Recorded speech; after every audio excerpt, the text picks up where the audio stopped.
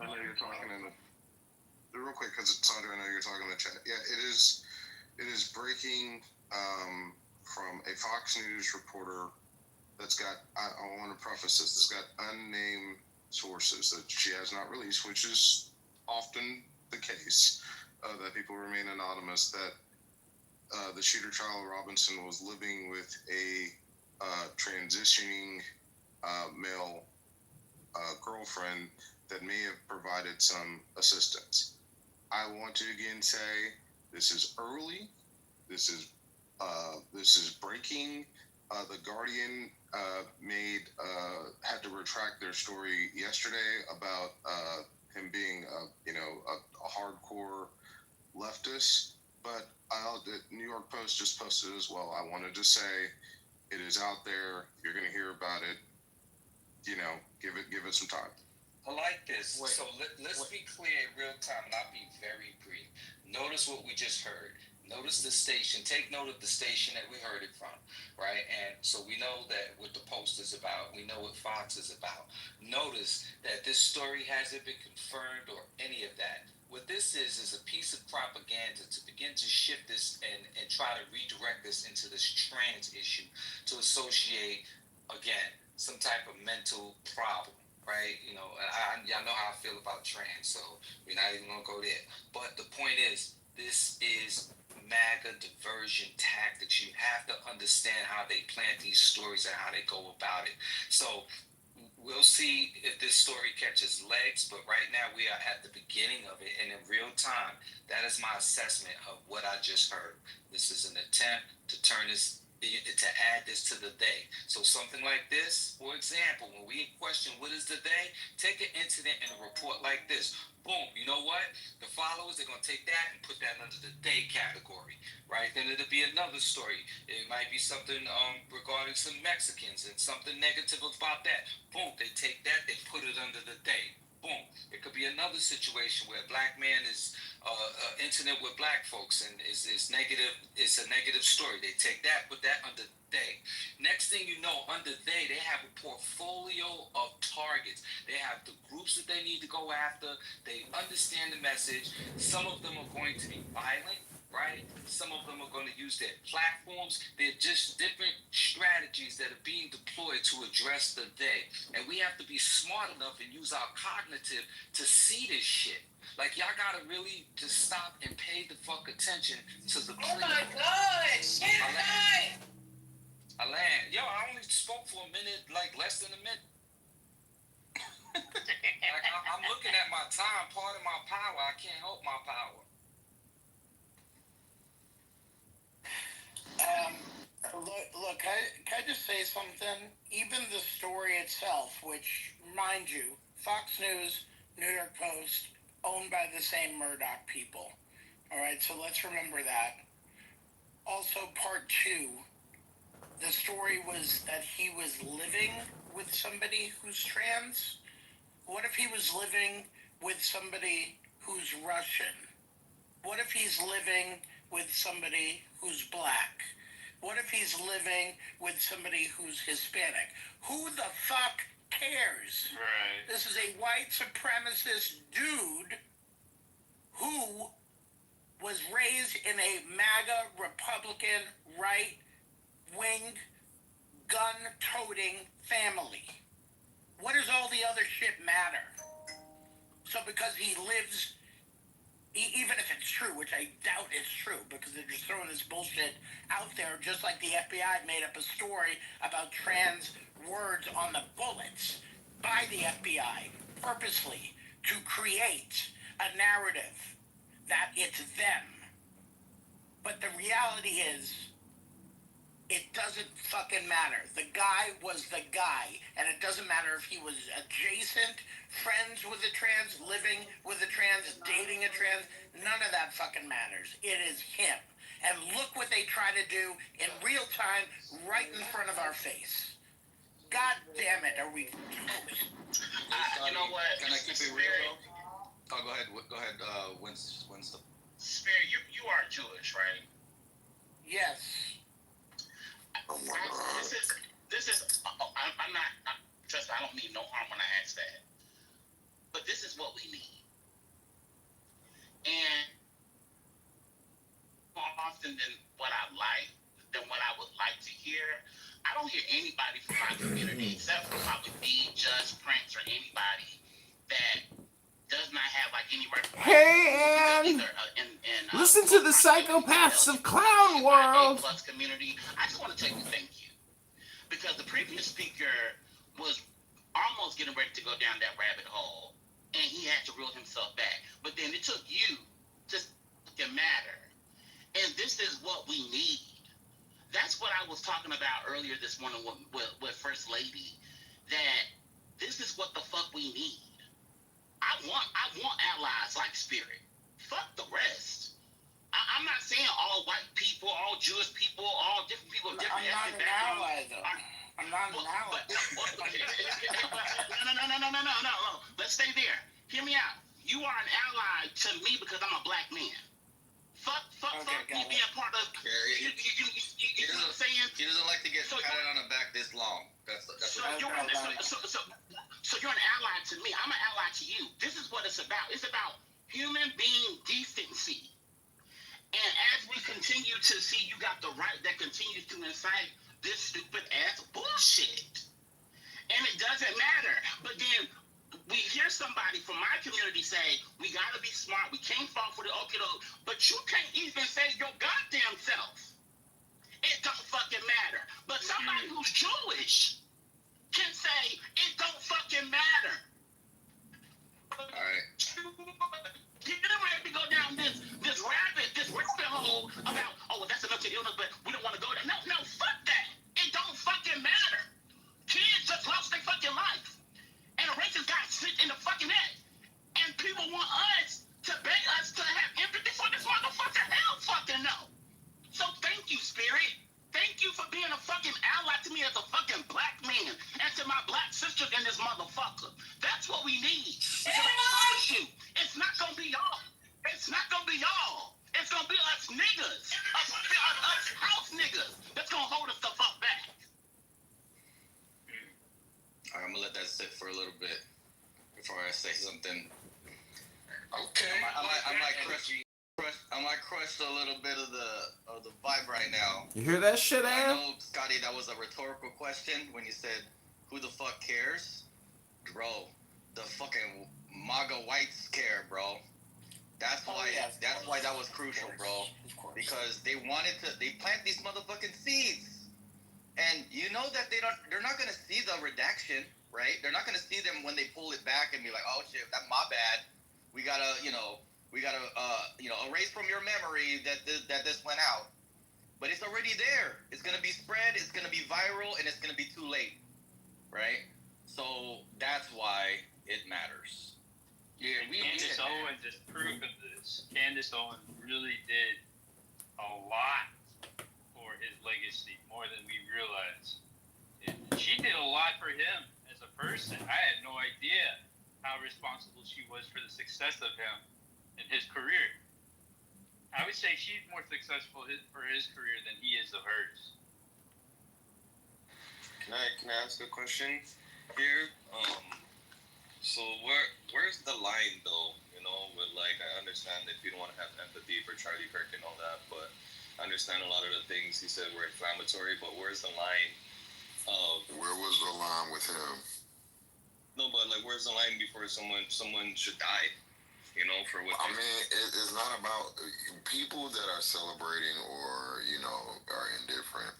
I don't think that they're saying that someone should die, but when you go back and listen to, he was, not only was he racist, but he was sassy And out of 48 hours, I've never heard anyone actually play a clip or provide any evidence whatsoever that Charlie Kirk was racist, nor have I ever heard anything specific, just total generalizations every single time. Nobody has ever been able to say anything specific, ever. People want people to like show some humanity. Well, he showed none while he was here. Like none. You can't go around talking that much shit and talking about people and saying all of these negative things, and then people want people to have sympathy or anything for you. Like, this is just crazy. And the further this goes, shows the amount of white fragility and the white privilege in this country, because like, y'all really think like at the end of the day we supposed to straighten up and, like, you know, say it's wrong? Fuck that. Yeah. Like, I really want y'all to understand, like, fuck that. Nobody has to straighten up and fly right when it turns to be about white people. And it's kind of, well, it's very, like, offensive, because it's always like, well, come on, you guys. No, fuck no. But come on, where? Did y'all come on with Freddie Gray or any of the hundreds of black people when we told y'all, and y'all made comments about, you know, old boy being a drug addict and this and that? So no, I like don't ask the line when niggas is alive. Nobody was asking that line, you know, where's the line? So you should have asked him when he was here. You know what I thought about? I thought about something. Jesus Christ. 2 seconds. I thought I blew my But you been off, like, let him reply, please.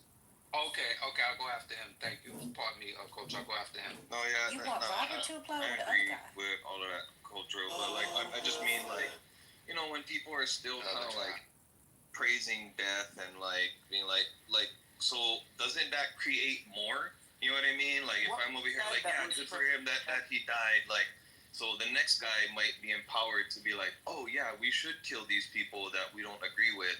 You know what I'm saying? You know, the kind of type of rhetoric that, I mean, I'm not LCIS. I'm not saying, I'm not That's the justifying. rhetoric. That's what he stood for. That's what he stood for. Hey yo, I'm gonna be honest with y'all. My nerves is bad. I can't listen to this whole talking over each other. You motherfuckers are adults. Shut the fuck up and let people talk. Like, this shit is fucking corny. Every day we do this shit. Like, come on, shut the fuck up for real, because I'm about to start getting real nasty. So go ahead, finish, my dude. Like, I couldn't hear what you were saying because the other motherfuckers was talking. Yeah, thank you. Yeah, I've been waiting to speak. I was letting everyone else speak, so thank you. But, man, sorry, I kind of lost my train of thought. But anyways, I'm just saying, like, where does it stop? Because that kind of rhetoric will kind of create more people like that. We're like, yeah, fuck him, he should have died. Then the next guy may be like, oh yeah, I feel empowered to kill this person because I don't like what they say now. You know, but I understand what you're saying. We're like, there's consequences to the things you say, you know, but it doesn't mean we should walk around shooting people. Because for me, so let me tell you personally, for me, like, I'm not black, right? Wait a minute, no, let's pause there. Let's pause there for a second, because you said something. When have you heard somebody say, yes, he should have died? In here. Oh, I'm not saying anyone in here. I'm just saying there's 3 minutes ago? In the shower still? When somebody makes comments like that, can you please say, not in here. And this is why you have to record these people. I need to understand. Because They backtrack, Howard. They're a bunch of backtrackers. The majority of the people, especially people that are in green beams, are not rooting for the death of this man because he said X, Y, and Z. They're just simply saying, hey, you know what? Don't ask me to. He was a racist, Howard, but no one has ever produced any evidence yet whatsoever that he was a racist. I agree. Yes. But Howard, nobody has ever played a clip. Nobody has ever cited an article. Nothing. It's all opinion. Are you for done, First Lady? I'm sorry. What room is this? This is politically correct. Documenting liberals. I don't want when somebody says It might be you, Howard. I can't believe you donated to my campaign. Thank you, Howard. And thank you. Joe B is also a contributor to this campaign. Joe B mailed cash. Or they're not showing sympathy does not relate or correlate to the fact that, yes, he should have died, or people should go around shooting. Because then that makes a crazy argument. And I can't speak for the other people and why they're saying what they're saying. I can only speak for what I'm saying, or the people who are speaking today should only be speaking from their own I perspective. Because the I perspective is the loudest voice that you can have. Because guess what? Nobody can argue with your opinion, because your opinion is your opinion. But when you try to start speaking for other people, it's a little difficult. But go ahead, I'll be quiet. So I just want to stop here because we always brush over this when we have these conversations. There is a standard in America that white people and their shit matters more than everybody else. Everything you just said, whether you mentor it or not, but this is why people say people are indoctrinated, and you are, like, if you were educated in this country, you're gonna have some form of racism, patriarchy, and homophobia because it's built in. You just asked us. Now, mind you, when he was here, nobody black never did nothing to that man.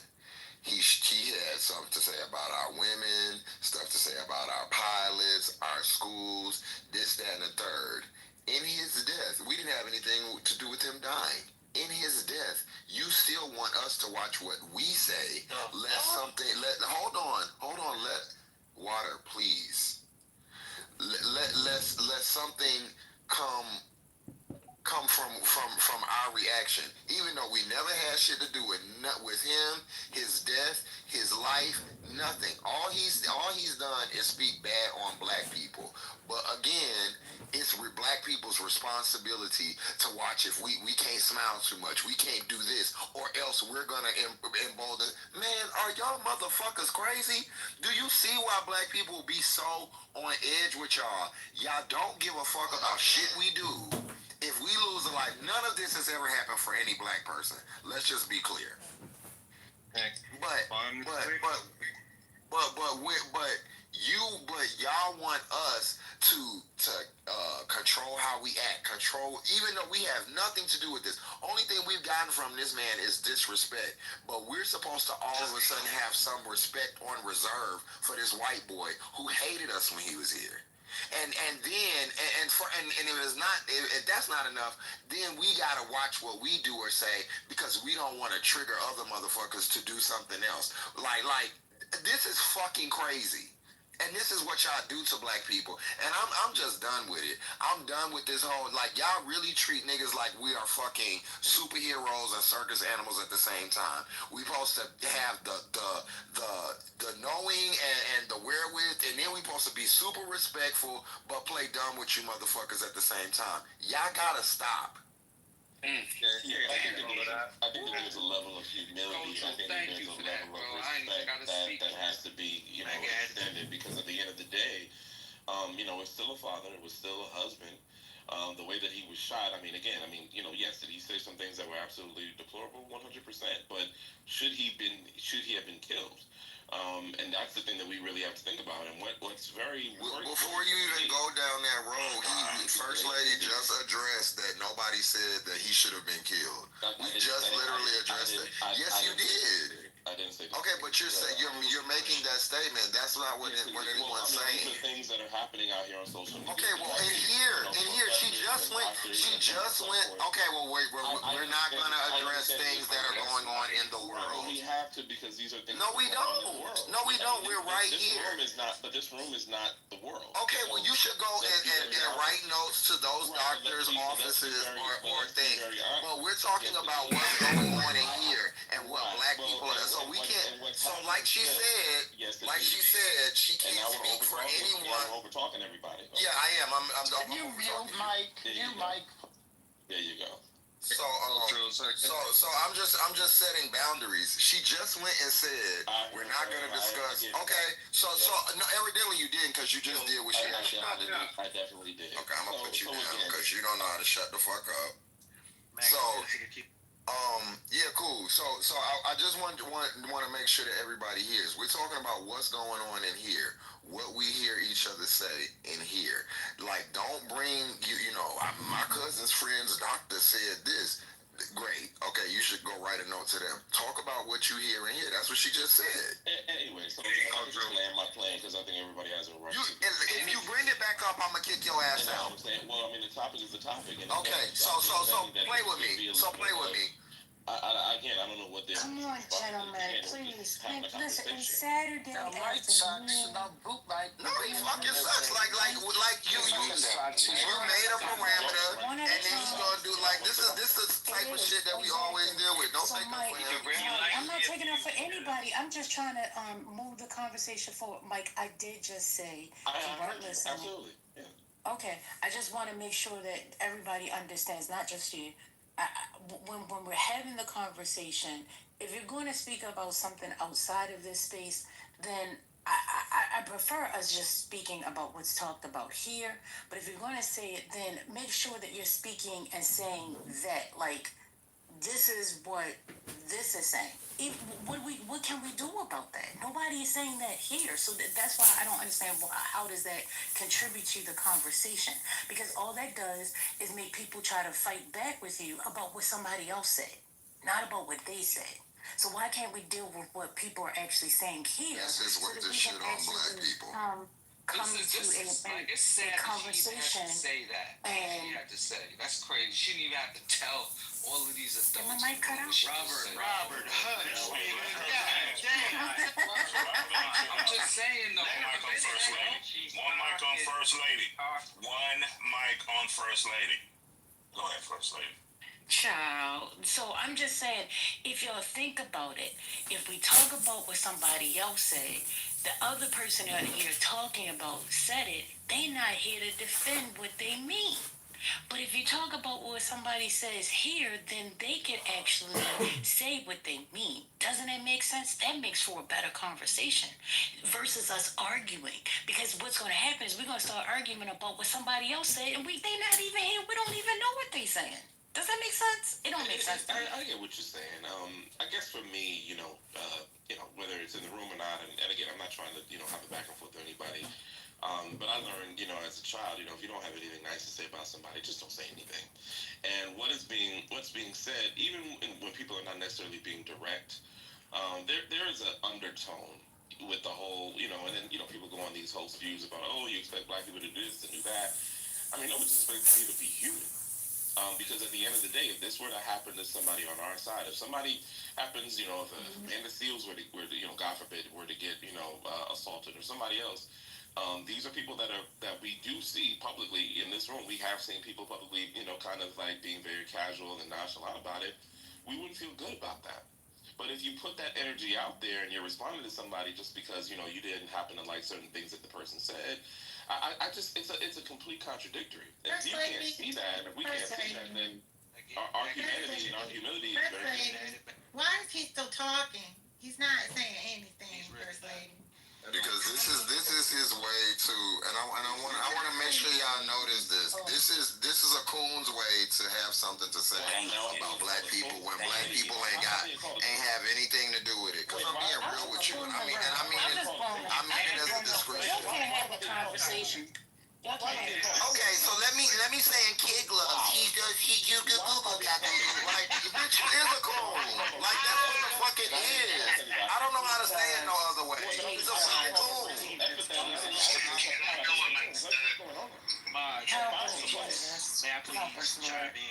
Wow. I'm just saying, if we're talking about things that are going, I'm gonna put you to the fucking ground because you cannot fucking bye. Get the fuck out with your dumb ass. The whole conversation.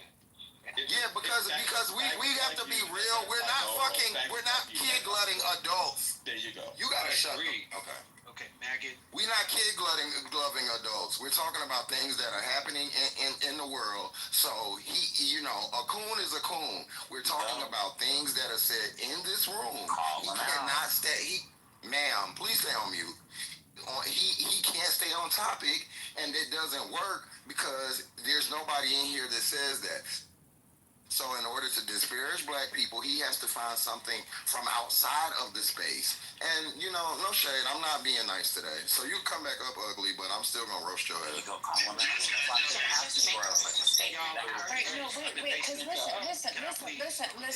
Listen. I'm coming right to you, Prince. You know why? Because you asked while I was in the shower. And you're a faggot, by the way. You're a faggot, so that's right. Who are you, girl? And I'm about to post your picture, and we'll see who looks more like a faggot. Stim-bad looking ass bitch. That's a violation. He's a Charlie Kirk. That's what it is. No, it's not a violation. That's how they really feel. No, it's terrible. Okay, stop. You don't have to feed into it. Stop it. I'm trying not to use profanity today, but you guys are really pushing me, and I feel the F word getting ready to roll off of my tongue. You know what? Today is Saturday. Today is sadness for some of us, okay? So, Shabbat. Chill out. All right. I did not bring him back up on stage. I don't know who brought him back up. But Mike, that is absolutely, for me, I would just throw you out of this. He called me a coon. But he called me a coon. That's You have a heartbeat. Wait a minute. So you think that a coon is relatively equal to the F word? It's not about equal. He threw a shot, I threw a shot. Fair is fair. Answer her question. No, it's not. That's not fair. Anyway, I'm moving the conversation. Mr. Prince, everybody take a break. You were just talking about how we were supposed to have. He called me a coon. I said, God damn it, shut the fuck up! The fuck is wrong with y'all? The fuck, I just said it! Calm the fuck down! And y'all motherfuckers can't do that shit! Now chill the fuck out! The fuck? I am not your mother. I said I'm 87 years old. That would make me your great-grandmother to some of y'all. Now treat me like a goddamn grandmother and shut the fuck up! Mr. Prince, one mic on you. I gotta say, that brought back memories because my grandmother showed was like that. But speaking, what is annoying and saddening for me is that our own people are doing the same thing that white folks are doing, which is gaslighting us, shaming us, and all this other stuff for simply feeling indifferent. From my understanding, from what I heard in this conversation thus far, people are on the level of indifference or just simply not giving a fuck. And either one does not translate to he deserved to die. It does not translate to that. You have strangers all over the world that you hear about dying, and honestly, you don't skip a fucking beat. You don't. You may think, oh, I lift up prayers and thoughts, but you really don't give a fuck other than that. It's not stopping your day. It's not keeping you from eating. Well, shit, this situation might. But anyway, respectfully, don't bring up this idea that if this happened to someone you loved, or if this happened to your father, or if this happened to your cousin, or if this happened to a friend of yours down the street, motherfucker, it has always happened to us. We have always heard, seen, all felt the vitriol when it comes to when one of us dies.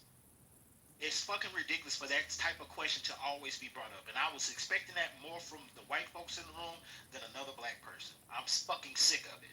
It's a part of our fucking history that anybody fucking dies.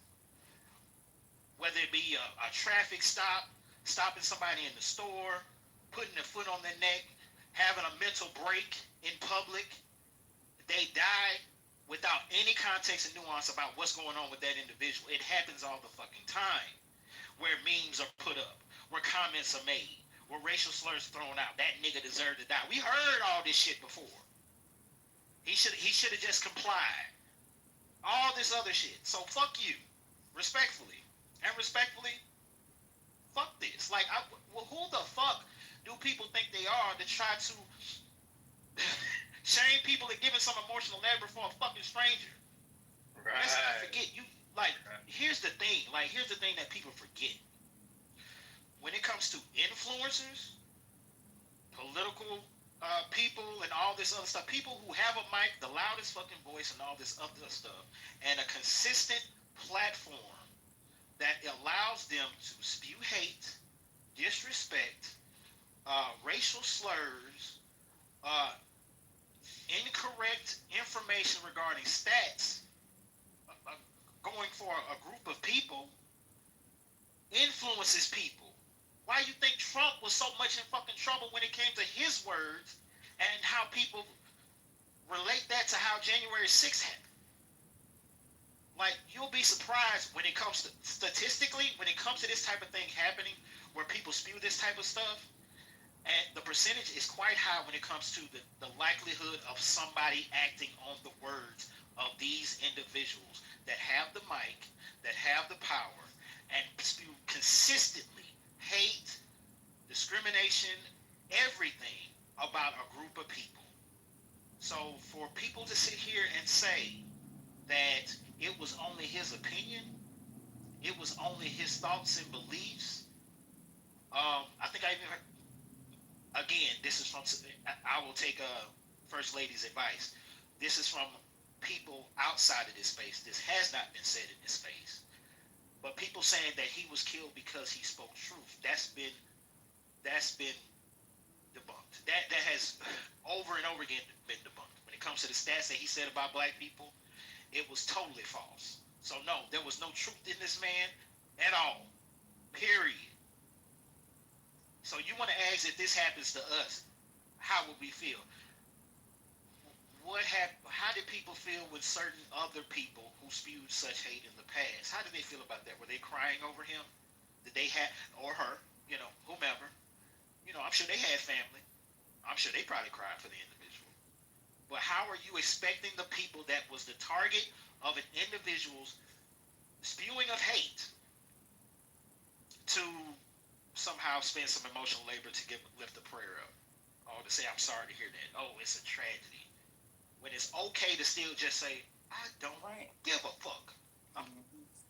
So, Do we know why? y'all gotta watch out.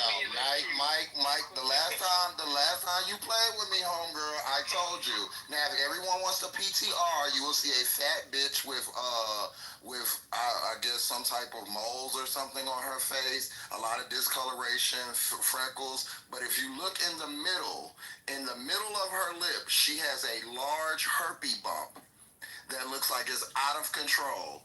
You need to take some sea moss and get you some oregano oil and get your immune system under control before you worried about whatever kind of fag I am. You are very overweight. You have about 6 chins. You have a really bad skin condition. You look terrible, bitch. You look awful, girl. Look at you. I want you to take a good hard look at yourself and really, really think about before you ever part your lips to me again, bitch. You got about 500 pounds to lose before you ever fuck with me. With that big ass fucking pointy ass bump on your lip, bitch. You bitches got fucking nerve. I should come punch you in your mouth and bust that shit so it can skeet all over your face. Have a good day, fat bitch. Please wear gloves. Please wear gloves. Yes. Can I just add something really quick? Oh. I'm sorry, that was diabolical. That was. So was that bump? Bitch, you better shut the fuck up talking to me, you fat ass bitch. Jesus, the offense. All right. Wait. Chill back. Who just said cannot? Katrina. That was Michael. No, Katrina said Michael. Yeah. Michael. I haven't heard from Michael. Who said Jeremy? Was that Jeremy said that? Can I get into it? Okay. All right. So Michael, Katrina, Jeremy, Malak, you trying to get in it? Yes, ma'am. All right. So I haven't heard from Malak all day. I haven't heard from Mike. So let's get the people that we haven't heard from. Jeremy, have I heard from you today? I don't think I have. Earlier. Yeah, I can go. Malak, go first for sure. Okay. All right. Okay. Go ahead. Okay. I was just gonna say, obviously, all sorts of people can do crime, cause harm, assault other people. Doesn't matter, your ethnicity, your background, whatever. We know this to be true. But specifically in terms of political violence, this really seems to be a problem from young and middle-aged white men. So they have predominantly, young white men are significantly overrepresented in terms of political violence, especially far-right and white supremacist violence, and I can, give a whole host of examples, but maybe just to keep it brief. So I feel like if we're really going to talk about this problem of political violence and what's going on and how do we deal with this and the cause, whether it was Charlie Kirk's hateful rhetoric or the man that murdered him, and obviously that's not to equate the two, but just to say that there's really this issue, particularly on the far right, but more broadly among young and middle-aged white men, of doing this kind of political violence, and it's been the case for decades. So I just want to know when we're going to take that seriously in this country and actually deal with this problem of what all these white men are doing.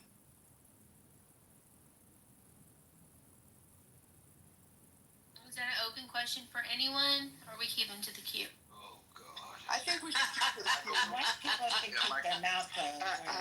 Malik, I don't think anybody's going to do anything about it because it serves certain people's political objectives. Explain. So, like the current situation is very useful politically for the Trump administration, right? We know that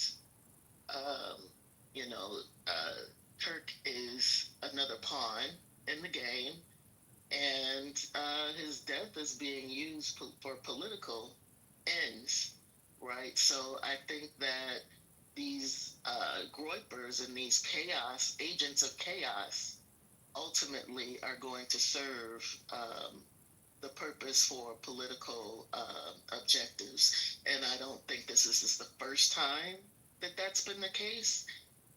It's just a little bit different that these people could be so openly, like, because of the power structure now being in control by such right-wing figures. In the past, I think that it was like, it's never been this way, right? But they still were not ready to deal with the root causes of these issues, right? But people were more willing to be upfront about the fact that these people were already violent in their rhetoric, violent in the things they promoted, etc., etc. Now it's just politically useful, so nothing's gonna happen. All right. Happy Saturday, everybody. If you just getting here, I've already had my crash out for the day. Thanks a lot. I appreciate those that contributed to my crash out. It's like so Damn, I missed it. And I don't understand why. Can we rewind, please? No, never. I don't want to be that way. It wasn't that way. We really should. Can we not interrupt the victim's story here, guys? Thank you. Oh my God. Can we invite Cynthia back up on stage?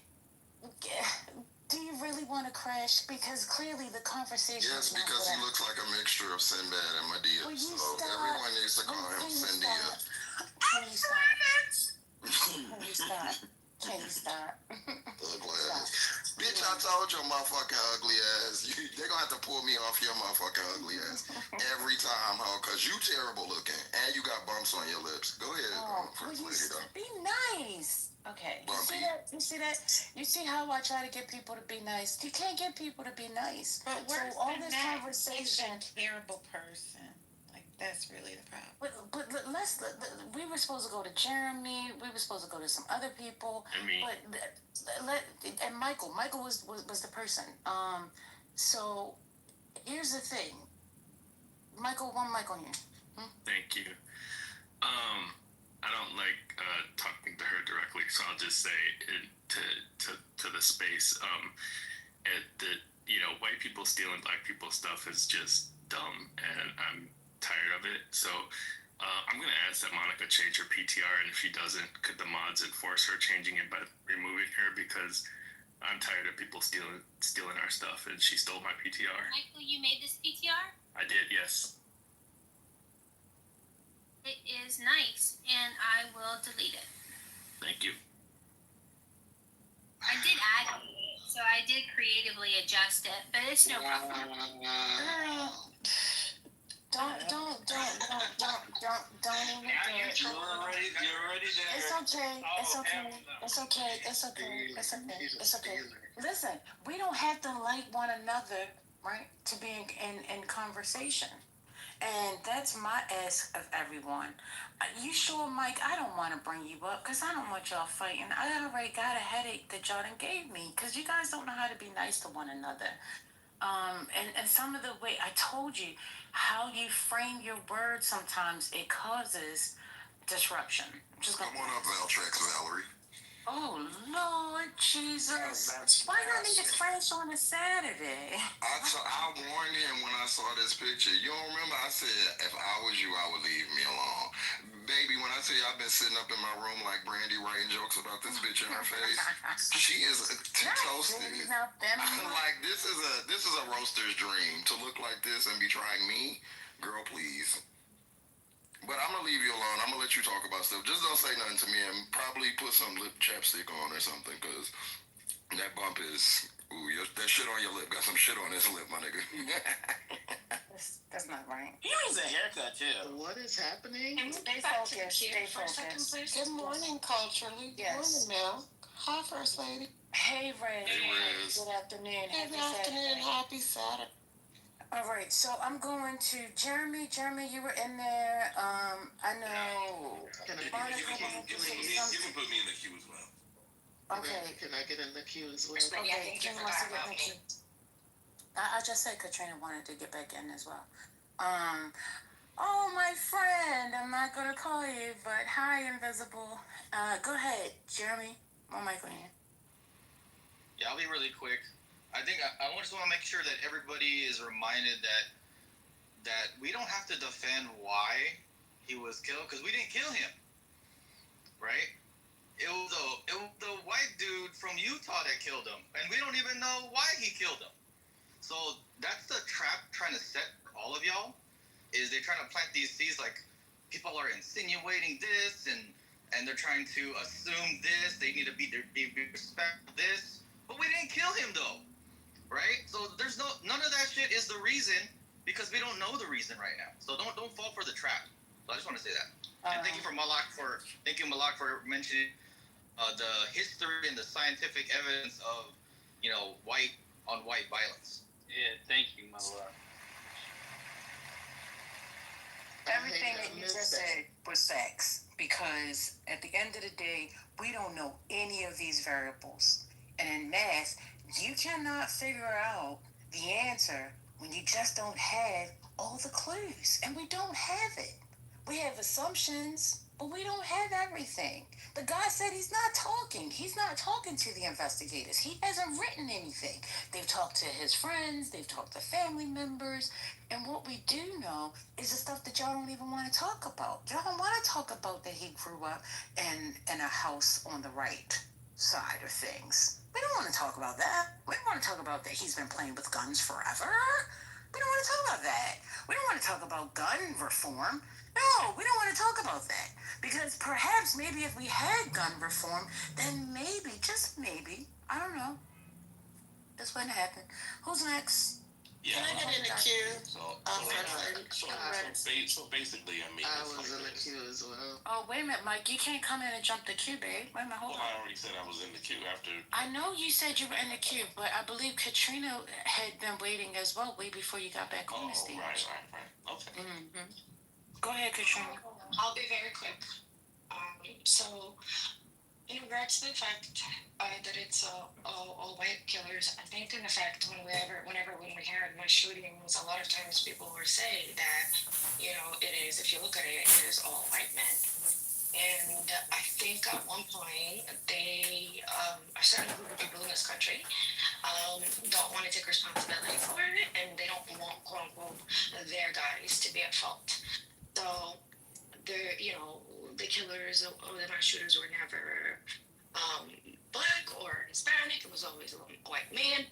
And now I think that's why they started this whole thing of transgender and the libs and the Democrats, because again, they don't have to take responsibility that it is something in their group that's going on. So to me, I think that's why the whole transgender thing is really being pushing. The other thing is when somebody says, a person is a person and nobody should be killed for their thoughts and opinions. I would like to see that person who says that, like, genuinely, to fight for every single death row inmate. Also, we should probably then change our Seditious Act, and because in there, for you just to spread the information of the enemy or the ideology of the enemy, you could be punished by death. So, no, actually, you cannot, in this country by law, you can be killed for what you believe and what you're saying. So let's stop putting people down when they just genuinely didn't like the guy and they don't care. Okay, so I've got. It's horrible. Thank you, my sister. I got breaking news. Again, take some of this shit with a grain of salt. Is this? But Where's the cue? Wasn't somebody after Katrina? Is breaking news. And please substantiate it because there's been a lot of I'm trying to get dressed. Go ahead, Mike. Yeah, listen. Was it Mike? How did Mike get in front of me? Yes, indeed. It definitely was. No, Mike. Yeah, Mike. Wait, 1 second. 1 second. Because King. No, wait a minute. Because this is what we had. I had Katrina. I also asked if Monica wanted to speak. I didn't hear her say yes. King and Rez had said that they wanted to get in the thing before he came back up on stage. I'm just saying, but if you know how to behave, then they wouldn't have to throw you down in the That's the game. That's the game. I get it. I don't play games, sir. Don't equate me to game playing. I don't have to play games because I'll boom this bitch. Period. Yeah, he's a little bit. And if you don't know me by now, trust and believe, I will. I don't have to play games. I don't have to be here for this. Are you crazy? Rick Sharp on these niggas firstly. Hello? Oh no. Go ahead, King. Yeah, so have you guys already talked about the fact that dude is suspected to be a groiper, which is the people who follow Nick Fuentes? Yeah. Have y'all already discussed that? I haven't heard about that. Yes, we discussed it on This is white nationalists versus white nationalists. Right. And so I think that a good reference for people to catch up on, like a historical reference, is that back in the 60s, there's this dude named Rockwell. He was a Nazi in America, American Nazi, right? This is the 60s, right? He is even pictured like sitting in the Nation of Islam meeting, and he admired Elijah Muhammad because of the separation. Like there was overlap between their belief on the fact that black people and white people needed to be separated.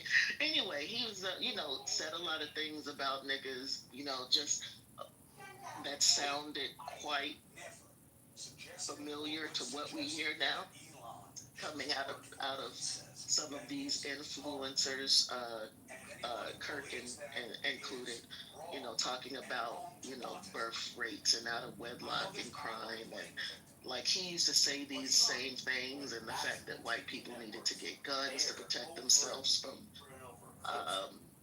everybody else and all of this shit. He was also assassinated on a college campus in the 60s. And the person who shot him was also a Nazi. He was executed by someone on his same side ideologically. And when he was dead, when he died, people on the news kind of said the same thing, like hate begets hate or violence begets violence.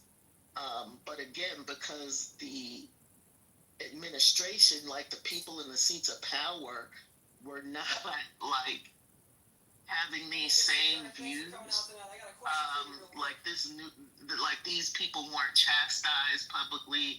It was just kind of like accepted, that when you say inflammatory, provocative things, like it, it happens. Nobody celebrated, but I mean, I'm sure there were people celebrating because this dude wore a Nazi uniform, right? Whereas today, people just wear regular clothes.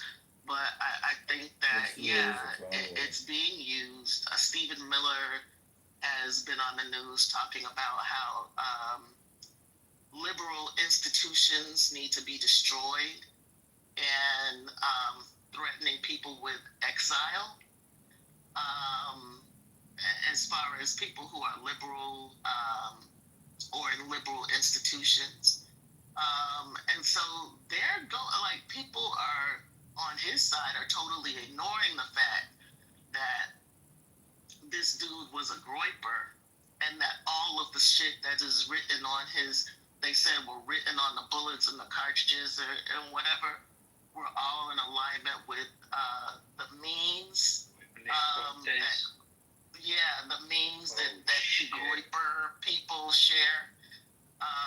So they're ignoring all of that, and they're moving forward with this narrative that these are left-wing people.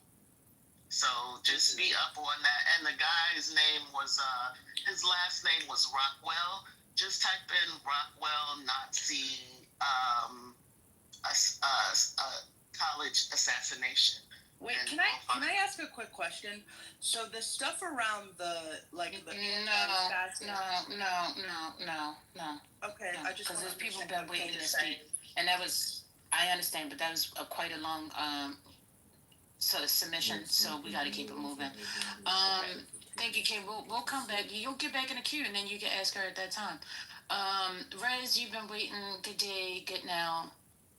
What's on your mind? Thanks, First Lady. I think this entire situation is entirely insane because white on white crime is real, right? And that's what we're not addressing. Because this is white on white crime. Period. Exactly. Point blank. Full fucking stop. Like, let's be real clear. A young white man shot a young white man. And on the same day, right, there was a school shooting. Hello? White on white crime. Again. I mean, hello? What are we talking about, people? Same day, this all happened. And that news story was buried again because there is all of this that is continuing to happen because we have this gun violence in this country that is at a rapid pace, right? But I'm going to pivot a little bit because this is where I am having a problem with some of this situation. I'm a taxpayer. I am a military veteran, a retired military veteran at that. Did 22 years in the Army. Retired from the federal government on top of that. And you use my taxpayer dollars for a podcaster to be flown on Air Force Two, to use active duty Air Force folks, to give him military honors, to transfer his body to Arizona. I got a problem with all of this. And then you have a sitting congressperson introducing a bill to put his body in the rotunda, which is only reserved for presidential and literally officials or people who have literally contributed to this country, right? So it is weird to me that y'all are not outraged by any of these things, that your taxpayer dollars were literally used to transfer this citizen of the United States of America on Air Force Two. Y'all weird to me. I'm now going on mute. And he was given military honors. What the mother friggin' hell? Thank you. I'm going on. Yes, I'm going on. I would love to be able to step in. So again, I mean, number one, this was a tragic killing that took place. I don't think that, if we're making a big deal about how he was buried and things like that, I think that, if that's your worry, buried, the fact that he was, rather than he was shot in cold blood for no reason, I mean, this is what I was talking about with. These are unserious people. Right, just let him say what he gonna say and just don't even respond because keep on Don't let him say that. Wait a minute, y'all erupting again. Y'all got this erection going on. Y'all gotta hold your erection. Seriously. Put it on the tank. You're literally just be quiet. Zip it. 1 second. Oh, look. 1 second.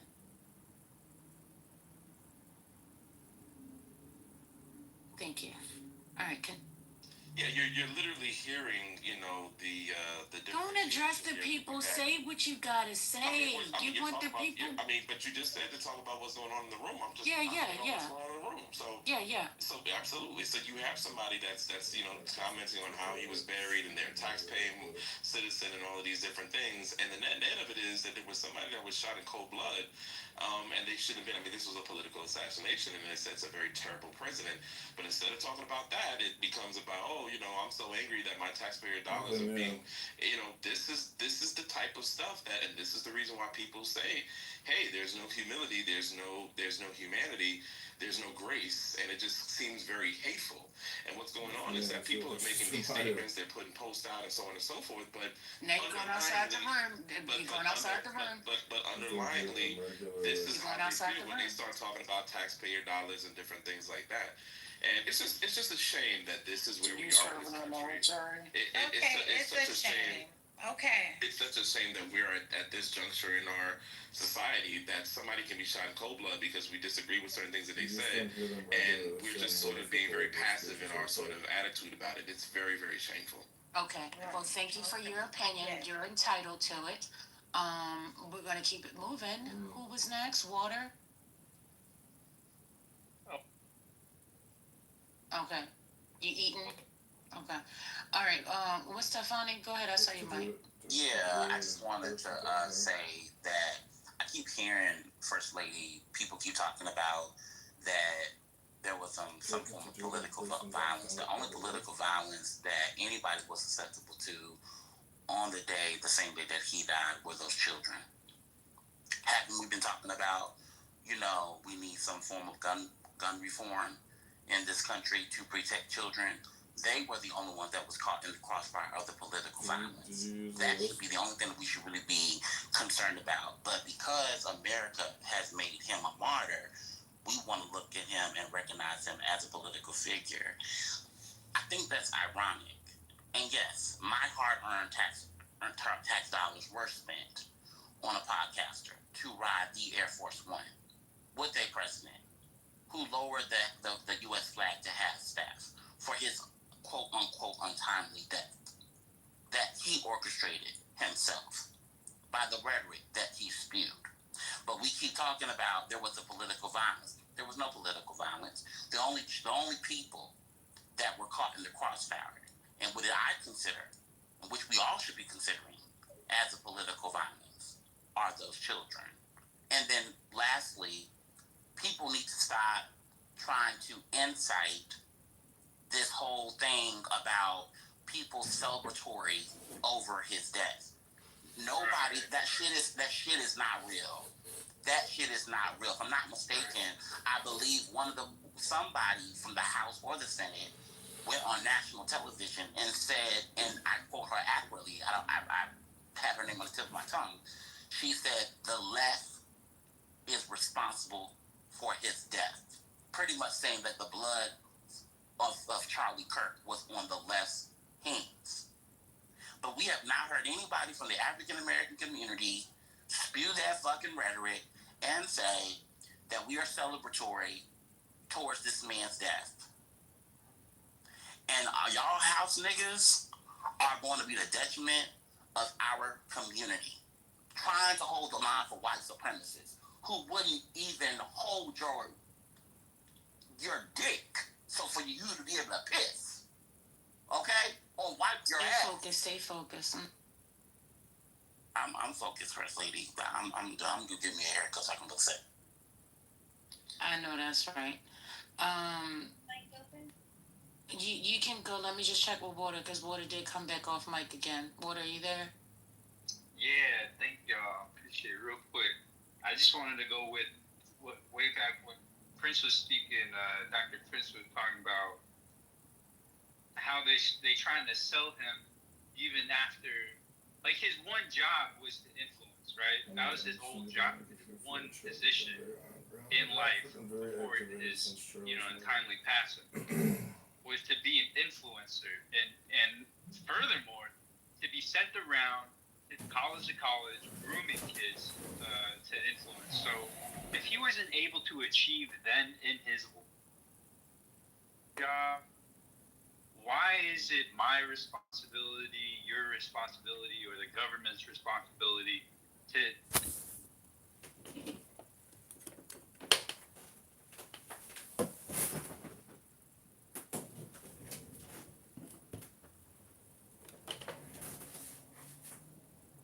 Okay, Notorious, hope you've enjoyed. This has been Politically Correct by Patty.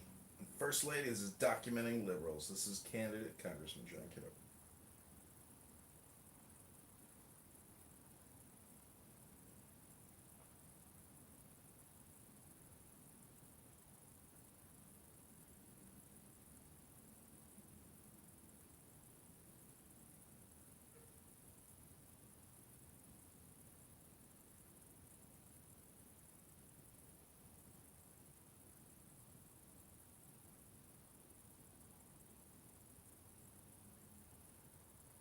Okay, this is petition onboarding candidate John Kitover, Illinois 16. I'm going to turn the chat off. I'm also going to turn hand raising off. And we are also going to pin our link.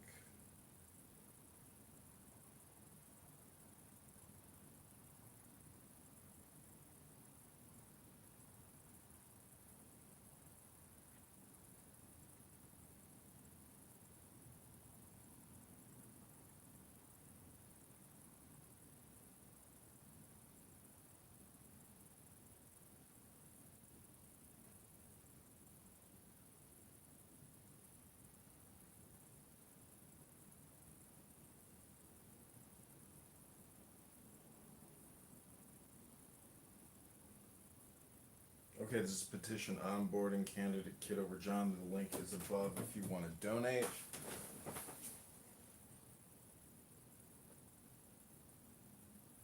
Affidavit.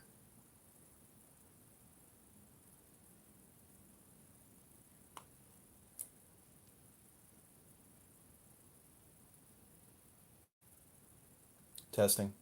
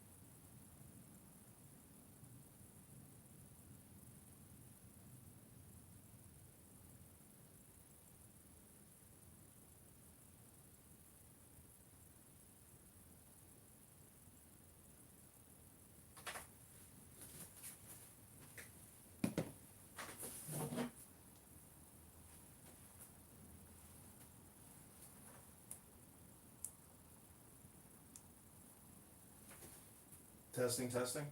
Testing, testing.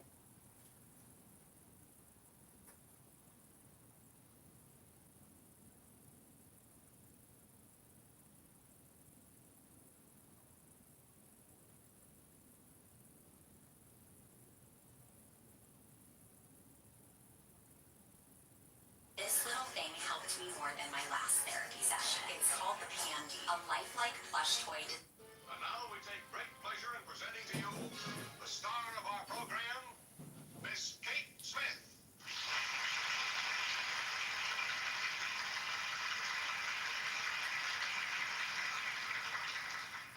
Hello, everybody. It is my happy privilege to introduce a new song, God Bless America. While the storm clouds gather far across the sea, let us swear allegiance to a land that's free. Let us all be grateful for a land so fair. As we raise our voices in a solemn prayer, God bless America, land that I love. Stand beside her and guide her through the night with an eye from above. From the mountains to the prairie, to the ocean, white with gold. God bless America, my home sweet home. God bless America, land that I love.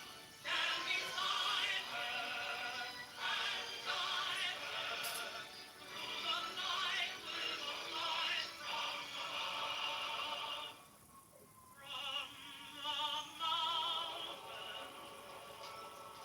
to the prairie, to the ocean, white with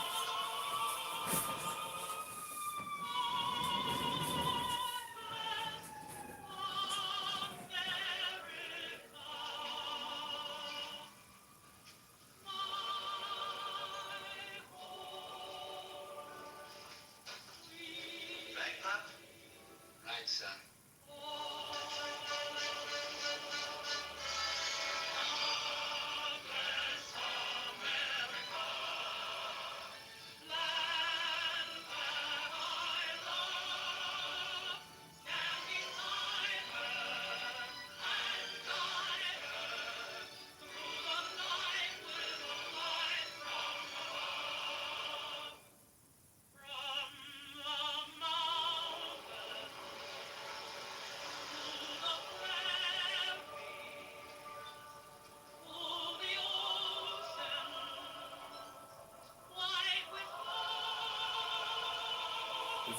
It's a good way to filter shit. If they can't actually get into the collection, they'll waste time. It's a good way to filter shit. Kind of makes you think of Blake, doesn't it? Makes you think of a lot of things. We're going to be in this yet, Mom.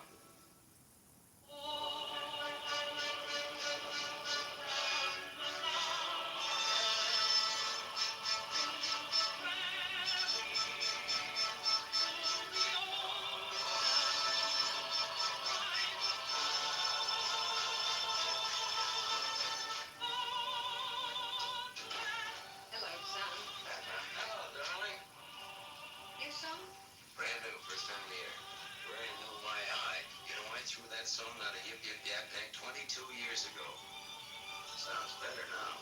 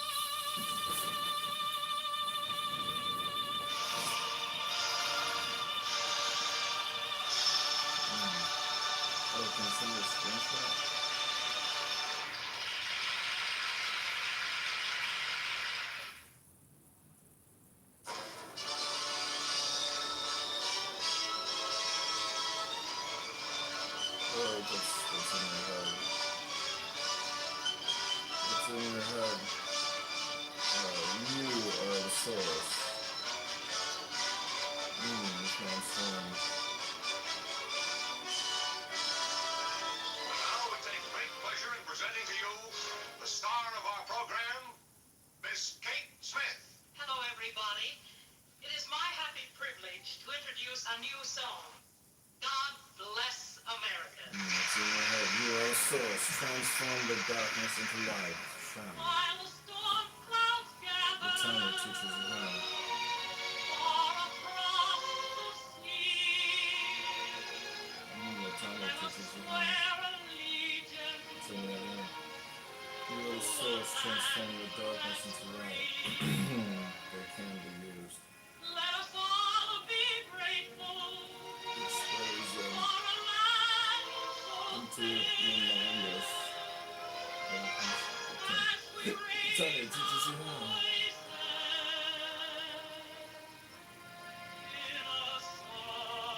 Oh, try closing that completely. Oh,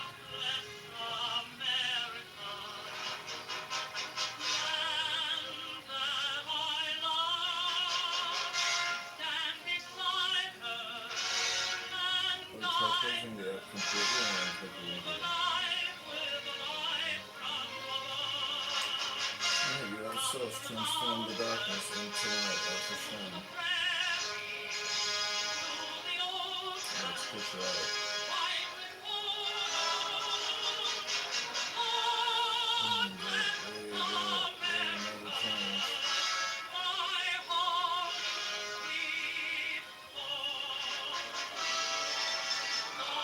They bring me book. We all need more book. We all need more book. Alternative results. Patriotic. They will never change. They need book. We all need book.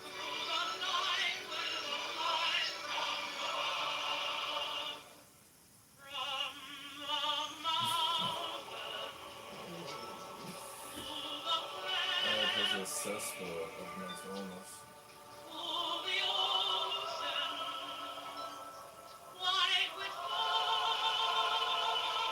True. But I've found it mirrors.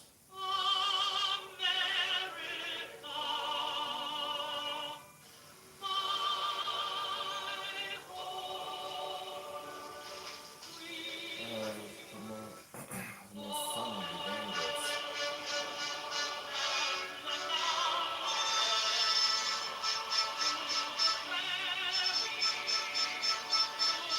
I doubt I will win.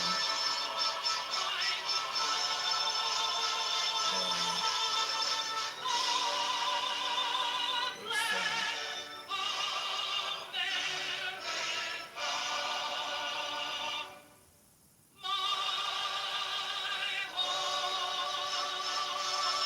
Because it's so bizarre. Another spotless.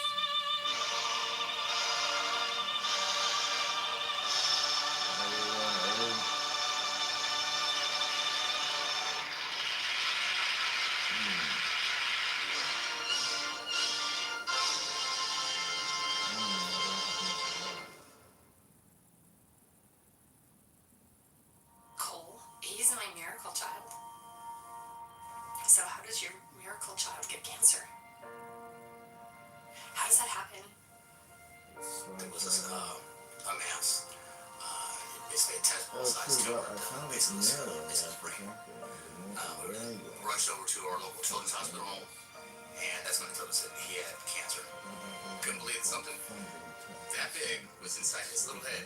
And everybody always says the worst sentence in the world is you have cancer. And it's not. The worst sentence in the world is your child has cancer. Our oncologist reached out to St. Jude. St. Jude knew exactly what was happening. They already had a clinical trial going on. The discoveries that St. Jude... Hey Sean, how you doing? I'm gonna try to send you this invite again.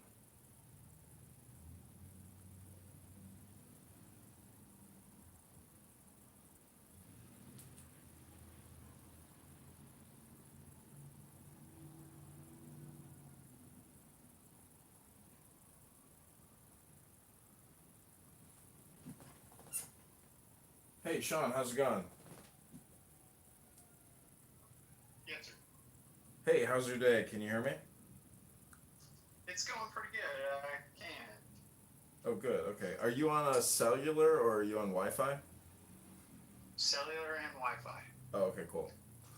Yeah, I've been using this app for many years now, and I have over 30 YouTube accounts that have accrued over 25,000 videos of people having conversations on this app. It's kind of like an art project. So I'm glad you were able to download it. It's just a free way to have a conference call. But there's big social and political implications in this app. So if you use it, over the next few weeks and go into rooms or add people or look at my friends list and add those people, but you can hear a lot of interesting conversations happening on this app. I was noticing that yesterday. So how many dogs do you have? Just the two. Just the two. What is Pedialyte? Pedialyte is just electrolytes for something you would give to children for, if they were sick. Yeah, like dehydration, right? Dehydration, of course, yes. Yeah. So basically, I just wanted to introduce myself to you, and then have you introduce yourself to me. Then I wanted to ask you about your priorities. I guess if you were running for office, and Heather here is also in Rockford, and she's going to be doing this petition onboarding with us. Say hello to Heather. Heather also responded to the Craigslist ad. Hi, Heather. This is John. This is Sean. Nice to meet you, Heather. If you want to unmute, there's a little mute mic button in the bottom right. Also, there's a house attached to this room. If you click in the top where it says elect candidate Congressman John Kitover, you can join the actual house here on this app. And I'll make you both moderators on here.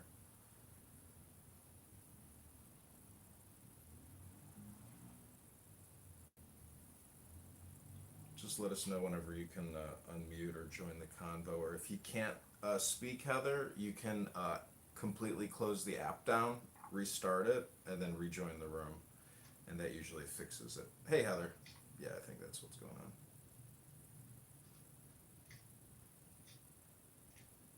I just saw a local senator who is a Democrat in my neighborhood who I've met before, and I did sign her petition because I've met her in the real world, and I know she's got a good heart. So, hey, Heather.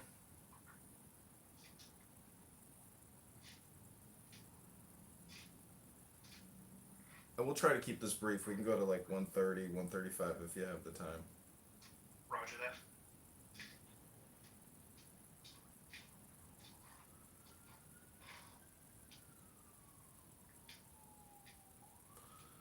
All right, well. You're ex-military as well. Yep, I was in the South Carolina and the Illinois Army National Guard. I was Arkansas National Guard, 39th. Yeah, I went to Arkansas once, and it's a beautiful state. Really beautiful. It is. It is. Yeah, I was very happy to actually get to that state and see Little Rock. I asked the taxi driver, I said, what do you think about renaming this airport after the Clintons? And, hey, Heather, can you hear us? Can you unmute? I don't know what the bug is. If you're not on Wi-Fi, sometimes that is a problem.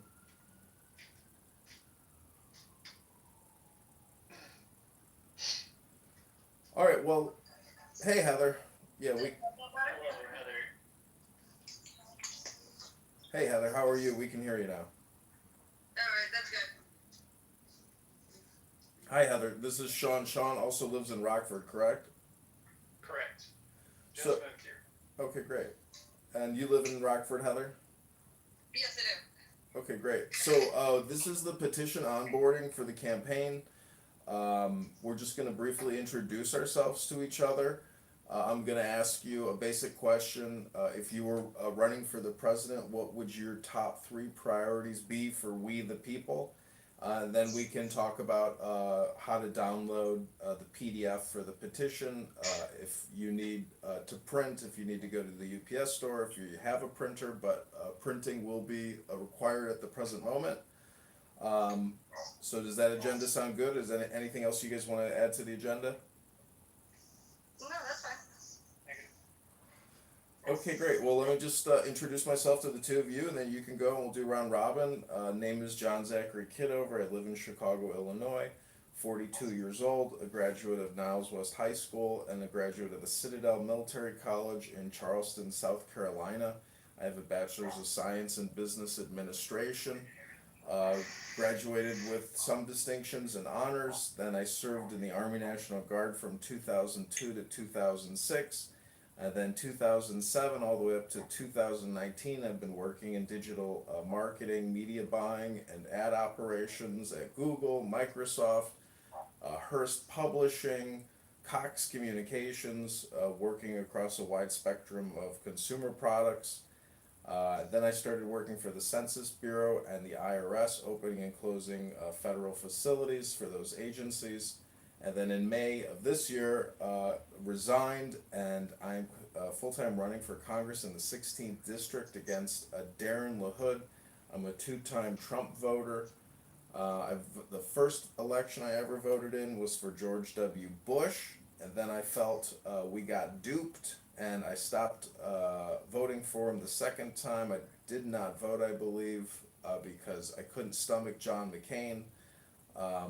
But anyways, we're in 2025, we're $37 trillion in debt, and we have $100 trillion in unfunded debt liabilities. My first two acts, if I get into Congress, are to propose a defunding the big beautiful bill and initiating and proposing a balanced budget act.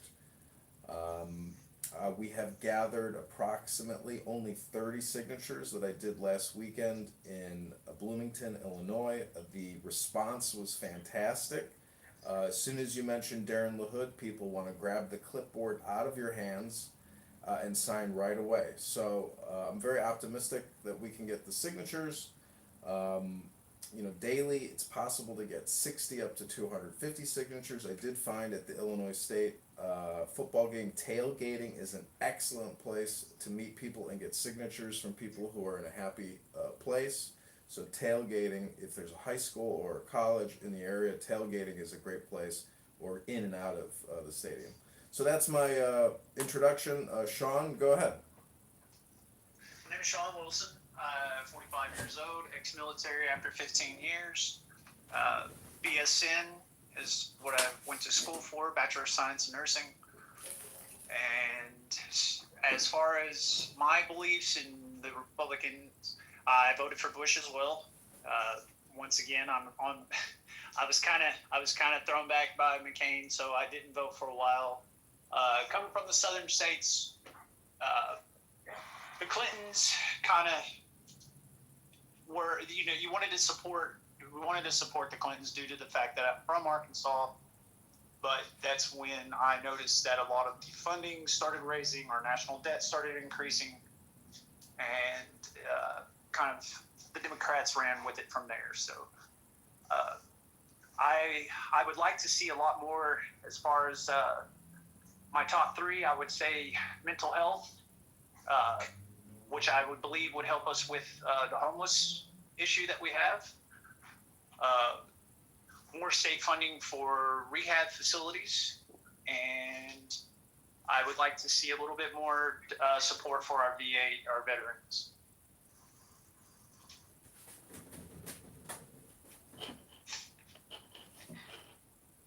Okay, great. Thanks, Sean. I may have forgot to mention my priorities, but go ahead, Heather, if you want to introduce yourself and maybe tell us your three priorities. So, name's Heather Smythe. I'm 41. I'm not really political either way, but I'm fresh into it, so would love to know more either direction. Like I said, just now kind of getting more political in my beliefs and which way, so I'm just researching anybody and everybody, and never really voted too much because I didn't think my vote ever mattered. I guess my three priorities would be, like Sean said, mental health. I do suffer from that. I found my dad dead in my backyard, so I developed PTSD and have a service dog. The other one would be definitely state funding for rehab services and veterans. I do feel that there isn't enough there. And the third one would be I guess just overall safety in schools and stuff like that is much needed.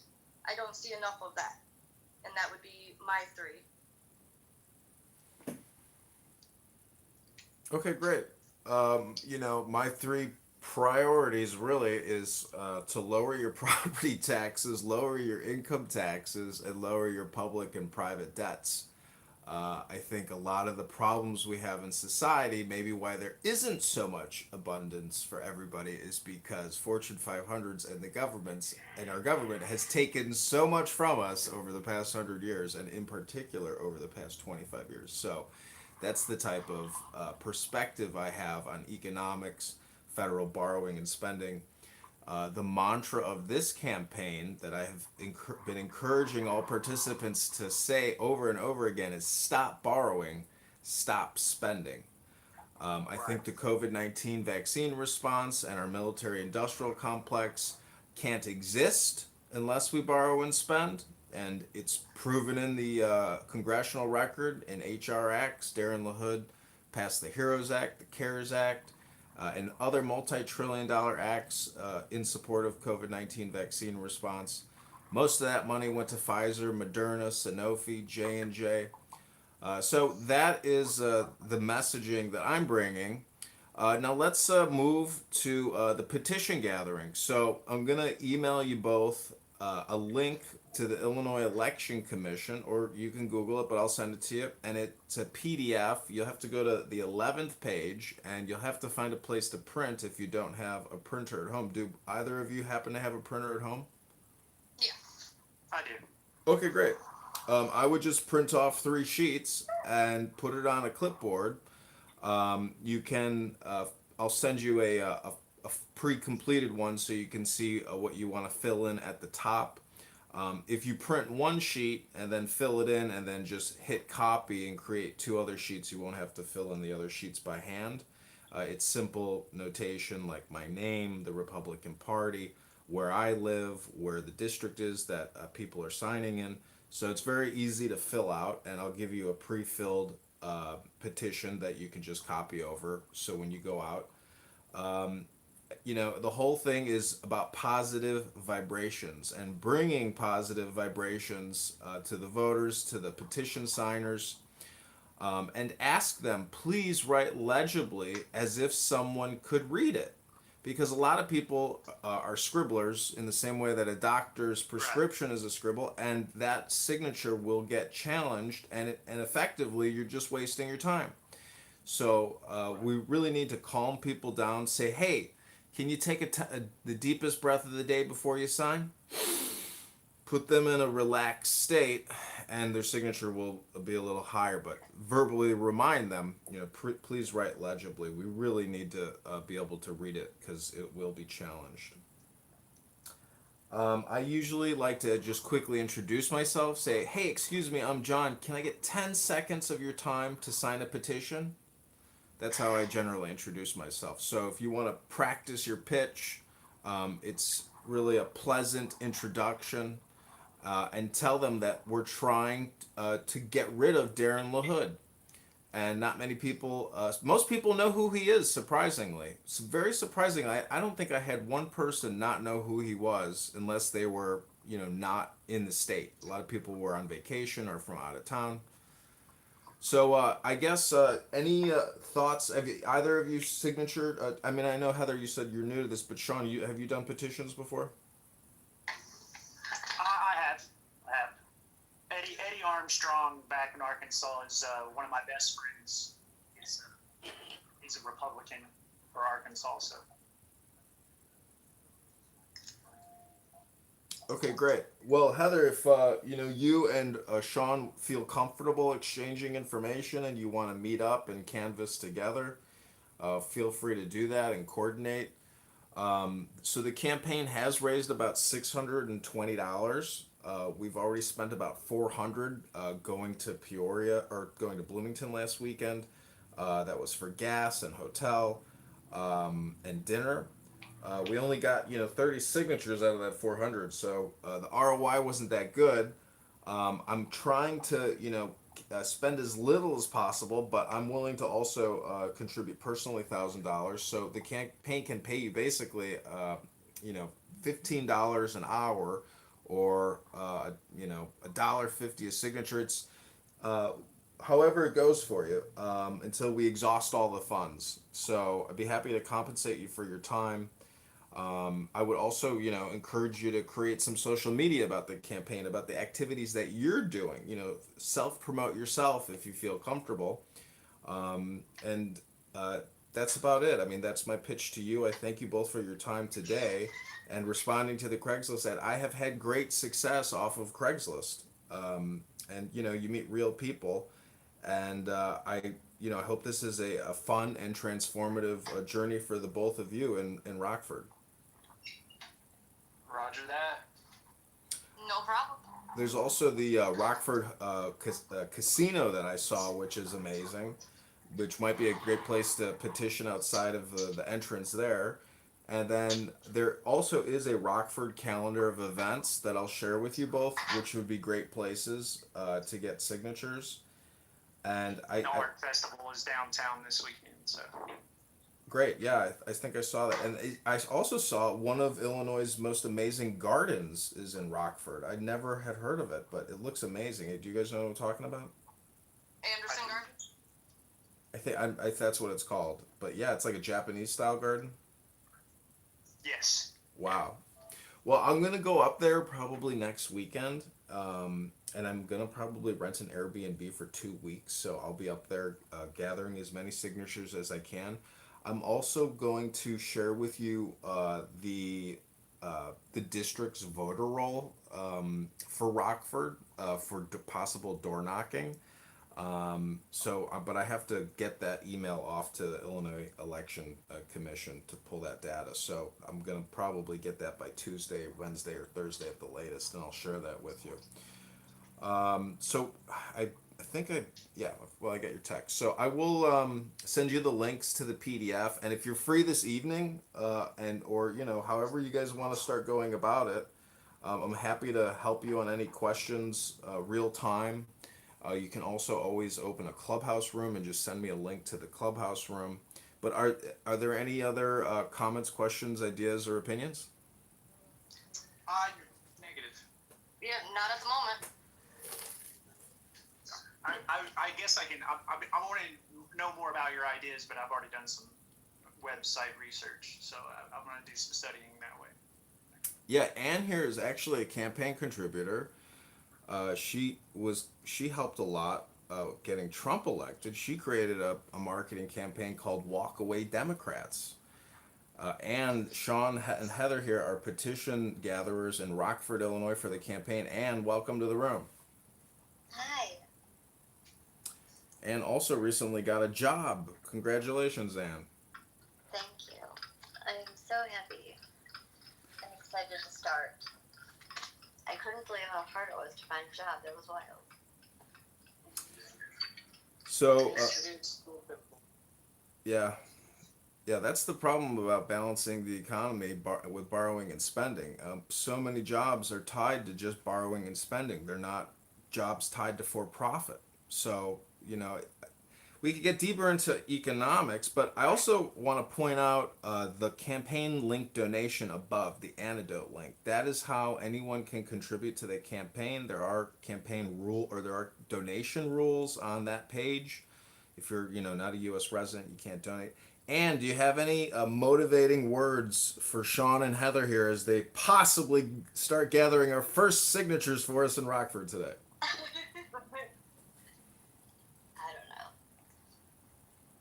I don't think I know these people. Where did they come from? Sean and Heather, tell Ann how we met. Yeah, it was an ad on Craigslist, and it was for Rockford. And then John brought you guys onto Clubhouse? Correct. Oh my gosh, what a nice guy.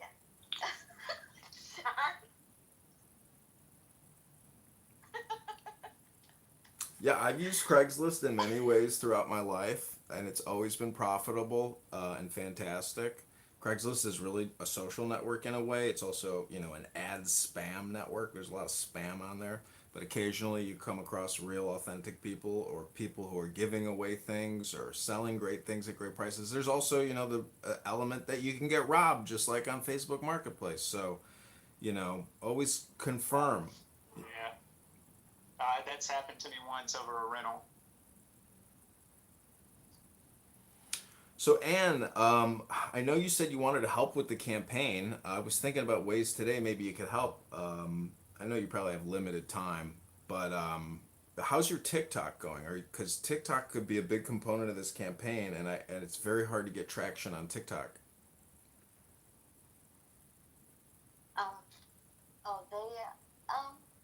Well, it is, but it isn't. It just depends on what time of day. So there's certain times of the day that the algorithm will hit. So like usually, well, if it's in the morning, it's usually like when people are on their way to work. So that's like super early. And then people, it's kind of like around 7:30 p.m. And then also 10 p.m. That's like what I noticed the best times that you can get traction. But on Saturdays and Sundays, 1:00 p.m. is the best time. All right, well, this officially concludes our onboarding for petition gathering. I'm going to leave the room open for... Yeah, we just did about a 20-minute introduction, and then we talked about petition circulating. So do you have a TikTok account? I have multiple TikTok accounts, but no followers, but I am posting regularly. Well, yeah, then just let me know. Can we do we can do a shared live stream on there? We can do a shared live stream on there, right? Yeah, we can. Can you start a live? They get 0 followers. They used to have a restriction. You had to have like 1,000 followers, but I don't know if that's. Yeah, I can't live yet because I haven't grown the account enough. Okay, so you can't like start one on your own, but you can join one. I'm pretty sure. But you know what we could do is, you know who wants to do an interview is Jazzy. I told her that she and I would make great content if we were to do an interview. So basically what I want you to do is to interview and fundraise and, you know, be the fundraiser for the, you know, the MC basically. But you know, whatever platforms, whether we do it on all of them at the same time, YouTube, Instagram, TikTok. Yeah, but you're the streamer. I don't know. I'm not. That's not my forte. So, but yeah, whenever you and Jazzy want to make time, I have like a decent following on there, but I have like 11,000. So Heather and Sean, I want to tell you that you know, politics is social, and you know, being social is being political in a way, but what I'm saying is, if you help fundraise for the campaign, it's pretty much 100% pass back to you. Anything you help fundraise for this campaign will go into your pocket for your petition gathering, or you'll be paid as a host. So this app is a great platform for fundraising. I have raised $600 on it, which is amazing, and it wasn't me, it was the people on the app that did it. A former guy on this app named Roger Mayhem, a libertarian, helped do a lot of the fundraising because he is very intelligent and people enjoy engaging with him. But he was run off the app by what I would call radicals, or you could call them extremists, you could call them racist, you could call them 100 other words, but he was run off the app because they doxed him.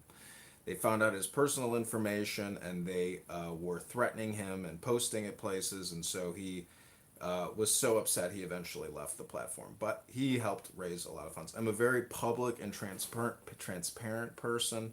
I have people mailing campaign donations to my house because you can find out where I live, things like that. So, but yeah, the opportunity to fundraise is on this app.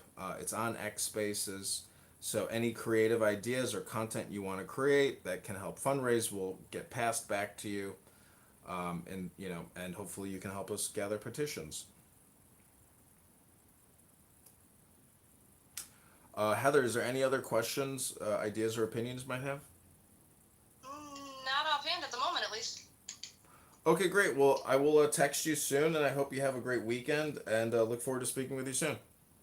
Yeah, no problem. You have a good afternoon too. Okay, thanks, Heather. Have a great day. Talk to you soon. Yep. Take care. Bye bye.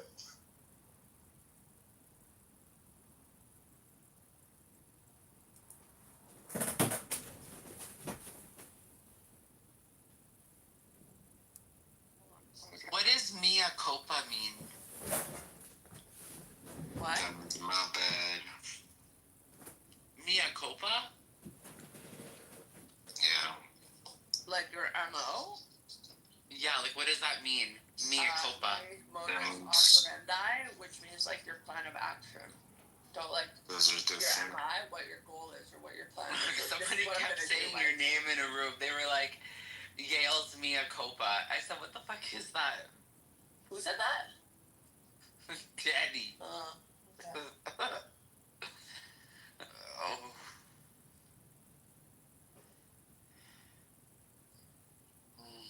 So I had a strange situation last night where I ended up defending Bibi Kapara of all people in Amir's room because they were like going after him for blaming, effectively like, they were criticizing him for blaming. You know, there was a lot of speculation about whether it was a Jew or a Muslim or a black person or who was it that killed Charlie Kirk, and they were criticizing him for blaming Muslims. And at the same time, they were trying to convince me, literally a day earlier, that like some crazy conspiracy with the Mossad, and asking me to go read Hebrew language press to find him some Israelis to pin it on. And I'm just like, listen, you can speculate all you want, but like you're being kind of a hypocrite by trying to like accuse people of Islamophobia when literally you're blaming every obscure crime on the. They also blame 9/11 on the Jews, so it's like it's two sides of the same coin. That's why it's kind of like being proven it was done by the Zionists. Like I find the Palestine movement and the Zionist movement increasingly similar. They are similar. To me, they're two sides of the same coin. After October 7th, everything just excelled so fast, and people became radicalized overnight. And I do feel that they're very similar. So I've been ostracized from the Pro Pally room. A lot of the people in there said nice things to me after. There's a few Pallies. The Palestinians were ostracized from the Palestinian rooms. Anyway, because now they thought it was too anti-Semitic too. Interesting. Yeah, it's very bizarre. It kind of reminds me. Remember October 7th? There were some like rumors going around about the beheaded babies and the burns, and like Israel did, to its credit, correct the record, because like the crimes were horrible enough that we don't even make shit up, right? And similarly, like my view is it doesn't discount the fact that like Israel, I think, is doing horrific war crimes in Gaza, but we don't have to make shit up to you know, we don't need to. It just discredits whatever movements you're running when you pile on every fucking political crime in the world and every problem in your life and attribute it to the Mossad. It just sounds really absurd at that point. You know, you're not really helping your case. Like people just say things that there is evidence for, and if there's no evidence, keep your mouth shut. You know. That's my view. My hot take. No thoughts? Okay. I think a lot of people are, unfortunately, using this cause to further their own agenda or plan, whatever it is. Definitely think that with Amir, because I don't understand how somebody can, for 2 years straight, every single day, he's had rooms for hours every day. He has to be getting paid. I just don't believe it. Who has that kind of time on their hands? They gotta be getting people paid. Say I'm getting paid. I'm not getting paid, Yali. I think people just say that. Like, no one's getting paid. We just don't have lives. Yeah, that's definitely a factor as well. No offense, but.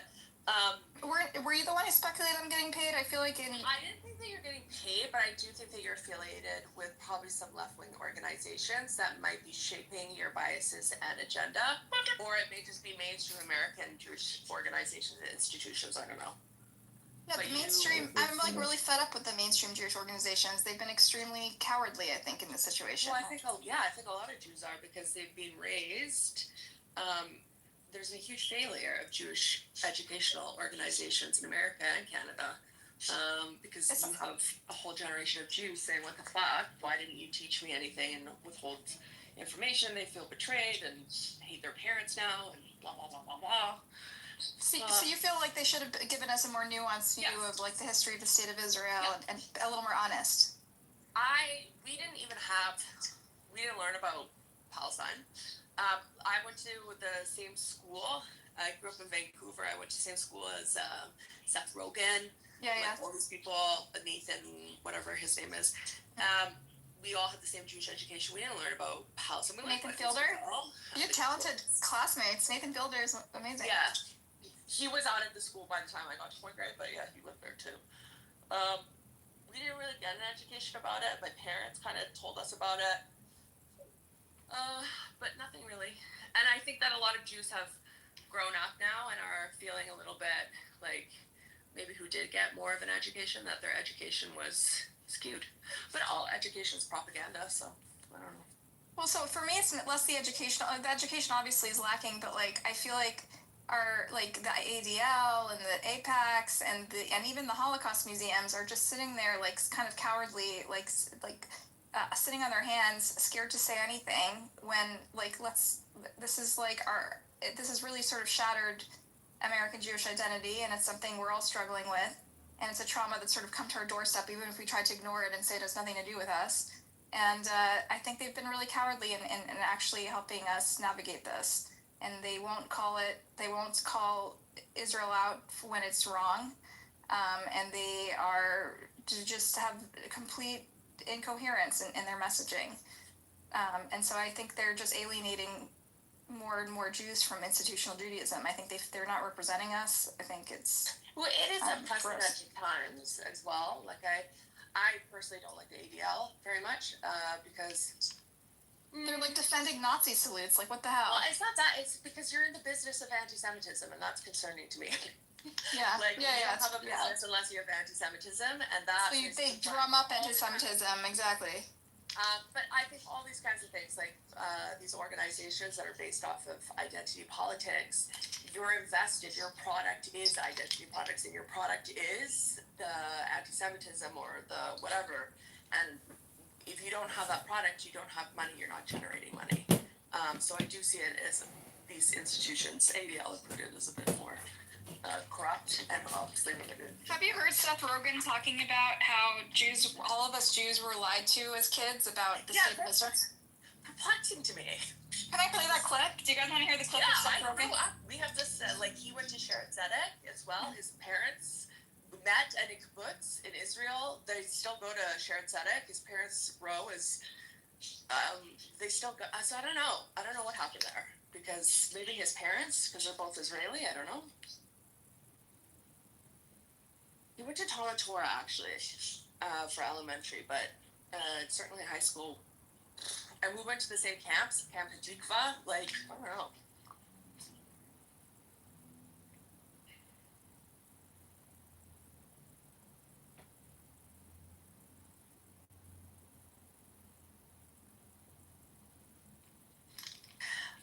Josh, see, this is why I hate saying shit on this app and having this conversation, because people twist it. Israel's in the business of anti-Semitism. It's such an oversimplification and generalization of a statement that Israel's not in the business of anti-Semitism. Anti-Semites are in the business of anti-Semitism, but there are also people who use that fear and use that to generate popularity, sympathy, whatever, votes. And it's not unique to Jewish people. They do this in every country, every group of people. The Arabs, they use Israel to scare the Arab world. Okay, Ellie, I just want to play this clip real quick. Okay, go.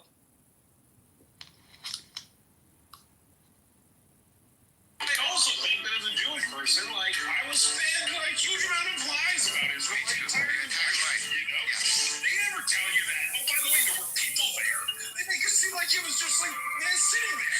The doors open. Hours for the taking. It literally, they forget to include the fact to every young Jewish person that they say, oh, by the way, there were people. I'm afraid of Jews.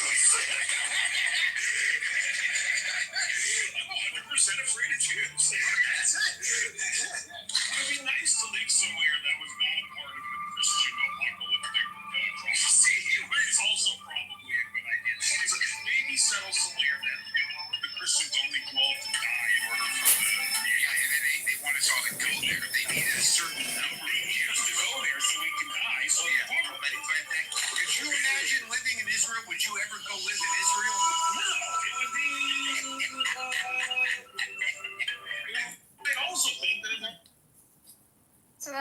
the Seth Rogen clip where he's talking about the upbringing Ellie and I had, where a lot of Jews become disillusioned with their Zionist sort of narrative that we've been fed, that is just very sugar-coated and you know, one side. And then you grow up, you learn some facts, you read Benny Morris and Israeli historians, and it's like, it kind of shatters your innocence, because you had one view of Israel, and then you get another one.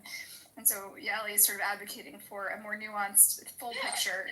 I think that the narrative is also false, though, too. Like, it's more honest. But I actually, a few years ago, I literally went to the library. I live here at university, and I started bringing up old articles because I got so hyper-fixated on the subject. And it's so much more complicated than people want to believe, that, like, these white people came from Europe and stole homes. It's just so much more complicated. But that's not the narrative I was raised with. I was raised as a Zionist. No, I wasn't raised with that one either. So when I got to college and I learned about the Nakba, and I read, my Jewish friends actually went to Okay, let's move them down. I don't think I heard the word Zionist or Nakba ever until my 20s. So I heard it from, like, you know, my Palestinian friends, my lefty friends, and I took it with a grain of salt. But it was my Jewish friends actually who had the same upbringing as us, Yeli, that really they were like, read Benny Morris, read Tom Segev, and they gave me books by Israeli historians that kind of dismantled all of these stories that we heard, and kind of it wasn't a lie, but they told literally the other half of the story that we didn't know about, you know. And it's very shattering, because we had this one perception. There's a third part too in Arabic, which is absolutely fascinating. If you ever get a chance to, like, check out the Arab historians, this conflict has so many faces. It's got an English one, an Arabic one. Do you speak Arabic, Ellie? Which way? Like, my grandparents spoke Arabic, so I can understand it. Yeah, a little bit. Yeah, a little Yeah. bit. Yeah, like 20 Welcome words. back, Ellie. Hey, I talked to ChatGPT, and apparently I had quite a bit to say about the whole genetic situation. Good. This is not the problem. What? We're not talking about this anymore. Move on. Yeah, listen, Make it quick. You have 30 seconds. I'm not going to talk about it. I just want to say that I tried to send you a link to the chat convo, but for some reason it's not sharing for me the convos. It's like always giving the 404 broken links. Never mind. About the historians, if you talk to any person that lives, like, in a country, right, and you look at the history that is being taught in schools, that history is always a propagandistic narration that's supposed to kind of, like I said before in some other room. Let me cut you off for a second, Ellie. Ellie, you were talking about American Jewish education, the way we learn about Israel, in this very glowy, fetishistic way, which is not the same as in Israel. In Israel, they do teach about the Nakba in schools to some extent, but in American day schools and Jewish day schools, Jewish Sunday schools, we learn a very, very glossed over version of it. And so once we go to college and find the full story, it's very shattering, because we had one image of our identity and how it's enmeshed with Israel, and then we find out all this bad shit happened. So, like, for example, specifically, like, we never heard the word Nakba growing up. We were never told about the true story of what happened in Palestine, or what sort of the version of the Palestinians' version of the history. And so when you hear the other side, it's a little bit disorienting. That's all. It has nothing to do with what they do in Israel. I know in Israel they start to teach about the Nakba in most schools. No, it's irrelevant. Even if you teach about the Nakba in schools in Israel, the history is still propagandistic. It's not painting like the historically quote-unquote correct. We try. We get propaganda in our veins with no context. No, yeah, but again, that's why you hear the Kahanists in the next room going, like, fetishizing Israel, like, wow, even the dogs are perfect, even the air is cleaner, but they invented cherry tomatoes. Like, they sound deluded. They sound like it's like Disneyland. It's kind of like the Jewish Disneyland. It's the Jewish. I don't know. There is nothing unique about Jews having, like, a rosy picture of their state. from like any other people that have a rosy picture of their state. Most states' atrocities are omitted from their history We're books. talking about American phenomena, Ellie. That, with all due respect, you don't know the type of like the shit that we consume in America. It's very different than in Israel. They're much more realistic. They live in reality. We don't live in reality when we learn about Israel. I think that's the right way to do it, though. Is just be realistic, and the kind of Israeli way is, yes, it's not very flattering, but it doesn't create a generation whose identity is called into question 20 years later. And you feel lied to. It makes you angry. It makes you like. No, it just makes you angry. Every other nation that has a rosy picture of their own history, none of them, for some reason, get like disillusioned when they learn. When they eventually. It's not our nation. It's like part of our ethnic identity development. We've just over time become enmeshed with Israel as our identity. Listen, I don't get like why I say one thing and then they respond to completely different points. Because you're talking about our nation. This is not our nation. This is just somehow bizarrely. If you do not consider yourself an Israeli, okay? No. I give like zero fucks what someone else in some different country learns about Israel, to be honest. Like, I just draw parallels between how people learned about their own nation. Okay? When people learn about their own nation, usually it's like some people are a bit more accurate. Some people gloss over more of the inconvenient history. If you look at Japan, for example, they gloss some inconvenient truth about their state. And so on and so on. And usually when people learn that the history that they've been learning in school was rosy and propagandistic, people do not get disillusioned. That's not a true phenomenon. Well, in America we do, because because I'll tell you why. Because in America we have to, unlike in Israel where your Israeliness makes you Jewish, we have to like lean into our identity in different ways. So some people do it by identifying with Israel. Some people do it by obsessing over anti-Semitism and the Holocaust. Some people do it by practicing religion or studying Torah, right? And so, but most people do it by just because most of us are secular. We do it by engaging with our history and our culture. And Israel's part of that, and the Holocaust is part of that. And so when it becomes when a state which is fallible and is not moral, it's inherently pragmatic, not moral. It has to decide between two immoral choices most of the time, and you enmesh that with your spiritual, religious identity or even your cultural identity. It becomes very, very complicated, because the only way to be Jewish in America is to lean into these things and to enmesh it with your personal value system, right? I would suggest that your explanation has nothing to do with the true reasons for that phenomenon.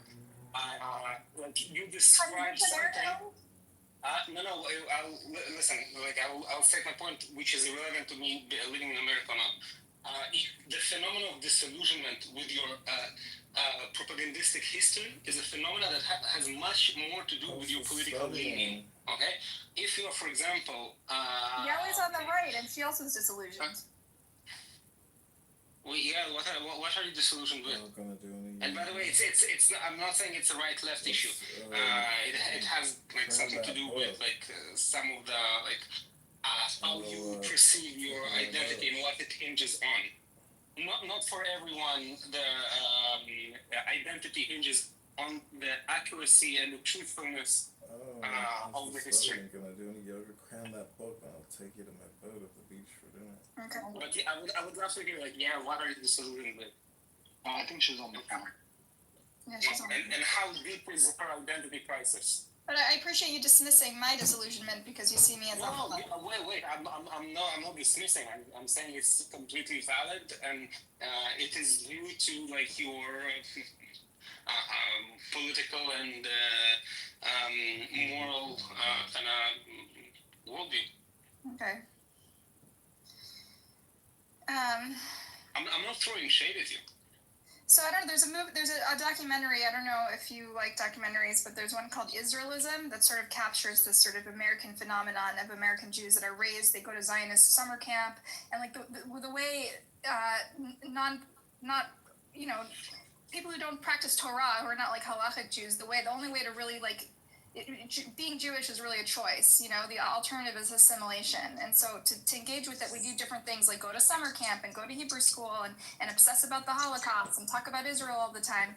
And so we learn this very sugar-coated narrative about Israel and how it reflects, you know, they're a light unto the nations and they're the most moral army in the world and all these sort of like talking points. And then you get to college and you meet actual Palestinians and you find another side of the story. And so in our context, in our American context, we don't have the same existential threats that you have in Israel.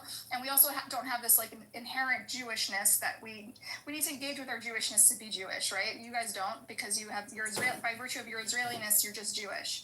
And so we're in this like thing that we want to engage with it, but the way we've been taught to engage with it is to engage with the state where we find increasingly hard to defend, like its actions over the years. And you think that nothing to do with politics? Huh? You think that what you described nothing to do with politics? Sure, there's politics all these things are interconnected. We can't separate anything out.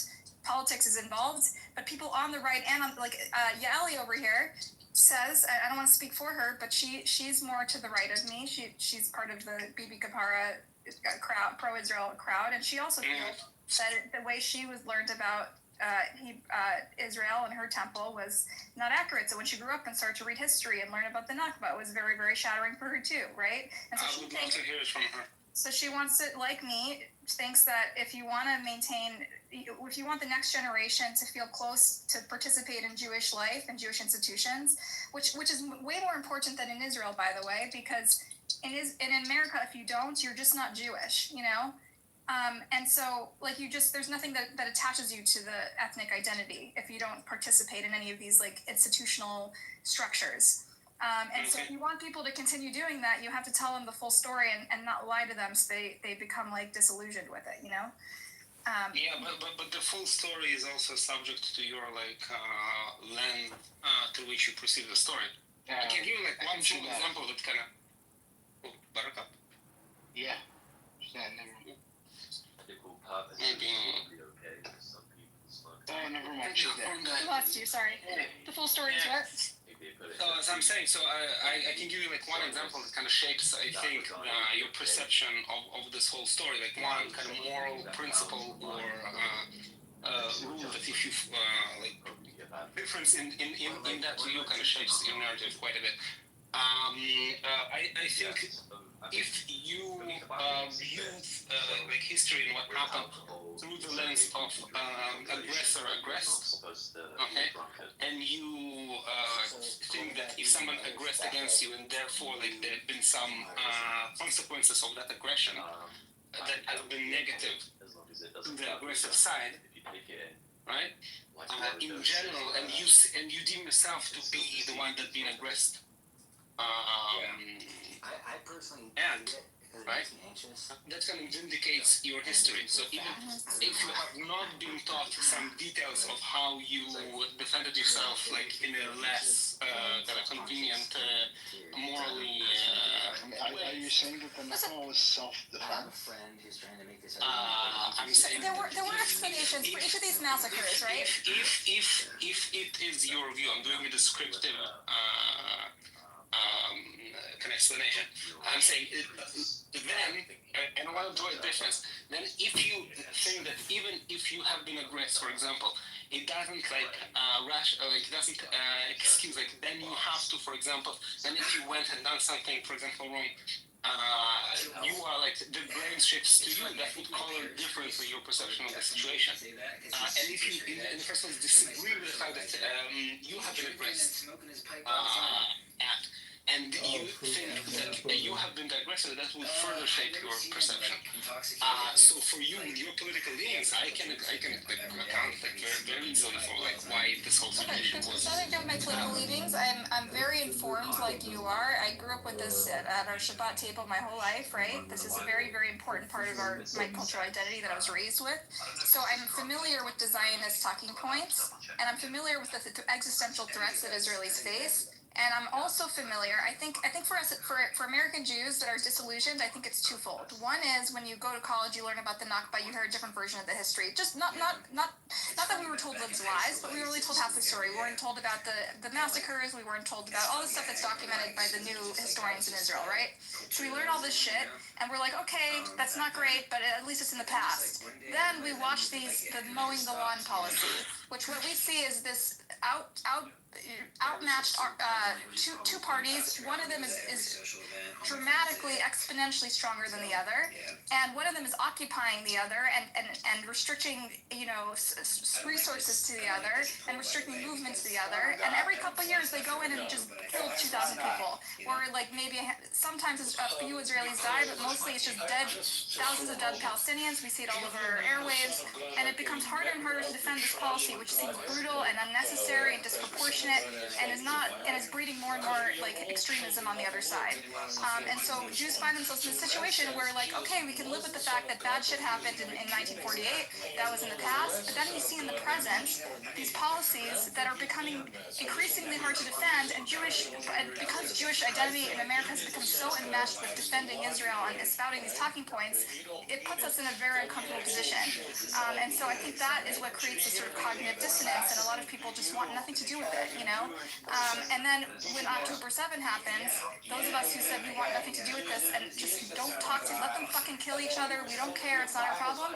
Now it's our problem because it's become like everybody's problem, It's become a worldwide. I know it sounds callous to say this to an Israeli who actually is dealing with trauma, and you're dealing with actual war and existential needs, but it has affected all of us and forced us. It's come to our doorstep whether we like it or not.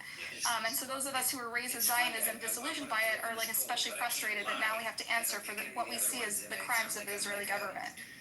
A, I don't see why you have to answer for anything. B, again, what you said fits very neatly into my perception that everything that you just said fits very much into your political worldview of how you assign blame, what do you see as justified, what do you see as a necessary consequence of some action, and so on and so on. This is totally in line. Yeah, I just wanted to read John's got some scripture he wants to read. Yeah, these are just Bible flashcards. Feel free to cut me off when you think you've heard enough. I never hear enough of you, man. Just take the deepest breath of the day. Hold it for 10 seconds. He has told you, O man, what is good, and what does the Lord require of you but to do justice, and to love kindness, and to walk humbly with your God. My health may fail and my spirit may grow weak, but God remains the strength of my heart. He is mine forever. I know the plans I have for you, declares the Lord, plans to prosper you and not to harm you, plans to give you hope and a future. I am persuaded that neither death nor life, nor angels, nor principalities, nor powers, nor things present, nor things to come, nor height, nor depth, nor any other created thing shall be able to separate us from the love of God. Where your treasure is... Amen. Amen. Sorry, go on, I thought you were done. Come now, let us reason together, says the Lord. Though your sins are like scarlet, they shall be as white as snow. Though they are red as crimson, they shall be like wool. Whoever humbles himself like this child is the greatest in the kingdom of heaven. Wait patiently for the Lord. Be brave and courageous. The steadfast love of the Lord is from everlasting to everlasting on those who fear him. Just for you, a collection of 101 promises from Psalms to guide your path. Where's that from? It's fire. Yeah, those are just little Bible flashcards I have. Let me take a picture of them and I'll update my PTR. Got them at a Bible bookstore. That's great. You want some other mystical wisdom? literature that I can send you that I think you would like? Sure. Yeah. It's funny. There's this whole thing in theology where like the theologians are always arguing, but the mystics are always on the same page. It's this funny dynamic where like you take a Catholic monk and like a what is it, Sufi mystic, or like a Buddhist monk, and like they kind of are all aligned on the wisdom, right? But not on the application of the wisdom. That sounds good. Yeah, it's kind of like this thing in like monastic circles where like, you know, Catholic monks and Buddhist monks, they have this like thing that they all agree on. They just don't agree on like how to apply it.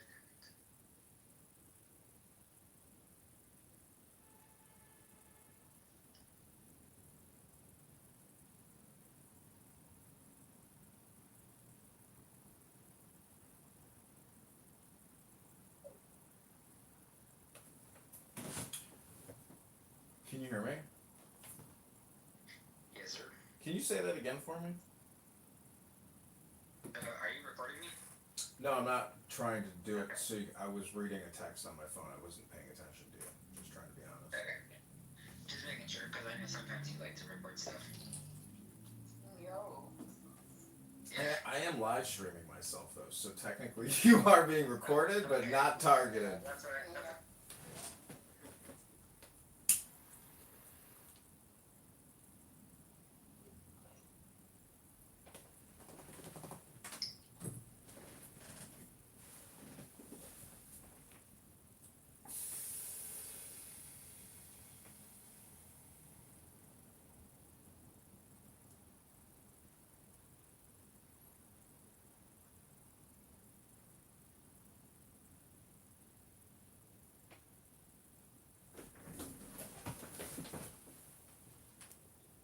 Islamist. Thank you very much.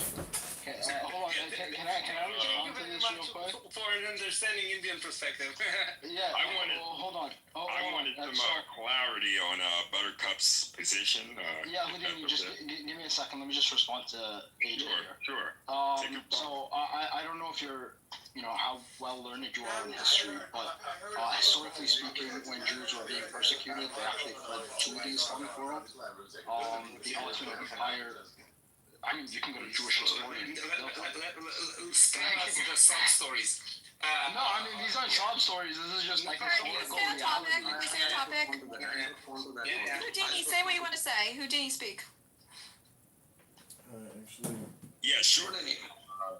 You know, I for one, as an American, I love my goddamn country, and you know, I'm not confused about what I am or who I am or this identity. You know, I feel that there are people who are perhaps, you know, lost about what side to choose, but if we're American and we're sticking to American values, then, you know, there's certain things we do and don't support. It's just that simple. So, you know, I, for one, am a Christian, and I feel that, you know, the Middle East, those Arabs over there, they're not my people.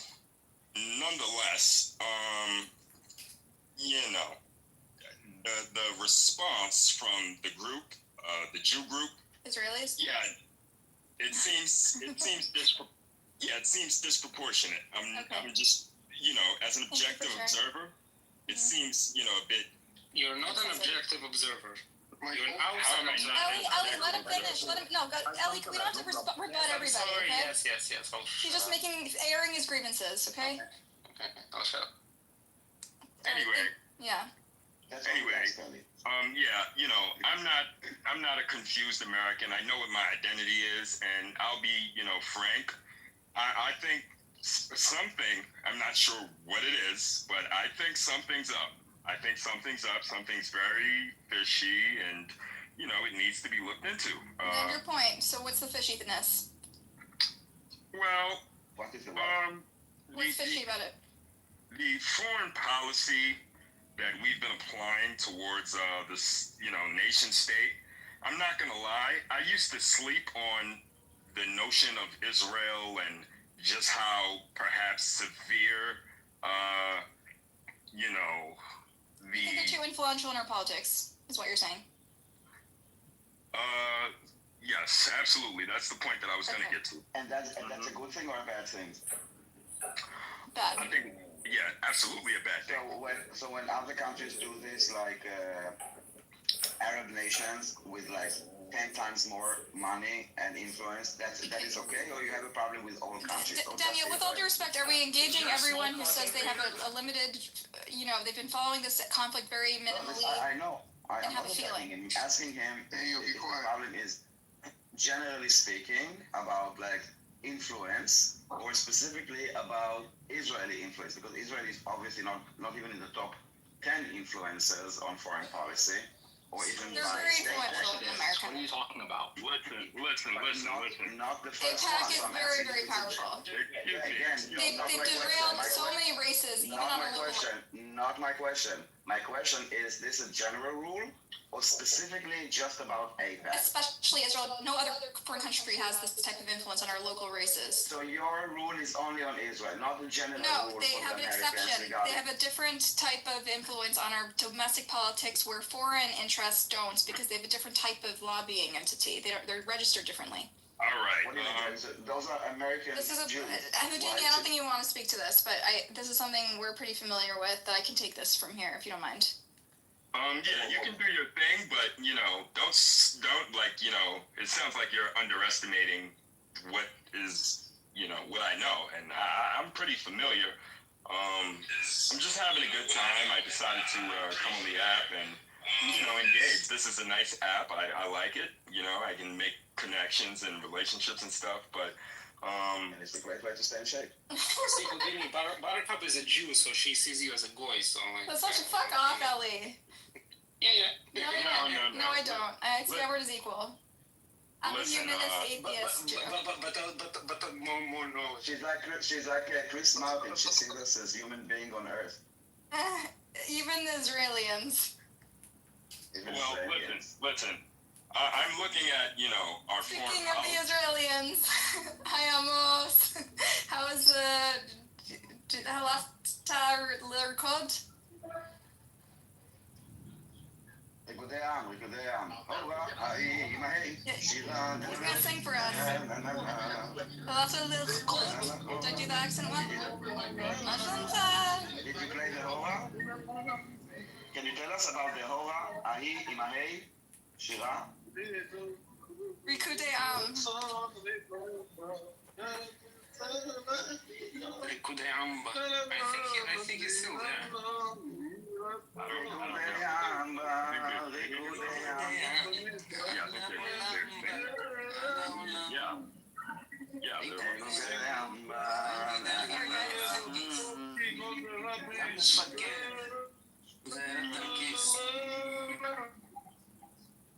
Okay, that was a commercial break. Thank you, Amos. Yeah, put him down. Thank you, Amos. You're good. I'm gonna mute him for a second. How do you mute? Okay, is better? Alright, that's better. Alright, what were we talking about? The IQ of the American AIPAC and influence on the American politics, and if it's only specifically about Israel, and you said yes, your problem is specifically with Israel, not with. No, AIPAC does have disproportionate influence. No other foreign country. They represent American Jews, so that's why they're so influential. Can you show me the metrics that you say that they have unproportional influence? I'm someone. Daniel, so I covered politics for many years and local races and state races across the country and federal races, and they have immense influence over, they throw money behind. These are American Jews, they're not Israeli. It's not an Israeli government, it's American Jews on behalf of Israel, so they register as a local domestic lobbyist instead of a foreign lobbyist. And what about the ones that are working for the Ummah or for other countries? They have to register as foreign lobbyists. They don't have that No, they domestic don't. influence. If they are Americans, they are not foreign by definition. So are they Israelis? He asked you how much money is Why do American Jews need to register as foreign agents? Like, why are you doing it to yourself? You don't do that if you're American? It's like in Russia, you know, they have to register as a foreign. But they are not foreign. Under FARA, if you are representing the interests of another nation, but they are not representing another nation. Yes, AIPAC is representing the interests of Israel, which is another nation. It's not representing the interests of Jewish people. And the American-Israeli Political Action Committee is not representing Israel. Right, the American Israel there is what's being represented is the relationship between America and Israel as represented by American voters. It is not an arm of the Israeli government. There are exactly $0 that come to AIPAC from Israeli. Well, actually, we don't know. That's bullshit. It has it doesn't take any government money. No, it's all traced. It's very, very well tracked at where all the money comes from. Individual very strict laws for people who donate to this campaign. Let's make a pact. If you use the word Hasbara, we'll call you an anti-Semite, okay? Like, we'll start throwing anti-Semite around. Okay? Yeah, of course. Why not? You know, it's perfectly fine. We try to avoid it in this room. Like, we kind of understand that, like, try to talk about the issues. You guys are like detrimental. You guys are like the black, but on steroids. All right, Houdini, you're spicy. I didn't know it. No, I actually agree that the Jews in America and the blacks are very similar. In their like whining and bitching and not looking in the mirror. I agree with you. But and this is why I'm saying, like, I don't want to throw around anti-Semite labels, so please don't come with your Hasbara labels, okay? Okay, so I want to read something for you guys. Guys, I'm going to read a little bit about AIPAC's influence, okay? Guys, are you listening? The American-Israeli the AIPAC, which sharply boosted its lobbying last year in the midst of Israel's war with Hamas, and a corresponding surge in anti-Semitism, more than doubled its political action committee campaign spending as Americans elected a new president and decided whether Republicans or Democrats should control Congress.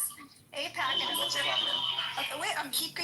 AIPAC and its affiliated super PAC reportedly spent $95.1 million in 2004 and increased endorsed candidates.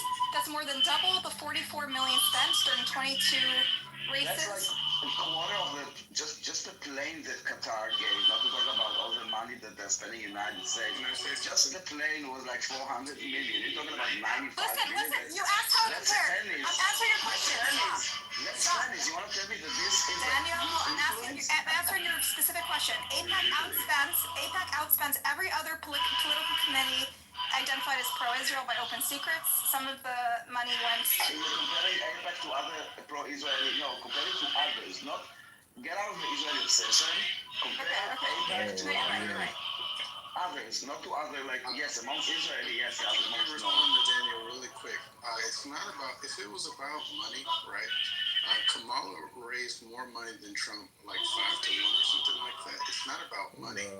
So if you go to the AIPAC YouTube, they boast a 98% win rating.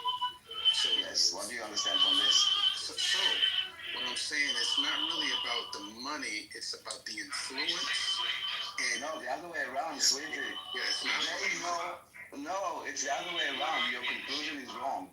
The reason that they have such a high success rate is because they only go with the candidates that they believe or they have enough estimates that they will win. They don't go with anyone. You're kind of mixing it. Okay, so what do you understand? No, so I want to explain. Hold on 1 second. 1 second. I want to ask you a question. I explain to you what I get from it. I understand. Relax for a second, Jesus. Relax. All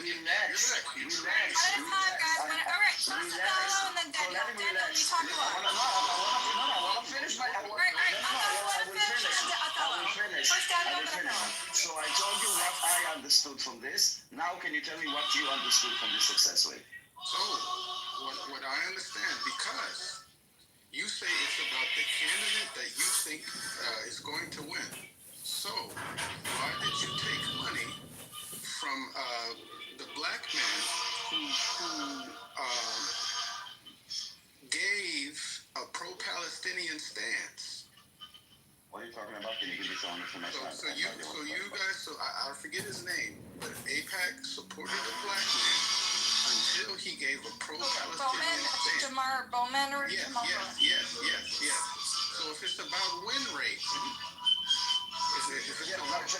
it's not just about win rate, okay? It's obviously going with the candidate that they believe in and that they can win. They don't it's not like lottery. It's not a horse show that you put your money on the winner and you get them. have to support Israel. The candidate needs to align with our values in a way. And if you are supporting Free Palestine and calling for the destruction of Israel, then yes, those disagree with this foreign policy. Okay. So it's an Israeli lobby.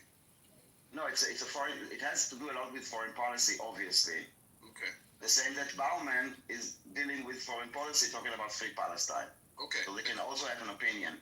Thank you. And it's okay that there are other opinions. Like, it seems like some opinions are completely legitimate, free speech, democracy, and when it's pro-Israel, it's corruption. We should check how much. Seriously, did anyone check how much money directly, not via American Iranian, actual money that is going from, for example, Qatar to the United States, to the education system, to the academia from all those Arab countries. And then ask yourself, why do those countries pay hundreds of millions of dollars for the education system of the United States? Isn't the United States the biggest economy in the world? All the money in the world, printing money? Why do you need to have so much money getting from them? And before that, what are they getting back? What is the interest? And you don't ask those questions. What's AIPAC getting back? They're winning races and installing affecting our politics. No, this is not what I was talking about. You're just listening to yourself. I wasn't listening. You're right. Maybe someone else can answer if they were listening and not just to themselves. Daniel, I'll tell you what we're getting back. It seems like what they're getting back. What is Qatar getting back for putting hundreds of millions in the universities of the United States? What is Qatar getting back from giving America, which is not a welfare country, a free 400? You're right, Daniel. You're right. Why do no one asking any questions? We are, Daniel. We are asking questions. Yeah, I hear. Fundamentally, our political system is corrupted because of our campaign finance system, which allows these big interests. You guys, you allow it. Because you need to understand that this obsession with Israel is what enables genociding Jews, starving Yemenis, doing whatever people want in the world. Even Russia can do whatever the fuck they want, because everybody is obsessed with this unproportional. You want to talk about proportionality? Your obsession with Israel and Jews, like the global obsession, is unproportional. The amount of UN meetings that were done on Gaza, compared to the number of casualties, compared to anything else that is happening in the world, is like, I have the data, okay?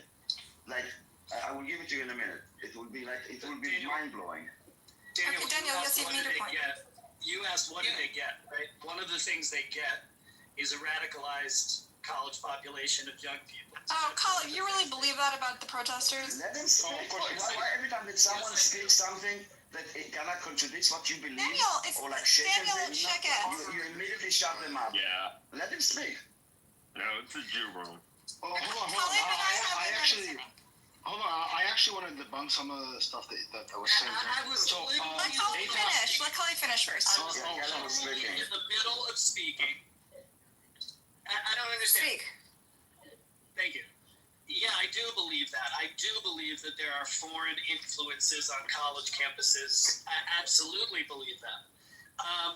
But just a point for Daniel, right? I agree with you, Buttercup, that our campaign finance laws, Citizens United, etc., is a major problem. But it's not a unique problem to the Israel lobby. It's a problem for the entire lobbying system. And what Daniel is saying is that there's an outsized attention to the corruption in our lobbying system. There's an outsized attention to Israel when there could be attention on all of those other things, big pharma, big oil, big tobacco, right, and other interests of other countries. other relationships, foreign policy interests, and things like that. This is not unique to the Israel lobby. We had a whole discussion yesterday where I was trying to convince Barkov that and explain to her the mechanism through which the Israeli story is much more interesting, period. Like, you cannot sell more papers talking about nothing. Ukraine, Yemen, Syria, blah, blah, blah, blah, blah. All that, like, you can hold people's attention for a day, a 2, a 3.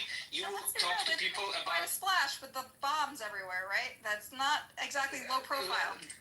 Listen, It's not again, under the radar. if Jews provide you with news, it is good. If Jews do not provide you with news, you will still find a way to report on something. Okay, like you cannot tell me that when the Israeli news cycle has been low, it was not still out proportionate. Getting out proportionate attention in comparison to any fucking thing else is going on. It's the most belligerent state on the planet right now. They were talking about Ukraine. Right they were now. talking about Russia. They were talking about Ukraine and Russia before this. Before this. But the Ukraine-Russia thing is going on constantly. There are much more people dying there. More belligerent than North Korea. No, North Korea is not that belligerent. It's just slowly killing and starving their population, and nobody gives a fuck. Like the horror of North Korea. And again, like, who wants to just every day hear about the horrors of North Korea? All right, let's stay focused on Israel story. Exactly. You see? The topic. We're speaking Hebrew. Ali, look at the story. Look at the name of the room. So, wait, really? We are not Buttercup story time? It is, but it's in Hebrew, so we want to talk about Hebrew. No, but you see, like, I cannot hold your attention with the horrors of North Korea even for 3 minutes. So you go on tangents, Ali. Let's be real. It's okay. North Korea. That's why we love you. We're not fighting North Korea. You know a lot of shit, and you like to share it, and sometimes it gets sidetracked. Yeah. You know, I'd like to know where are the videos of Hamas killing the IDF, like in mass or in large number? Do those exist? Not again. When they don't have, like now, it's not happening that they're killing RDF soldiers in mass. But well, events that are happening, like. I'm actually glad that you acknowledge that, right? You see, they're not killing the IDF, as you say. No, we're killing them. Yes. And I'll tell you what, you're killing them at a extremely disproportionate rate, all right? They have disproportionate to what? They have about, excuse me, can I speak? Jesus. Yes, speak. Jesus is not here, but you can call Moses. No, Jesus is everywhere. Okay, got Thanks, Benny. Right. Christ is king. Anyway, there's a disproportionate casualty rate that exists in Gaza. They have 60 times the amount of casualties that Israel has. All right, and last time I checked, okay, there isn't an Iron Dome. Excuse me. What is wrong with this cockroach? Can you shut your cockhole? Cockroach is your no. Can you shut your cockhole? You're done. No. You're done. You're done. Shut your cockhole. Why did Daniel keep interrupting him? You're done. Why do you keep? Wait, hold on. Why does Daniel keep interrupting him? I was speaking and you keep interrupting him. I don't care. Cockroach, you can keep this Nazi rhetoric from somewhere else. What do you mean Nazi rhetoric, man? Like he was speaking, and you keep fucking interrupting him. Why the fuck are you interrupting him? He would be respectful. Who dropped him down? Well, why aren't you respecting him and his time, allowing him to speak? Listen, dude, I will not accept being called a cockroach. Move on. When you act like a cockroach, you'll be called a cockroach. Cockroach is your father. Shut the fuck up. Yeah, sure. You can call my father a cockroach. Shut the fuck up. Don't call me names and then act naive. I will not accept it, dude. You can accept it. Fine, I will not. But did Let's move someone on. say good to more than 60 times? He did. Daniel literally said good. Why am I being kicked? I'm an American. Buttercup, you're an American. That was uncalled for, Daniel. I think you owe him an apology. I think you owe everybody an apology, actually. Why All right, Daniel, we're gonna try this. For the fact that not enough IDF soldiers are dying in your eyes? Because I Let's not get emotional. Daniel, let him speak uninterrupted for 1 minute, and then you can Just speak, ask me okay? a question. No problem. Go ahead. All right, if you talk, you're going down. I love you, Daniel, but you're going down if you talk. Yeah. Go, Houdini. Speak. All right, thank you. So again, there's a disproportionate casualty rate in Gaza, okay? And, you know, when we're observing the conflict, all right, I understand that, you know, there are certain groups that would like to soak up as much sympathy from the international community as they can, right? But it's difficult to do that when, you know, you seem so dominant, okay? The fact of the matter is, you said it yourself, IDF soldiers, they aren't dying, okay? The clips of IDF soldiers being assassinated, you know, political leaders in Israel dying in foreign countries, you know, I don't see it. So it just becomes a situation where it begs the question, you know, at what point is enough? These people, they don't have the capacity to resist. 70% of their infrastructure is gone. And, you know, somehow people still have an appetite for war. But, you know, there's no Iron Dome in Gaza. They don't have any fighter jets. You know, I'm not a fucking Arab. I'm a hail American, and I'm proud of it. But the fact of the matter is, you know, I'm seeing perhaps a bit of, I'm seeing a bit of an inconsistency in our foreign policy, and I'm just being frank. Yeah. What Maybe truly Hamas should awoke just in me? give up. Okay, land your point. Maybe Hamas should surrender. Let him if they land. don't have the capacity. Khaled, we're not interrupting. Let him land. Land your point, Houdini. You just see a disproportionate outcome, right? Yeah, I'd like to There's finish. gross imbalance, right, between the casualty rate on both sides. Yes, there's most definitely a gross imbalance, right? And, you know, the media... It's been like that for every war with Gaza, 100%. No doubt. I don't need your help, though. No disrespect. Daniel, it's always going to be that way. I'm helping you land your point so we can move on. No disrespect. I don't need your help. It's always I don't see you helping the Jews. I don't see you doing anything. Wait. I suggest anyone who like has a problem with the cockroach rhetoric to ignore that person and like Barakat can keep him here. We're moving on. Yeah. Like I will not be engaging with. Yes, he's done. I will not be engaging with this argument. I suggest no one else who cares about this. Okay, Daniel can engage if he wants. I think It's fine. You can't defend your position, so you know you I'm want to answering to me. now. Okay, We heard you, now it's Daniel's I turn. will address this. First of all, this concept of proportionality is a made up.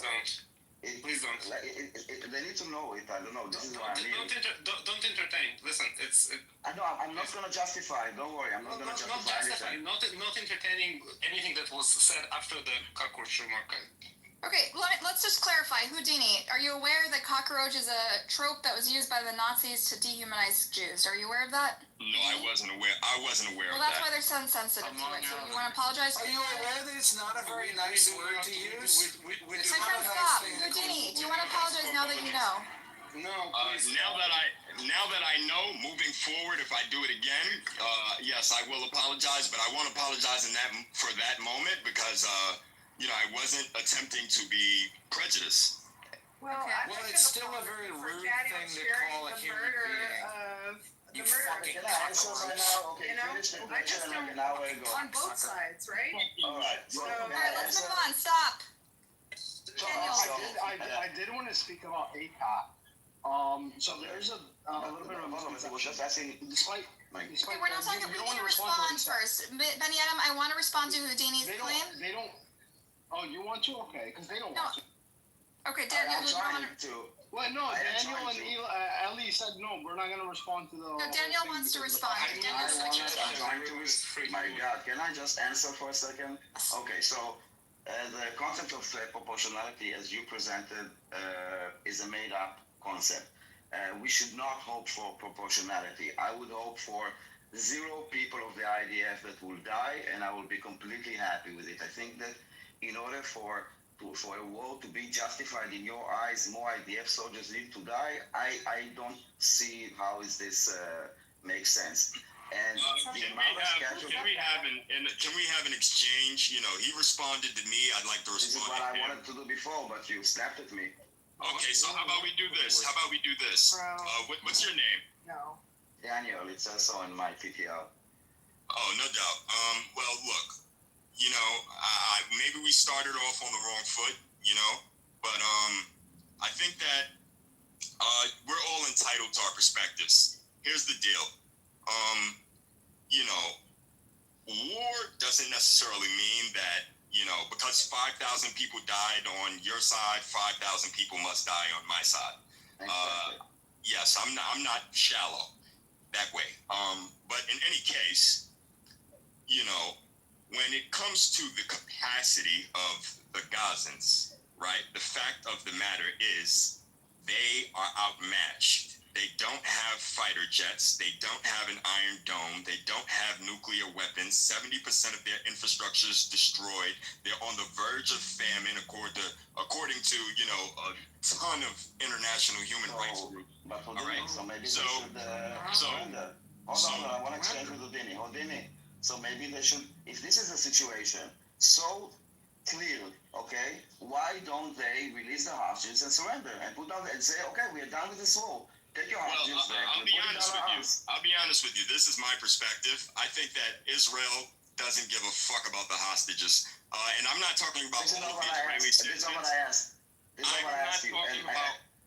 Yeah, I know it's not what you asked. I know it's not what you asked. Nonetheless, my rebuttal. If this is a situation in Gaza that like they don't have anything and they're like basically losing like the numbers, everything, why don't they release the hostages and say, okay, we put down? I'll tell you why. I'll tell you why. Just give me about 30 seconds without interrupting me, okay? The Israelis. And you interrupted me in the middle of the answer. I'd like to go next. Can I be put in the queue to go next? Who's this speaking? The Israelis, okay? Don't care about the hostages. We heard you. Yeah, we heard about you, but no doubt. But I'm sitting here having a conversation Hold on, Houdini, you stopped me in the middle of an answer. You said, shut the fuck up, Cauliflower. You're why are you being interrupted right now? Do you need to be punished? I'm sure you love it. I will bend you over, Daniel.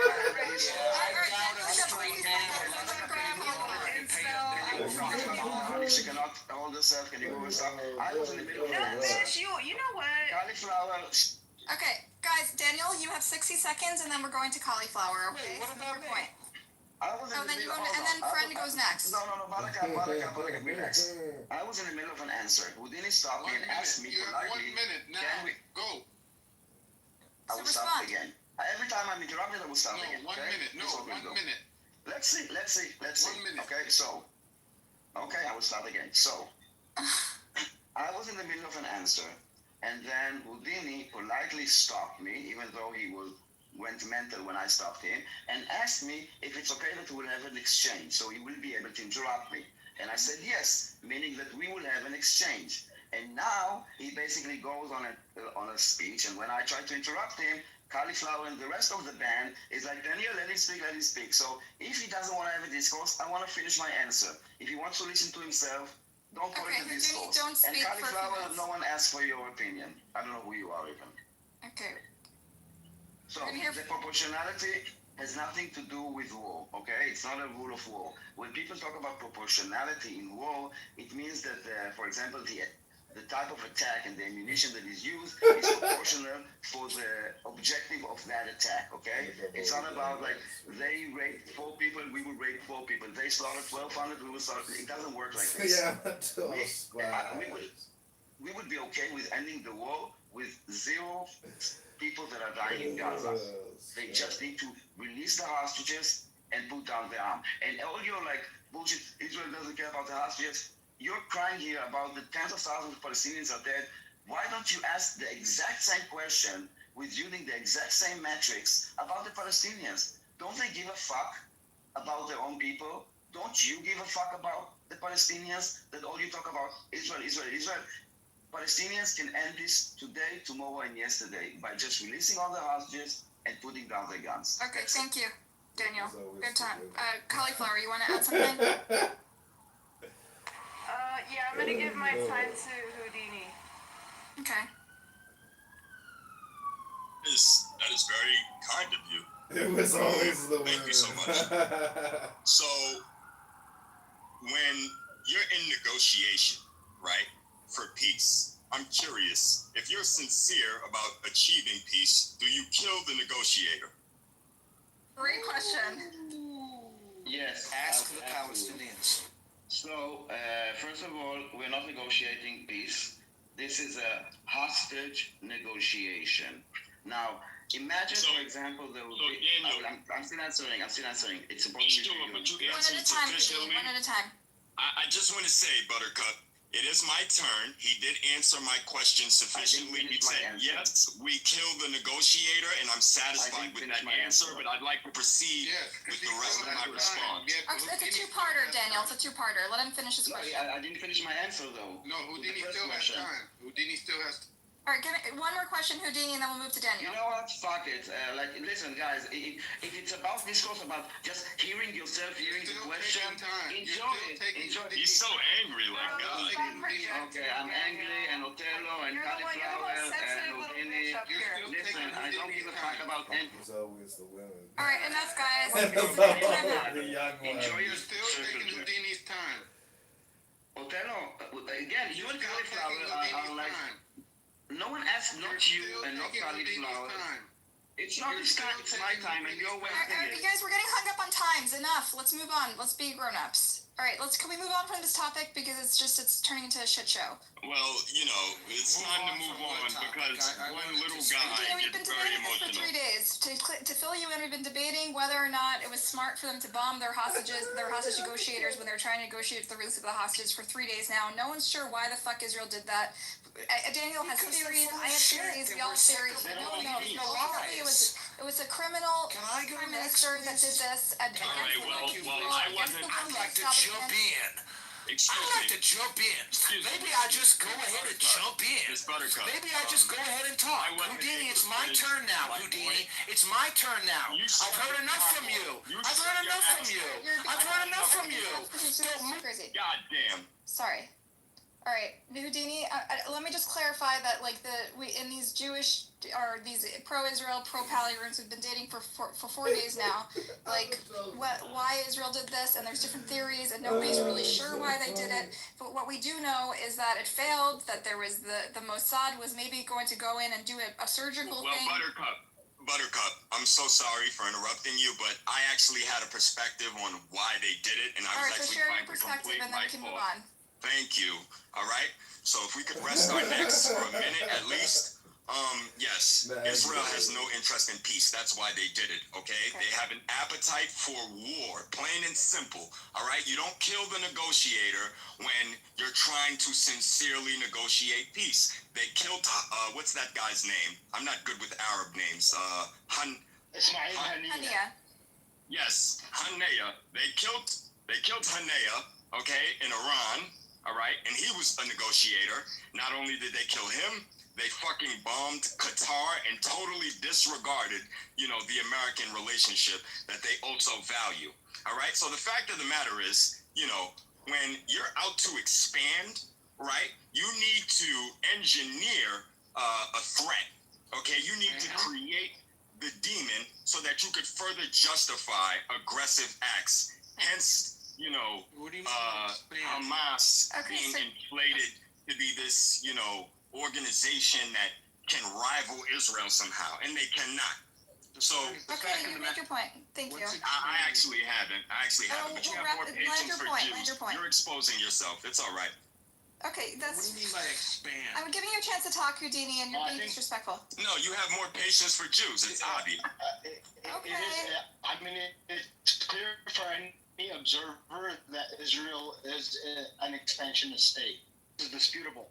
Yes, they are literally expanding constantly into the West Bank from their settlements. They have expanded their borders in Syria when they got the opportunity. They are talking about annexing Gaza. Yes, this is an expansionist state. There's no doubt about it.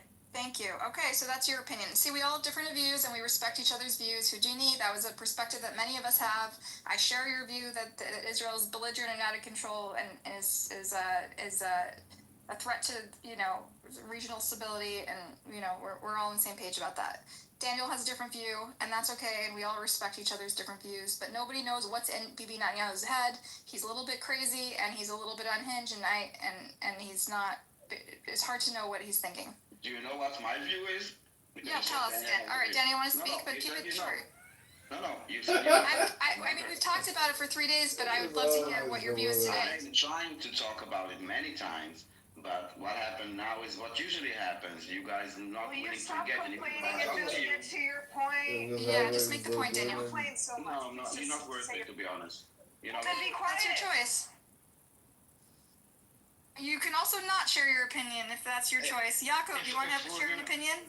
So if we're gonna move on, I did want to go back to the AIPAC thing. So what a lot of people get wrong, AIPAC, despite being called a political action committee, isn't registered as a political action committee. There are subsidiaries that may be, but AIPAC itself is registered as a they work with 501c4. Yes, yeah, but they are not themselves a political action committee by law. So they're registered as I think it's called a 501c3, C4, something like that. They file every document required by the Federal Election Commission. Yes, under a but flawed as a system. 501, yes, as a nonprofit, they do not have to disclose how much money they raised, nor do they have to disclose where this money came from. So we don't actually know where the money is coming in from. Really? Because we do track a lot. A lot of it is reported. Just there's a database for. No, it would be not AIPAC itself, like the nonprofits have to report this a lot. Nonprofits, 501c3s have to report a lot of things, including where they get the money from, who their salaries. No, they don't. Yes, they do. They have to report expenditure. They have to report expenditure. What they spend the money on. The important part is where the money comes from. Provide a source, okay? You can ChatGPT this. Okay. So ask ChatGPT for the source and post in the link so we can all be on the same page. Here.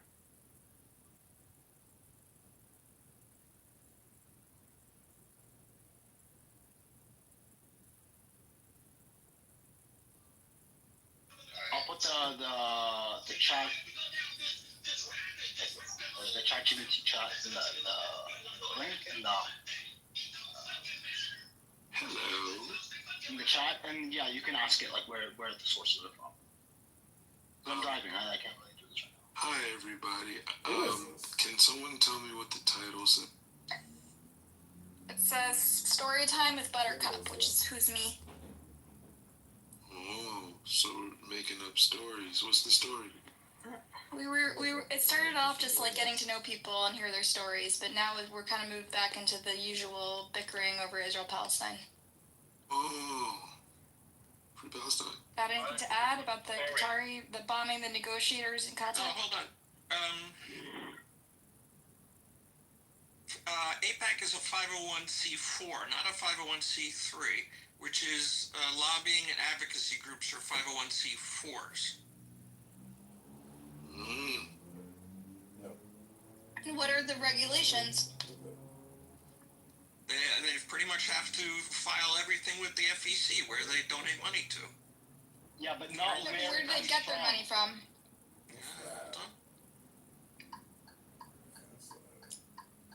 They're getting it from Palestine. And how much? Both of those things, they don't have to disclose. No, I'm just pointing out. I thought you said that they were 501c3. I forgot what the exact term is, but like the point is that they don't have to disclose how much they raised, nor do they have to disclose where they raised it from.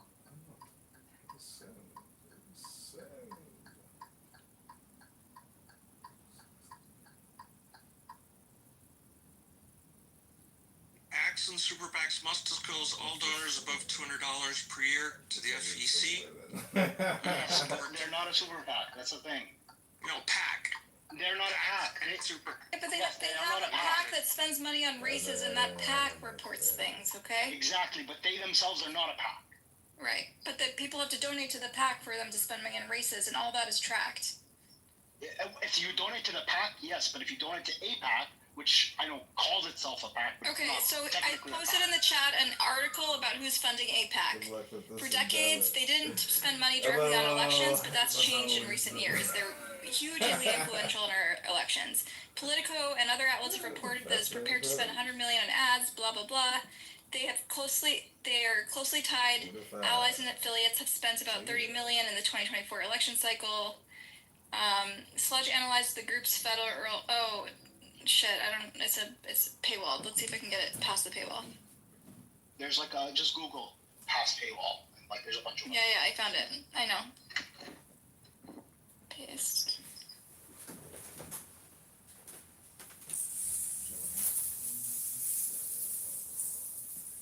Okay, so no, they won't let me go. Let's see, maybe another one works. So, Buttercup, are you a convert or were you born into Judaism? Doesn't matter. To me, I'm not religious. You know, So. converts are considered Jews from birth. no doubt. But Buttercup, do you have an answer or maybe not? I don't know. I'm ethnically Jewish. I'm not religiously Jewish. No doubt, no doubt. So you were born a Jew. Yeah, is that a problem with you? Understood. No, it's not a problem. It just gives me insight into who I'm dealing with. Why? What about it? It's a distinction without a difference. By the way, you know converts are not completely equal to like foreign Jews, right? Oh yeah, that the only thing they can't do is marry a rabbi. A Kohanim, yeah. Yeah, Kohanim. So like that's about it. No one's ever asked me if I'm a Jew in And such their an last accusatory name, way. their last name won't have a tribal last name. They'll say Ben Avraham or or Bat Sarah. No, I won't lie, Buttercup. You know, in real life, you know, people love me. You know, I'm not here to like satisfy anyone's ears. You know, as far as I'm concerned, and I mean this with no disrespect, but fuck what you think. It's just one of those situations where, like, when I'm in these sorts of environments, oh my God, do I get sick and tired of the gaslighting. It's like organized crime in these conversations. You know, some of these people that are pro-Israel, they'll just words. On this app, you mean? On this app, they are really nuts, the pro-Israel people. Yes, not just on this app though. You know, it's a problem. It's just a trend. Like throughout the world, I'm bearing witness to. There are individuals who are pro-Israel, and they're not just Jewish. You know, you got that guy who's like the son of a Hamas leader, I think. You know, he's like, he's just nuts. Like his perspective is just detached from reality.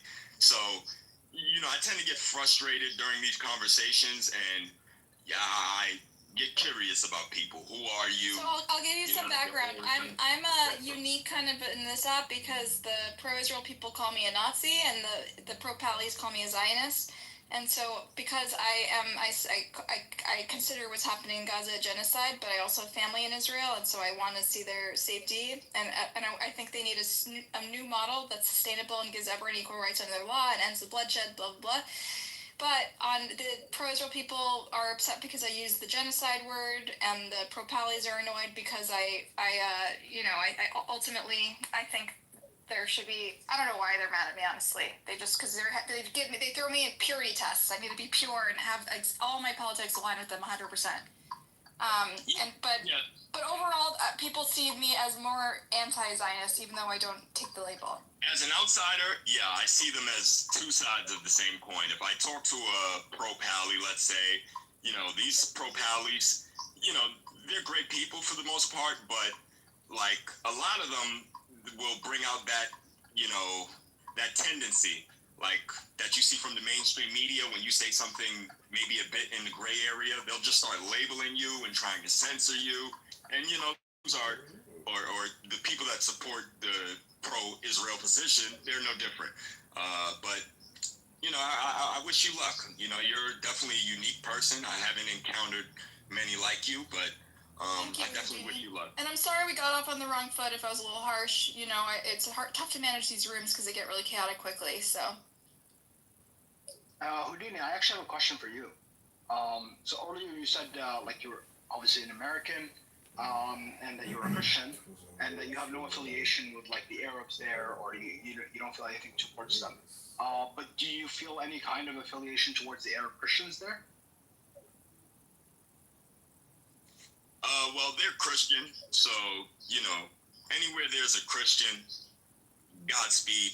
I'm rooting for them. My God is rooting for them. And I think that answers your question sufficiently. Yeah. Do you mind if I ask like what kind of Christian you are? I think it's an identity thing. To be totally honest with you, I haven't read the Bible in a while, but I was raised in the church, and from time to time I go, and I love my culture. I love my heritage, so I just embrace the identity that I've been given or that I've inherited. Okay, so you're like non-denominational, like Protestant. Yeah, consider me non-denominational. Okay. Thanks. And almost here is our elder. He lives on a kibbutz in Israel, and he hosts these coexistence rooms. And so everyone loves him, from the right wing to the left wing to the nukhbas, he calls them, the pro-Pallies and the pro-Israels. Everyone loves Amos. In fact, I overheard some folks, some Muslim Arab-speaking people who were talking about how they would rescue him if Hamas ever came for him. They would join. They would even join the IDF to rescue our beloved Amos that he got kidnapped. Amos did get nutty after October 7th, though. Like I remember almost calling Gazans a human animal. Wait, Benita, wait. Buttercup, are you intentionally retarded or just my birth? Who's calling me retarded? Not Bendish, man. Prince. Oh, Prince? Why are you calling me retarded? For many reasons. Well, let's be specific. Give me one reason. As always, the women. They would rescue Amos and join the IDF. Retarded statement number one. Only one of them said that, okay, to be fair. Excuse me. Yeah, okay, now it's one. And then if we look into the one, they're not even a Muslim. Okay, and then we get into, I'm all good and mighty. The pro-Israel crowd call me a Nazi, and the pro-Palestine crowd call me a Zionist. That's because you're a fucking Zionist. You're a fucking Zionist who thinks, okay, poor little Gazans are getting killed and genocided, but you know what? The rest of you fucking Jews who live on 80% of stolen land that was taken by killing Palestinians, it's fine. So my family lives there. They deserve to keep the stolen fucking land. That's not, no, I think you misunderstood me, Prince. Your stance. Prince, do you want to talk about it or not? So, Prince, I don't know if you... I don't care if you call me a Zionist. I don't care if you call me... I don't think... It's not what I call... It's not about what Neither the term Zionist or anti-Zionist is offensive to me, okay? So I'm a Zionist if that's what you want. That's what I am. It's not because That's fine. I am. We don't disagree. Why are you fighting me? That's fine. Because you try to act all innocent when you're a fucking Zionist. Okay. What's your point? I'm not objecting to any names you're calling me. What the fuck is that? I don't identify as a Zionist or an anti-Zionist for reasons that are maybe above. It's hard to explain because most Jews are categorized as Zionists, even if they're not. They don't identify that way. That's bullshit. Benny Adam, what's the definition of a Zionist? Okay, so I explained, I think, to Benny earlier. Benny Adam, what's the definition of a Zionist? Someone who believes in the state of Israel, basically. Or the right of Jews to settle that land. Which, by the way, I'm a Zionist. Not you, but... Okay, no, but Buttercup doesn't believe that. That's the thing. Like, I remember I asked her once explicitly on this. Textbook definition Zionist, period. It doesn't matter. No, it's literally, the textbook definition does not matter. Alright, let Benny speak. Because, like, I remember asking her explicitly, like, do you think that Jews have a unique right to settle that land? And she said no. So, doesn't really make her a Zionist, does it? I believe in a binational state. Let me tell you what I believe, okay? Do you believe the state should be obliterated? I believe in a binational state where everyone has equal rights under the law. I believe that people should be compensated. Can I finish the Can I finish what I'm saying? I believe in a binational state. We should redo the whole thing. We need a new model which gives an independent, secular, binational state under law that gives every person between the river and the sea freedom of movement and equal rights. The people who committed war crimes must be prosecuted equally under the law. The people who had their land taken away in 48 till today or had suffered any of the consequences of the 70-year atrocity must be compensated and given reparations. And I think that we need to have a new model that's sustainable because the old model has created escalatory violence for 70 years. And for saying that, I've been called a capo. Hold on. Do you believe the state of Libya should exist? Not in its current form, no. So in what form? So the reason they call me a traitor. To you what form? In what it doesn't matter, bro. A secular state. So basically, hold on, Buttercup. Under this hypothetical secular state, would there be a birthright for every Jew on the face of the earth? No, there would be a non-discriminatory immigration policy that applies to everybody. Okay, there you go. Okay, no, shut up. But here's the thing: we are 14, 15 million Palestinians, overwhelmingly Muslim. What if we, Palestinian society, want to build an Islamic state? So we're gonna now have to take the opinion of our occupiers. Oh, dear Jews, would you like to live under our Palestinian Islamic state? Wait, no, not all Palestinians want an Islamic state. Bro, I said if we decided on. That's none of our business. It's our choice. Yeah, I think consideration. So this is a challenge, Prince. I agree it's a challenge. I prefer the Algerian model. Do you know what the Algerian model is? Every single motherfucker, and they settled in Algeria for way longer than they did in Palestine. Every single motherfucker who came on a fucking boat and took other people's land to get the fuck out. Okay, thank you for sharing your perspective. Some people. By the way, the Algerians also kicked out the Algerians who cooperated with the French. Yeah, that's the collaborators. That's hard. Like you would kick out, like under your model, you would kick out the Druze as well. That's our decision to make, bro. That's our decision to make, not yours, not the Zionists. So I think it's perfectly understandable, like why what this gentleman named Prince is offended, right? Because both of you are valid for feeling the ways you feel. Like if I was Buttercup, and I identified as a Jew, that was my identity, then yes, I would support the things and the concepts that support my people, and the notion of a Jewish state is one of them. No other Jews have. No, but she doesn't support a Jewish state. State is probably going to be Arab majority, just demographically. Wait. Hold on. She supports you taking my land. Hold on. Let me reparations. Fuck your reparation. Take your reparation and take your people and get out. Okay, I wish I could, but I can't. Sorry, Prince. I don't know what to tell you. Wait, so you don't support a Jewish state? You guys... I support a new model. It's something else. I think it might be Jewish in character because of all the holy sites and all the history there. But I think we're going to have a secular government that allows everyone the right to vote. And the reason Jews oppose this binational state is for demographic reasons. They feel they'll be outnumbered and they'll establish exactly what Prince was describing, sort of an Islamic caliphate, which would enforce their type of government, and they also fear genocide. Both sides fear the other one's going to genocide them, or going to ethnically cleanse them, and both of their fears are justified, by the way, because both sides have elements that have threatened to genocide and ethnically cleanse the other side. So what we have the big problem is that both sides have a deep fear of being ethnically cleansed, and both of those fears are valid. And so that's why most people, I'm kind of on the fringe, most people, right, left, and center, think that we should have two states side by side because they think they're just going to kill each other and we can't trust them to be side by side. But I'm an outlier, and that's why the Jews think I'm a traitor because I'm going to get them genocided, and the Palestinians see me as a traitor because I'm going to get them genocided. And so I just have a fringe view, and so I'm a monster apparently. By the way, it's not that fringe. I've always been a one-stater. I don't think the two-state solution works. Yeah, I think at best, this is a fantasy. At best, because the Jews, based on what I'm observing, I don't speak for Jews, but the Jews, they seem to be in love with themselves. They seem to be in love with their culture, and they're being socially engineered by the state to. I don't know. Socially engineered? I don't know what that means. No, that's actually true. look. Wait, just like Buttercup, you were talking about how you grew up with like the Jewish education. Yeah, I hear what you're in saying. The camps Yes. and the whatnot. That's social engineering. Okay. Yeah, I don't know if that, struck a nerve. I think people should be in love with themselves. Both sides are socially engineered to hate the other, to be honest. Like, let's be real about this situation. Yeah, but one is a little bit more vindicated than the other. Vindicated? What do you mean? The Palestinians because they got genocided?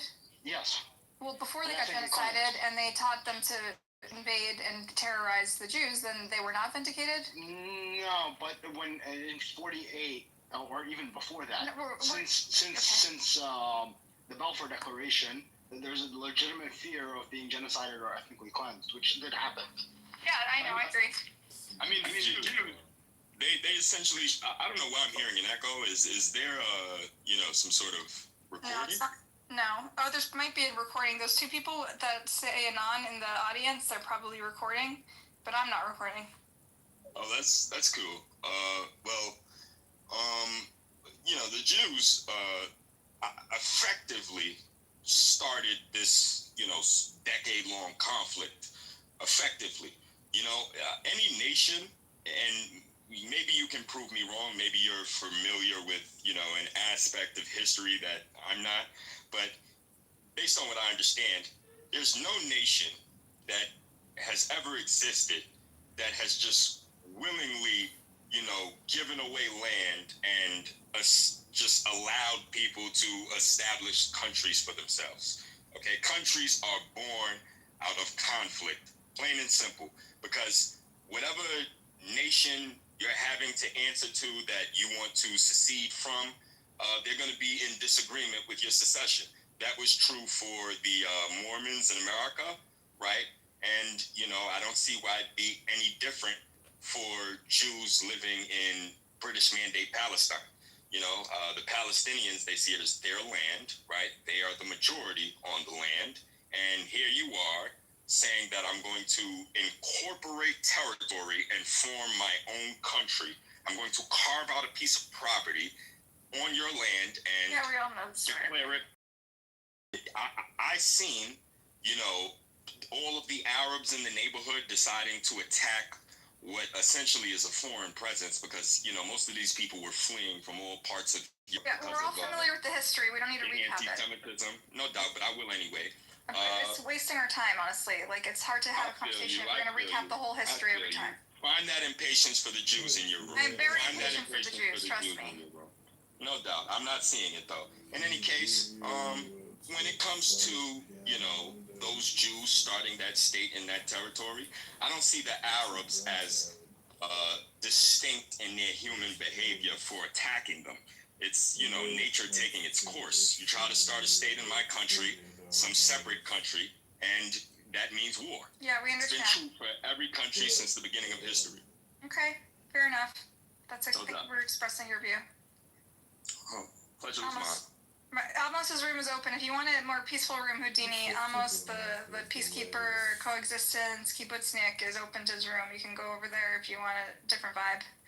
But here we fight each other.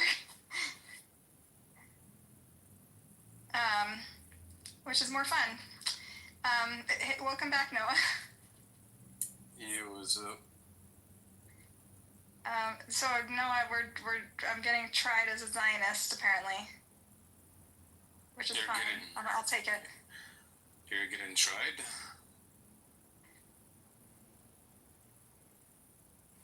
Yeah, Prince. Tried and convicted. There is also Prince launched some pretty lengthy They're very controversial here on this app. I'm not gonna lie, Buttercup. I know. Everybody thinks you're on the mission, like you're up to something. I'm getting paid by the other side. I bet your messages and back channels, are they going crazy, Buttercup?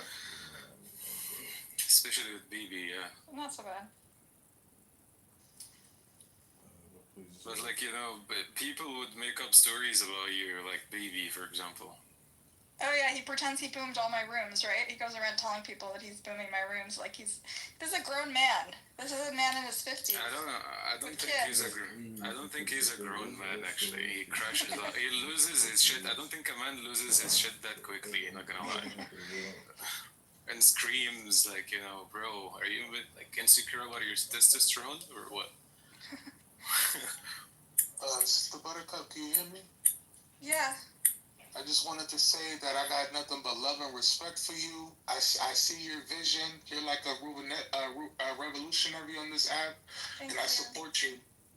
I support you. Thanks, Chucky. He's saying that to you because he's running for presidency, so he wants to get. Chucky for president. Chucky, are you a part of the Buttercup Army? I am. I'm a part of the Buttercup militia, man.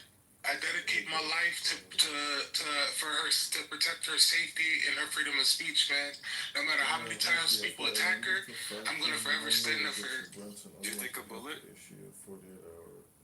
Yeah, I'll take a bullet in the jugular for her.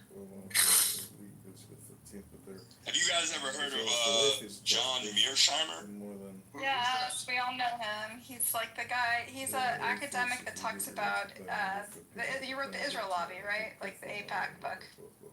Yeah, he wrote a 26-page paper in 2006, and you know, you guys can read it for yourselves. I won't go through it, but I read it and I was like, wow. I think most people in this room have read it or know of it or familiar. You would have thought, you know, he was in 2025. Like, it's literally, it's damn near, it looks like a blueprint.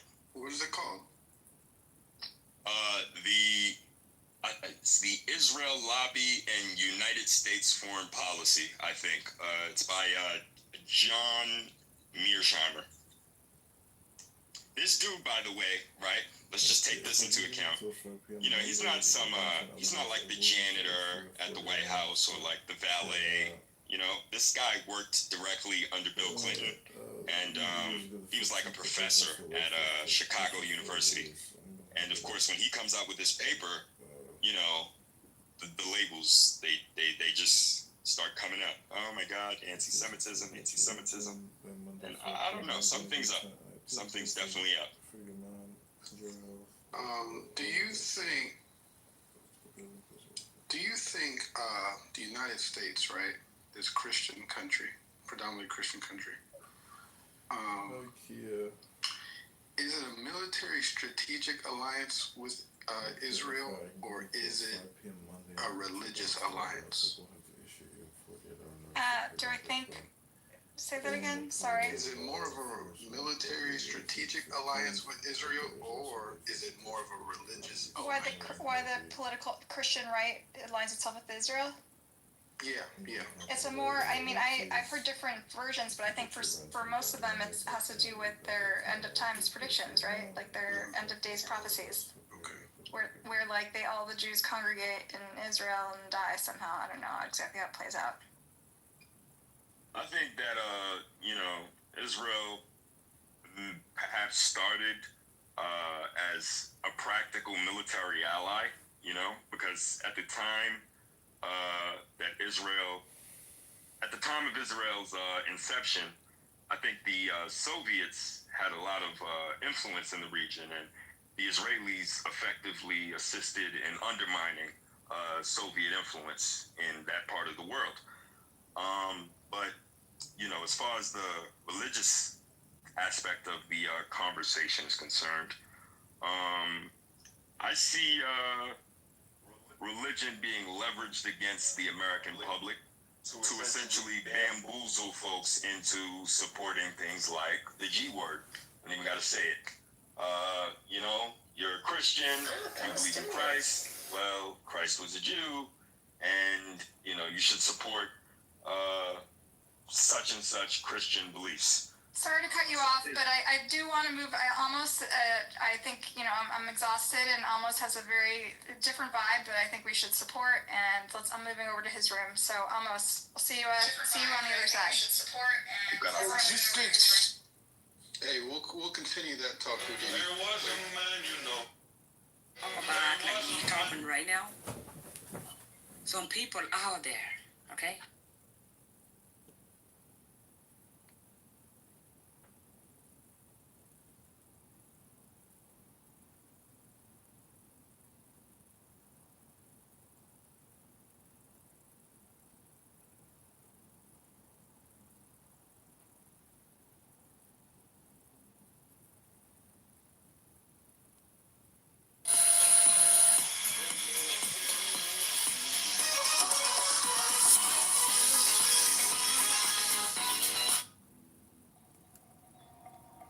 the sayings of the Buddha. Choices. We are what we think. All that we are arises with our thoughts. With our thoughts we make the world. Speak or act with an impure mind, and trouble will follow you as the wheel follows the ox that draws the cart. We are what we think. All that we are arises with our thoughts. With our thoughts we make the world. Speak or act with a pure mind, and happiness will follow you as your shadow, unshakable. Look how he abused me and beat me, how he threw me down and robbed me. Live with such thoughts, and you live in hate. Look how he abused me and beat me, how he threw me down and robbed me. Abandon such thoughts, and live in love. In this world, hate never yet dispelled hate. Only love dispels hate. This is the law, ancient and inexhaustible. You too shall pass away. Knowing this, how can you quarrel? How easily the wind overturns a frail tree. Seek happiness in the senses, indulge in food and sleep, and you too will be uprooted.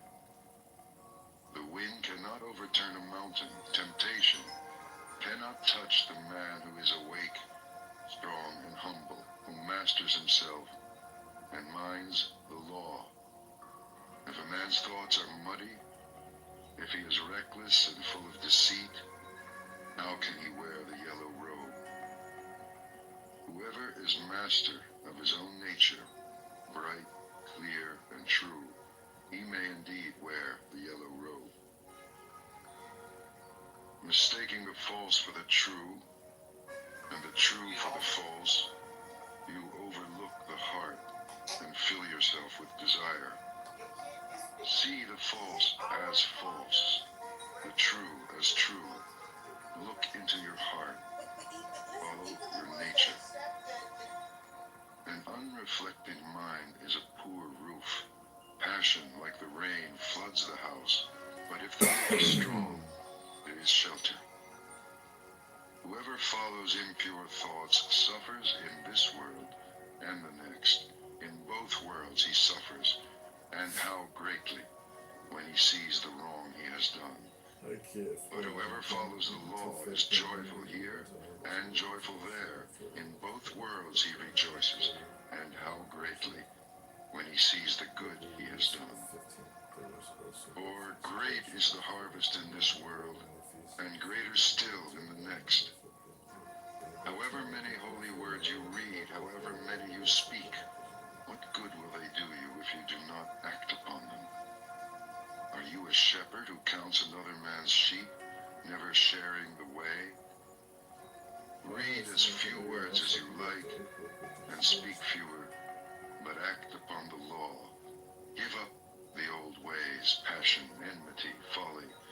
Know the truth, and find peace. Share the way. Wakefulness. Wakefulness is the way to life. The fool sleeps as if he were already dead, but the master is awake, and he lives forever. He watches. He is clear. How happy he is, for he sees that wakefulness is life. How happy he is, following the path of the awakened. With great perseverance he meditates, seeking freedom and happiness. So, awake, reflect, watch, work with care and attention. Live in the way, and the light will grow in you. By watching and working, the master makes for himself an island which the flood cannot overwhelm. The fool is careless, but the master guards his watching. It is his most precious treasure. He never gives in to desire. He meditates, and in the strength of his resolve he discovers true happiness. he overcomes desire, and from the tower of wisdom, he looks down with dispassion upon the sorrowing crowd. From the mountaintop he looks down on those who live close to the ground. Mindful among the mindless, awake while others dream, swift as the racehorse, he outstrips the field. By watching, Indra became king of the gods. How wonderful it is to watch, how foolish to sleep. The beggar who guards his mind and fears the waywardness of his thoughts burns through every bond with vigilance. The beggar who guards his mind and fears his own confusion cannot fall. He has found the way to peace. Mind. As the fletcher whittles and makes straight his arrows, so the master directs his straying thoughts. Like a fish out of water, stranded on the shore, thoughts thrash and quiver, for how can they shake off desire? They tremble, they are unsteady, they wander at their will. It is good to control them, and to master them brings happiness. But how subtle they are, how elusive.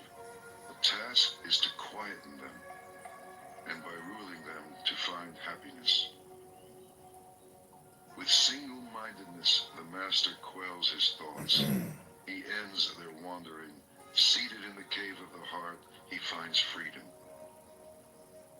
How can a troubled mind understand the way?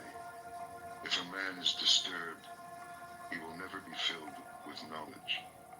An untroubled mind, no longer seeking to consider what is right and what is wrong, a mind beyond judgments, watches and understands.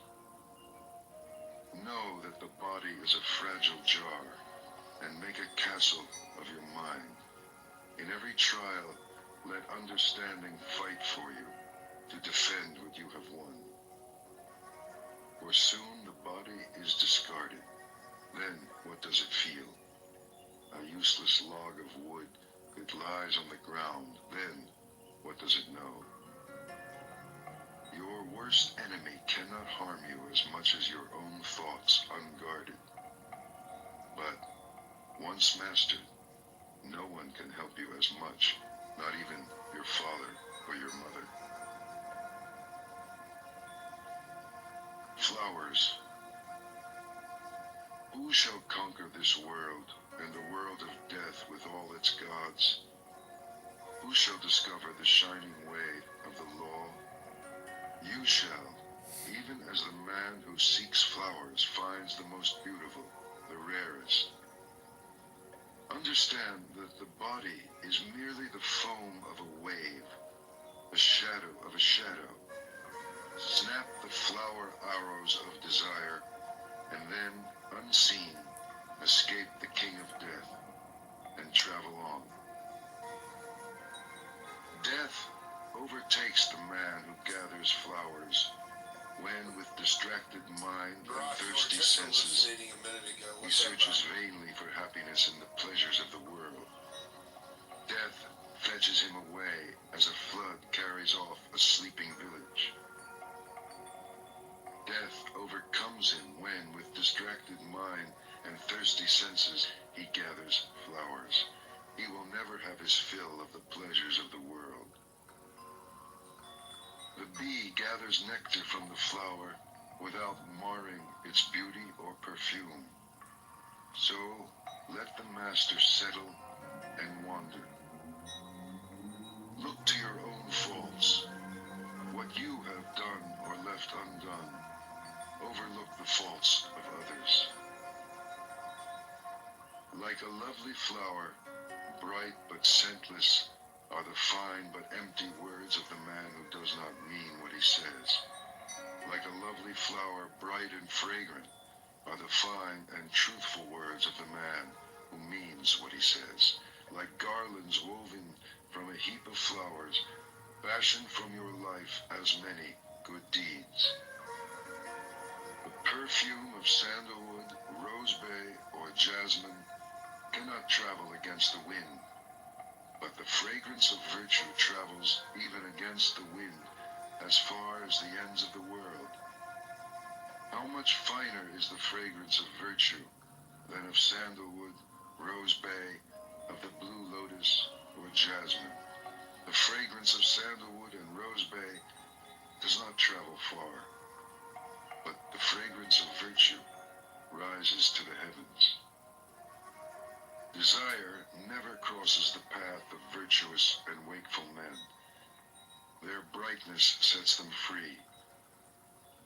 How sweetly the lotus grows in the litter of the wayside. Its pure fragrance delights the heart.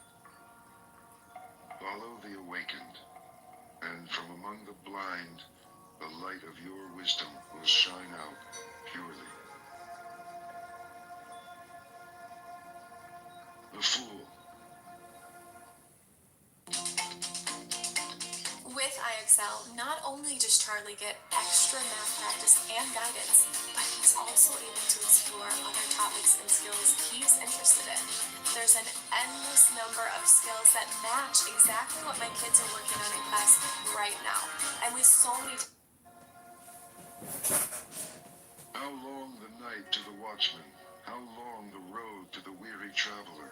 How long the wandering of many lives to the fool who misses the way? If the traveler cannot find master or friend to go with him, let him travel on alone rather than with a fool for company. My children, my wealth, so the fool troubles himself. But how has he children or wealth? He is not even his own master. The fool, who knows he is a fool, is that much wiser. The fool who thinks he is wise is a fool indeed. Does the spoon taste the soup? A fool may live all his life in the company of a master and still miss the way. The tongue tastes the soup. If you are awake in the presence of a master, one moment will show you the way. The fool is his own enemy. The mischief he does is his undoing. How bitterly he suffers. Why do what you will regret? Why bring tears upon yourself? Do only what you do not regret, and fill yourself with joy. For a while, the fool's mischief tastes sweet, sweet as honey. But in the end it turns bitter, and how bitterly he suffers. For months the fool may fast, eating from the tip of a grass blade. Still, he is not worth a penny beside the master whose food is the way. Fresh milk takes time to sour, so a fool's mischief takes time to catch up with him. Like the embers of a fire, it smolders within him. Whatever a fool learns, it only makes him duller. Knowledge cleaves his head, but then he wants recognition, a place before other people, a place over other people. Let them know my work. Let everyone look to me for direction. Such are his desires. Such is his swelling pride. One way leads to wealth and fame. The other to the end of the way. Look not for recognition, but follow the awakened and set yourself free. Our highest honor. They haven't even given it to me. The wise man. Director of the Kitover Institute. The wise man tells you where you have fallen, and where you yet may fall. Invaluable secrets. Follow him. Follow the way. Let him chasten and teach you and keep you from mischief. The world may hate him, but good men love him. Do not look for bad company, or live with men who do not care. Find friends who love the truth. Drink deeply. Live in serenity and joy. The wise man delights in the truth and follows the law of the awakened.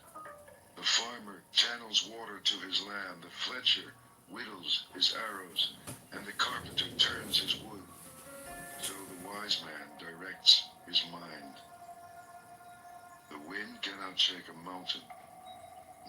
praise nor blame moves the wise man. He is clarity. Hearing the truth, he is like a lake, pure and tranquil and deep. Want nothing. Where there is desire, say nothing. Happiness or sorrow, whatever befalls you, walk on, untouched, unattached. Do not ask for family or power or wealth, either for yourself or for another. Can a wise man wish to rise unjustly? Few cross over the river. Most are stranded on this side. On the river bank, they run up and down.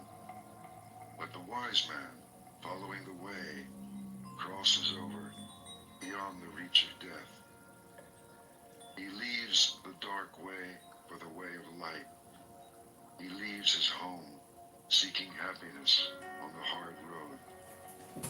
Free from desire, free from possessions, free from the dark places of the heart, free from attachment and appetite, following the 7 lights of awakening and rejoicing greatly in his freedom. In this world, the wise man becomes himself a light, pure, shining, free. The Master. At the end of the way, the Master finds freedom from desire and sorrow, freedom without bounds. Those who awaken never rest in one place. Like swans, they rise and leave the lake. On the air they rise and fly an invisible course, gathering nothing, storing nothing. Their food is knowledge. They live upon emptiness. They have seen how to break free. Who can follow them? Only the Master. Such is his purity. Like a bird, he rises on the limitless air and flies an invisible course. He wishes for nothing. His food is knowledge. He lives upon emptiness. He has broken free. He is the charioteer. He has tamed his horses, pride, and the senses. Even the gods admire him. Yielding like the earth, joyous and clear like the lake, still as the stone at the door, he is free from life and death. His thoughts are still. His words are still. His work is stillness. He sees his freedom and is free. The Master surrenders his beliefs. He sees beyond the end and the beginning. He cuts all ties. He gives up all his desires. He resists all temptations. And he rises. I know, right? And wherever he lives, in the city or the country, in the valley or in the hills, there is great joy. Even in the empty forest, he finds joy, because he wants nothing. The thousands. Better than 1,000 hollow words is one word that brings peace. Better than 1,000 hollow verses is one verse that brings peace. Better than 100 hollow lines is one line of the law bringing peace. It is better to conquer yourself than to win 1,000 battles. Then the victory is yours. It cannot be taken from you, not by angels or by demons, heaven or hell.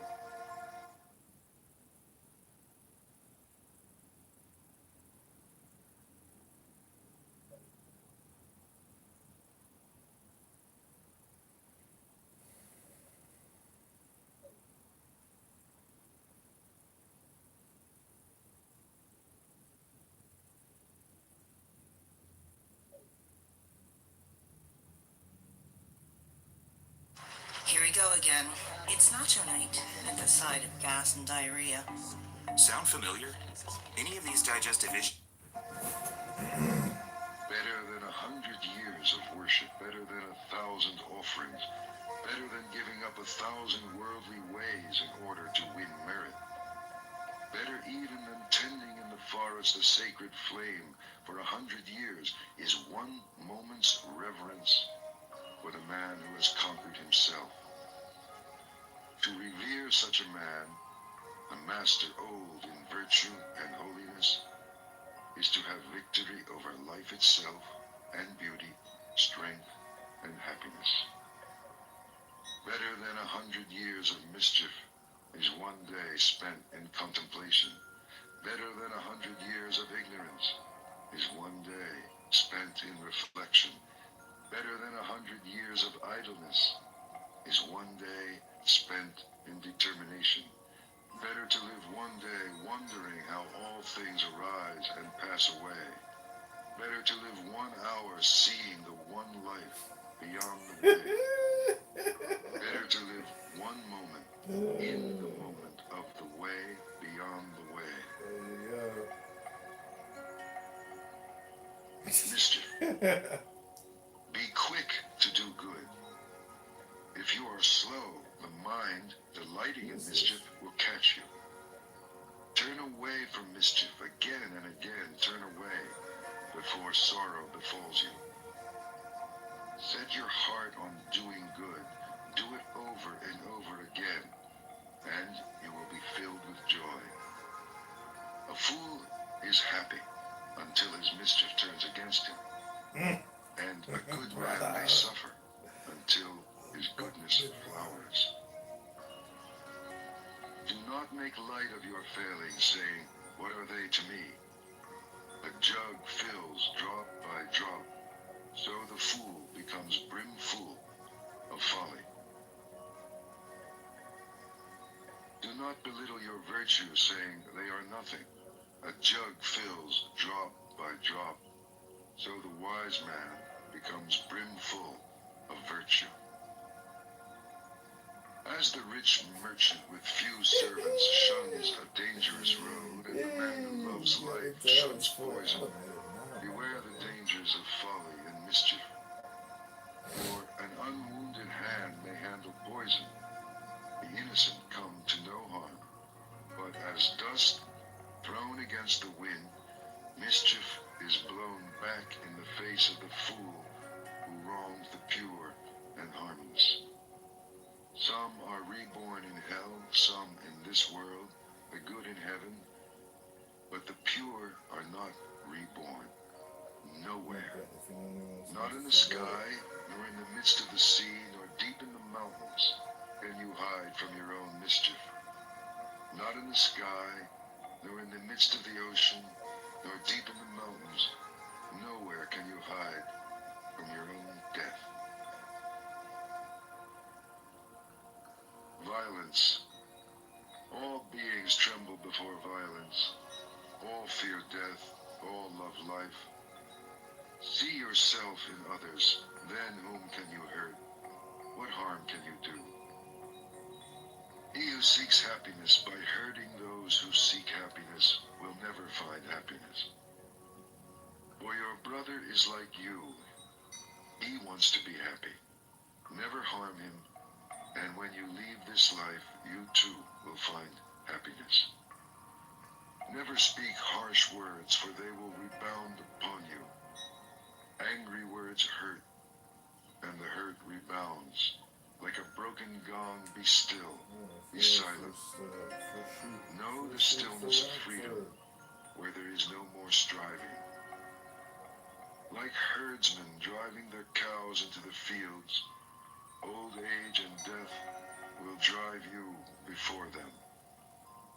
But the fool in his mischief forgets, and he lights the fire wherein one day he must burn.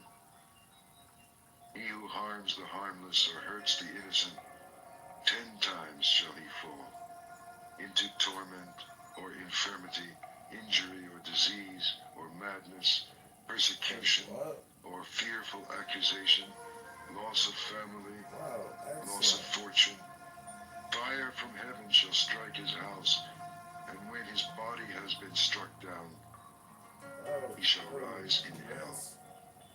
He who goes naked with matted hair, mud bespattered, who fasts and sleeps on the ground and smears his body with ashes, and sits in endless meditation, so long as he is not free from doubts, he will not find freedom. But he who lives purely and self-assured, in quietness and virtue, who is without harm or hurt or blame, even if he wears fine clothes, so long as he also has faith, he is a true seeker.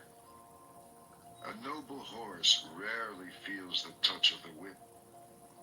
Who is there in this world as blameless? Then, like a noble horse, smart under the whip, burn and be swift, believe, meditate, see, be harmless, be blameless, awake to the law, and from all sorrow free yourself. The farmer channels water to his land, the fletcher whittles his arrows, the carpenter turns his wood, and the wise man masters himself. Old age. The world is on fire, and are you laughing? You are deep in the dark. Will you not ask for light? For behold your body, a painted puppet, a toy, jointed and sick, a shadow that shifts and fades. How frail it is, frail and pestilent. It sickens, festers, and dies. Like every living thing, in the end, it sickens and dies. Behold these whitened bones, the hollow shells and husks of a dying summer. And are you laughing? You are a house of bones, flesh and blood for plaster. Pride lives in you, and hypocrisy, decay, and death. The glorious chariots of kings shatter, so also the body turns to dust. But the spirit of purity is changeless, and so the pure instruct the pure. The ignorant man is an ox. He grows in size, not in wisdom. Vainly I sought the builder of my house through countless lives. I could not find him. How hard it is to tread life after life. But now I see you, O builder, and never again shall you build my house. I have snapped the rafters, split the ridgepole, and beaten out desire, and now my mind is free. There are no fish in the lake. The long-legged cranes stand in the water. Sad is the man who in his youth lived loosely and squandered his fortune. Sad as a broken bow, and sadly is he sighing after all that has arisen and has passed away. Yourself. Love yourself and watch, today, tomorrow, always. First, establish yourself in the way, then teach, and so defeat sorrow. To straighten the crooked, you must first do a harder thing, straighten yourself. You are your only master. Who else? Subdue yourself and discover your master. Willfully you have fed your own mischief. Soon it will crush you as the diamond crushes stone. By your own folly you will be brought as low as your worst enemy wishes. So the creeper chokes the tree. How hard it is to serve yourself. How easy to lose yourself in mischief and folly. The kashta reed dies when it bears fruit. So the fool, scorning the teachings of the awakened, spurning those who follow the law, perishes when his folly flowers. Mischief is yours, sorrow is yours, but virtue also is yours, and purity. You are the source of all purity and all impurity. No one purifies another. Never neglect your work for another's, however great his need. Your work is to discover your work, and then, with all your heart, to give yourself to it. I was making so much money with DoorDash. I wanted to earn money in my free time, but I didn't want to go out and get a boring 9 to 5. That's when I found out how much money my friend was making with DoorDash. There are opportunities in The world. Do not live in the world in distraction and false dreams outside the law. Arise and watch. Follow the way joyfully through this world and beyond. Follow the way of virtue. Follow the way joyfully through this world and on beyond. Or consider the world a bubble, a mirage. See the world as it is, and death shall overlook you. Come, consider the world, a painted chariot for kings, a trap for fools. But he who sees goes free. As the moon slips from behind a cloud and shines, so the master comes out from behind his ignorance and shines. This world is in darkness. How few have eyes to see. How few the birds who escape the net and fly to heaven. Swans rise and fly toward the sun. What magic! So do the pure conquer the armies of illusion and rise and fly. If you scoff at heaven and violate the law, if your words are lies, where will your mischief end? The fool laughs at generosity. The miser cannot enter heaven. But the master finds joy in giving, and happiness is his reward. And more, or greater than all the joys of heaven and of earth, greater still than dominion over all the worlds, is the joy of reaching the stream. The man who is awake, he is awake. The victory is his. He has conquered the world.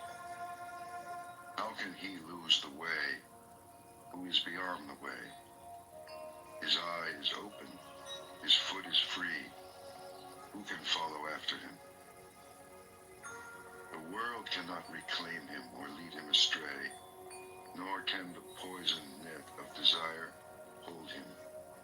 He is awake. The gods watch over him. He is awake and finds joy in the stillness of meditation and in the sweetness of surrender. Hard it is to be born. Hard it is to live. Harder still to hear of the way, and hard to rise, follow, and awake. Yet the teaching is simple. Do what is right. Be pure. At the end of the way is freedom. Till then, patience. If you wound or grieve another, you have not learned detachment. Offend in neither word nor deed. Eat with moderation. Live in your heart. Seek the highest consciousness. Master yourself according to the law. This is the simple teaching of the awakened.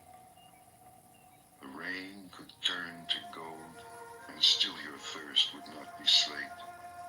Desire is unquenchable, or it ends in tears, even in heaven. He who wishes to awake consumes his desires joyfully. In his fear, a man may shelter in mountains, or in forests, in groves of sacred trees, or in shrines. But how can he hide there from his sorrow?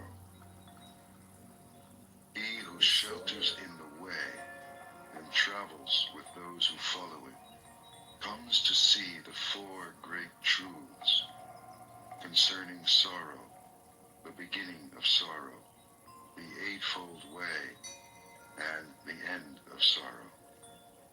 Then, at last, he is safe. He has shaken off sorrow. He is free. The awakened are few and hard to find. Happy is the house where a man awakes. Blessed is his birth. Blessed is the teaching of the way. Blessed is the understanding among those who follow it. And blessed is their determination. And blessed are they who revere the man who awakes and follows the way. They are free from fear. They are free. They have crossed over the river of sorrow. Joy. Live in joy, in love, even among those who hate. Live in joy, in health, even among the afflicted. Live in joy, in peace, even among the troubled. Live in joy without possessions, like the shining ones.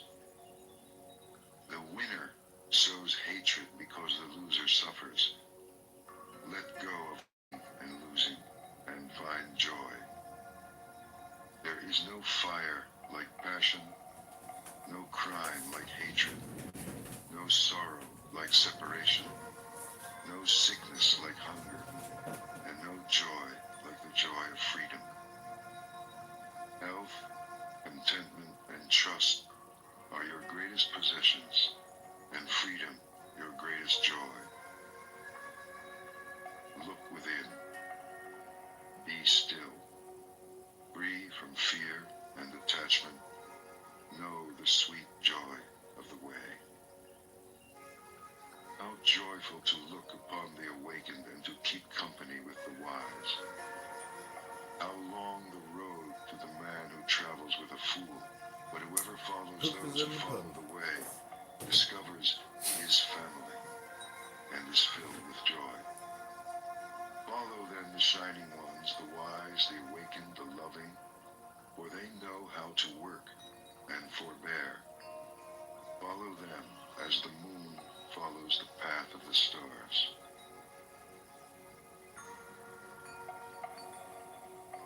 Pleasure. Do not let pleasure distract you from meditation, from the way. Free yourself from pleasure and pain, for in craving pleasure or in nursing pain, there is only sorrow. Like nothing, lest you lose it, lest it bring you grief and fear. Go beyond likes and dislikes. From passion and desire, sensuousness and lust, arise grief and fear. Free yourself from attachment. He is pure and sees. He speaks the truth and lives it. He does his own work. So he is admired and loved. With a determined mind and undesiring heart, he longs for freedom. He is called Udam Soto, he who goes upstream. When a traveler at last comes home from a far journey, with what gladness his family and his friends receive him. Even so shall your good deeds welcome you like friends, and with what rejoicing when you pass from this life to the next. Anger. Let go of anger. Let go of pride. When you are bound by nothing, you go beyond sorrow. Anger is like a chariot careering wildly. He who curbs his anger is the true charioteer. Others merely hold the reins. With gentleness, overcome anger. With generosity, overcome meanness. With truth, overcome deceit. Speak the truth. Give whatever you can. Never be angry. These 3 steps will lead you into the presence presence of the gods. The wise harm no one. They are masters of their bodies, and they go to the boundless country. They go beyond sorrow. Those who seek perfection keep watch by day and night till all desires vanish. Listen, Attila, this is not new. It is an old saying. They blame you for being silent. They blame you when you talk too much and when you talk too little. Whatever you do, they blame you. The world always finds a way to praise and a way to blame. It always has, and it always will. But who dares blame the man whom the wise continually praise, whose life is virtuous and wise, who shines like a coin of pure gold? Even the gods praise him, even Brahma praises him. Beware of the anger of the body. Master the body, let it serve truth. Beware of the anger of the mouth. Master your words, let them serve truth. Beware of the anger of the mind. Master your thoughts, let them serve truth. The wise have mastered body, word, and mind. They are the true masters.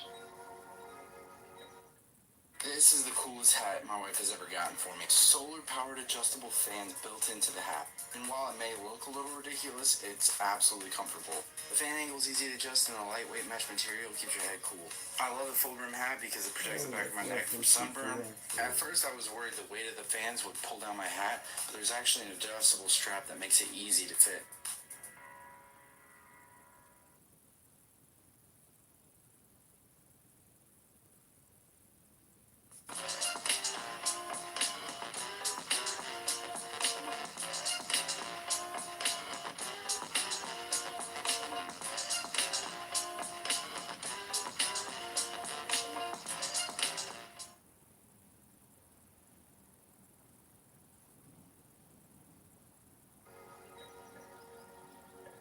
Impurity. You are as the yellow leaf. The messengers of death are at hand. You are to travel far away. What will you take with you?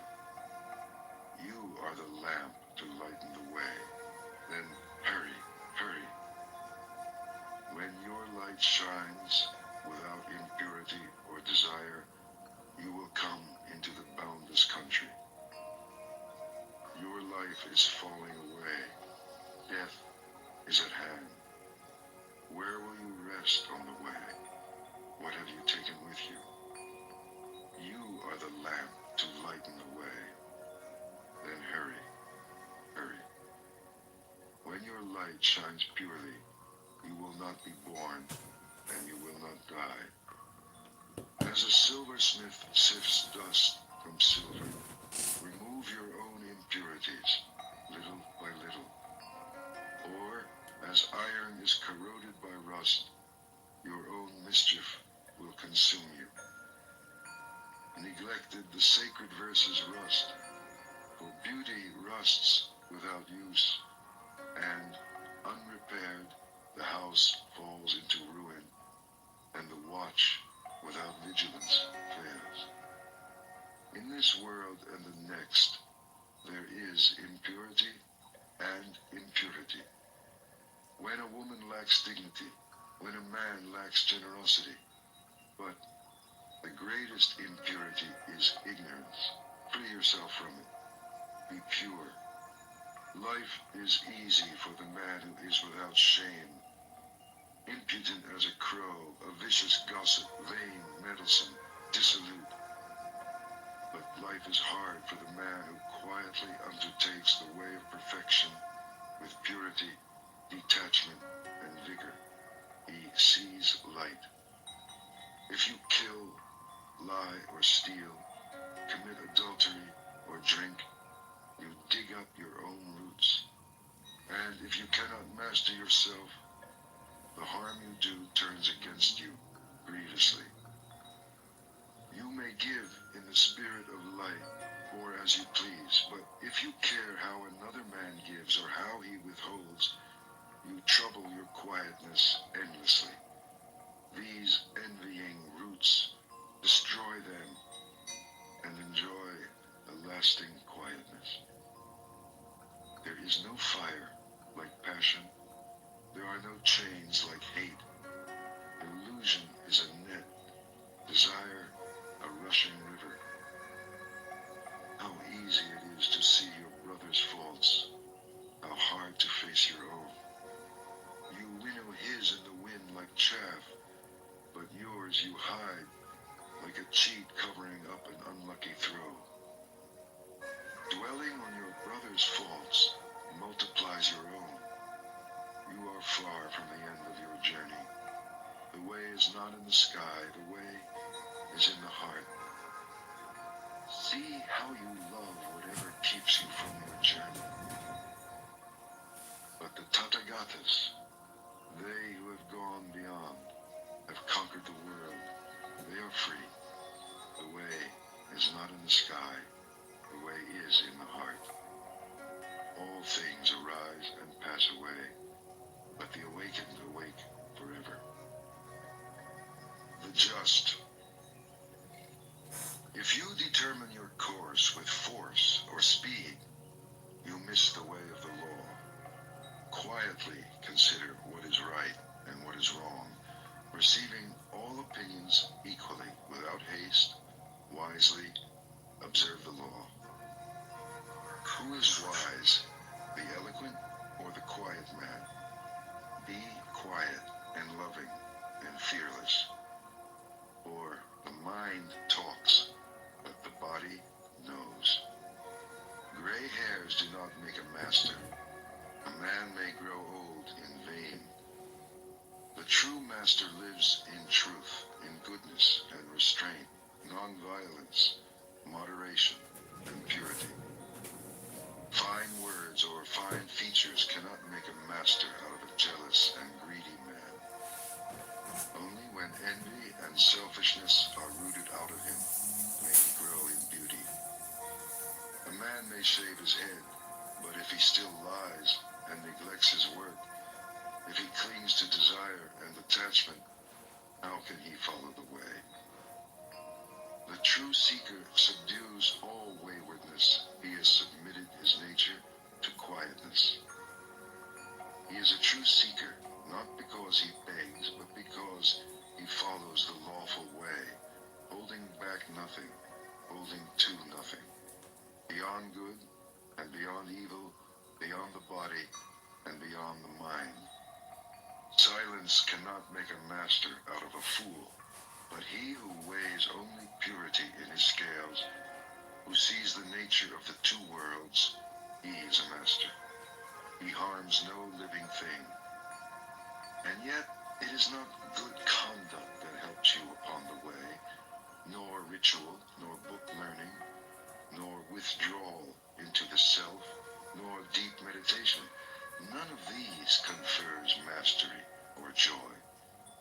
O seeker, rely on nothing until you want nothing.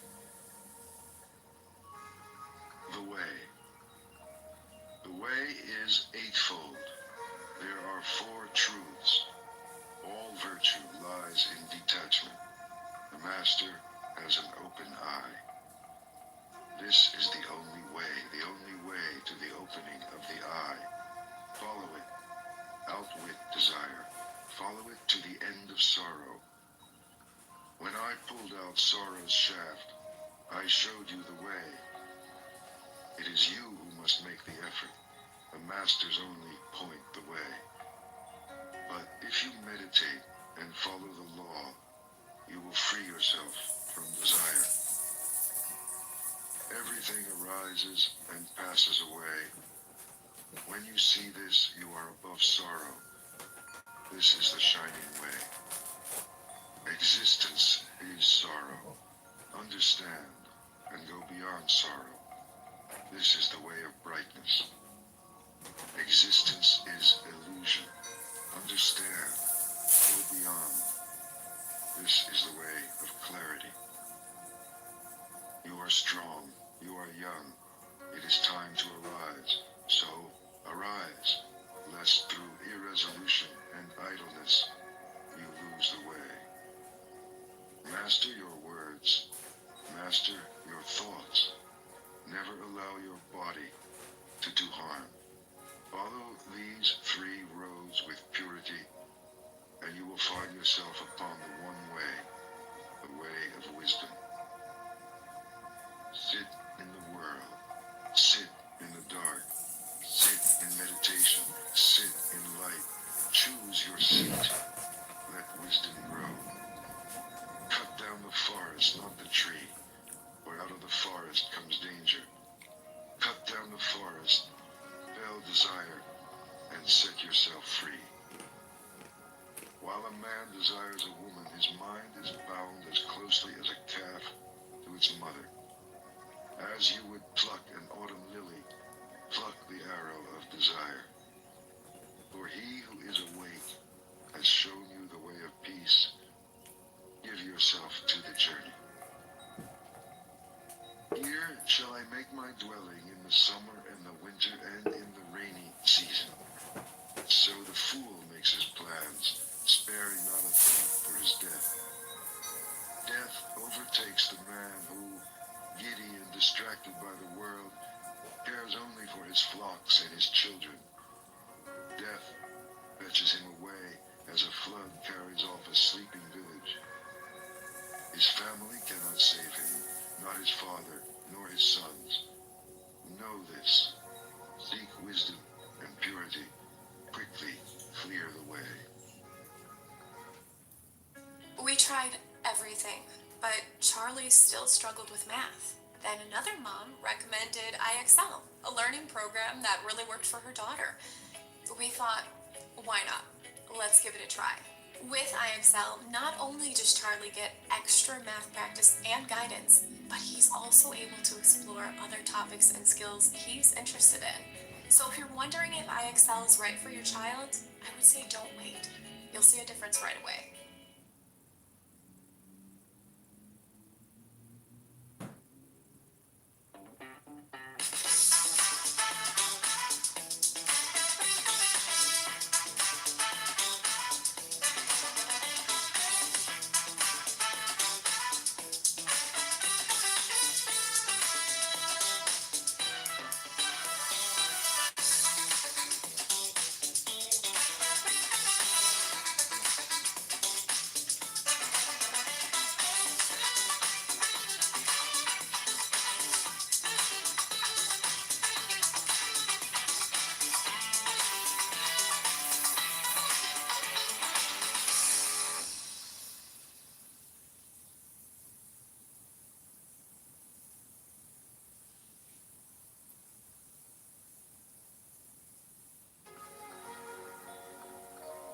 Out of the forest. There is pleasure, and there is bliss. Forgo the first to possess the second. If you are happy at the expense of another man's happiness, you are forever bound. You do not what you should. You do what you should not. You are reckless, and desire grows. But the master is wakeful. He watches his body. In all his actions, he discriminates, and he becomes pure. He is without blame, though once he may have murdered his mother and his father, 2 kings, a kingdom, and all its subjects. Though the kings were holy, and their subjects among the virtuous, yet is he blameless. The followers of the awakened awake, and day and night they watch and meditate upon their master. Forever wakeful, they mind the law. They know their brothers on the way. They understand the mystery of the body. They find joy in all beings. They delight in meditation. It is hard to live in the world, and hard to live out of it. It is hard to be one among many. And for the wanderer, how long is the road wandering through many lives? Let him rest. Let him not suffer. Let him not fall into suffering. If he is a good man, a man of faith, honored and prosperous, wherever he goes, he is welcome.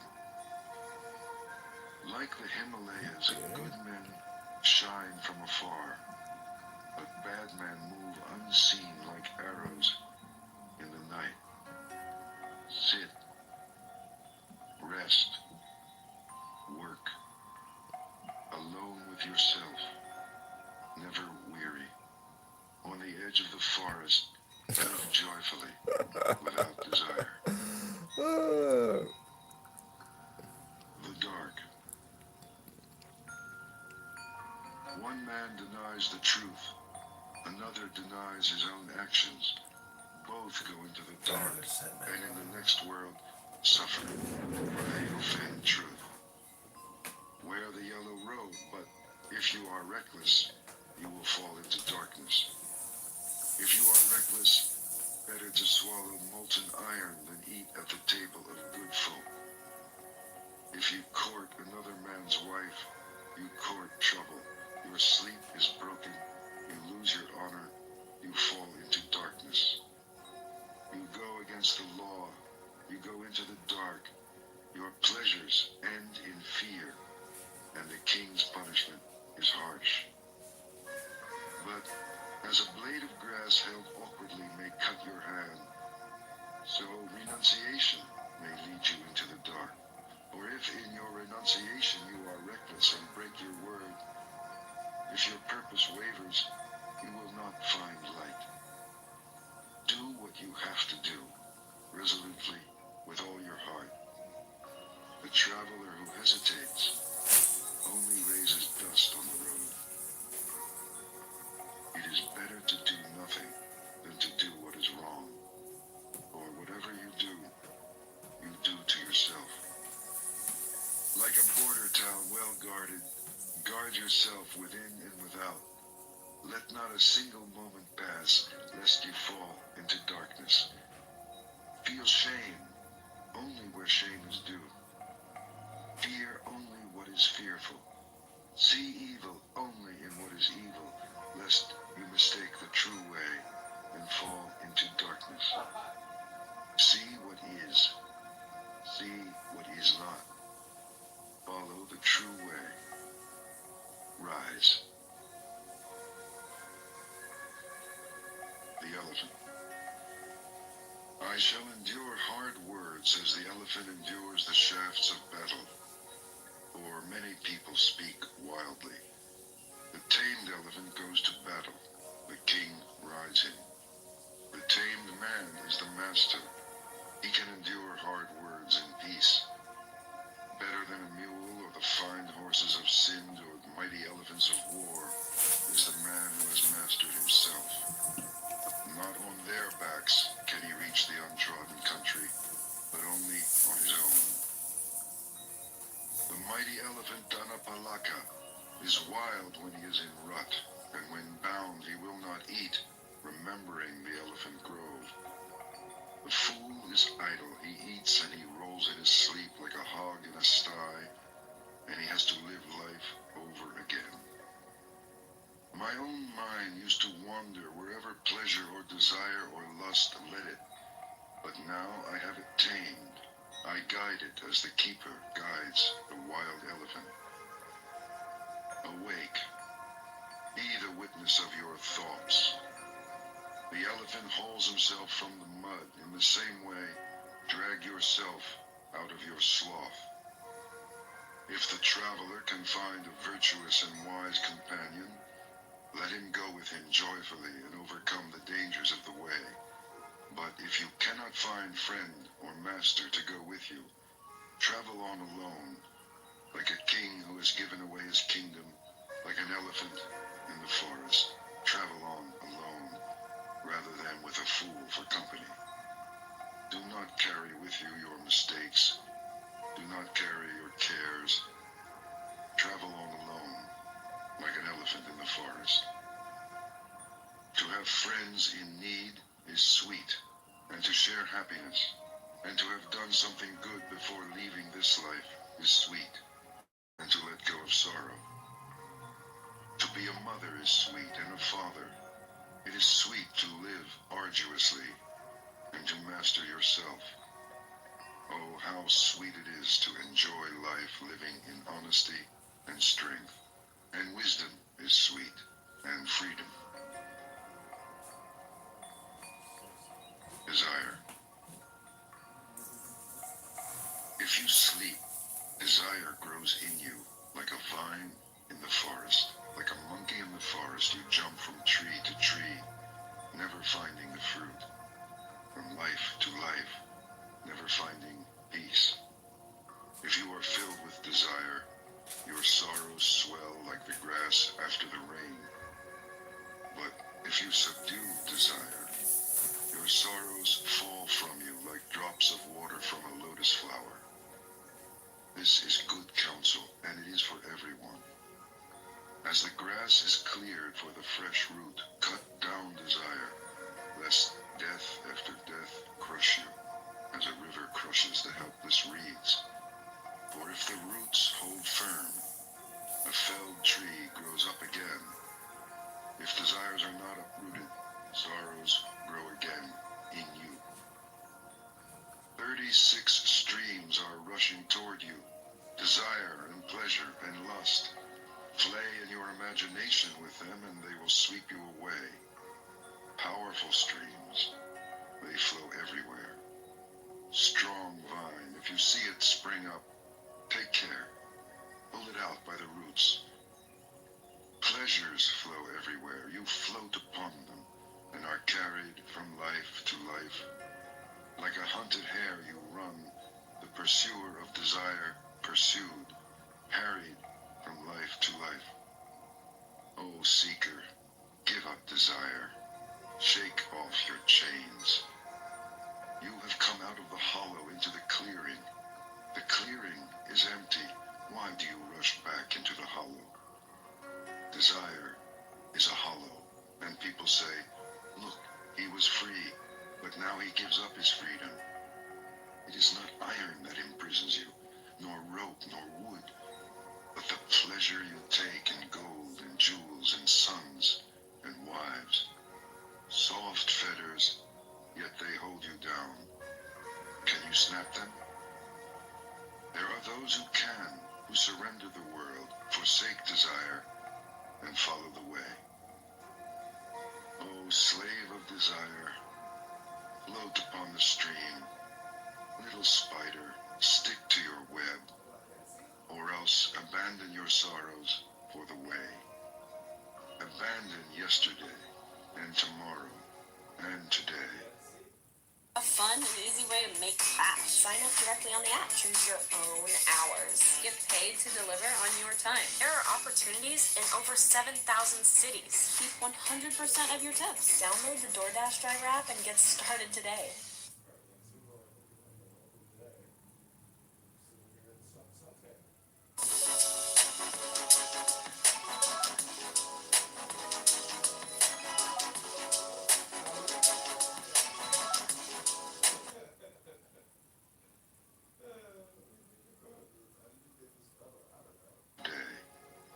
Cross over to the farther shore, beyond life and death.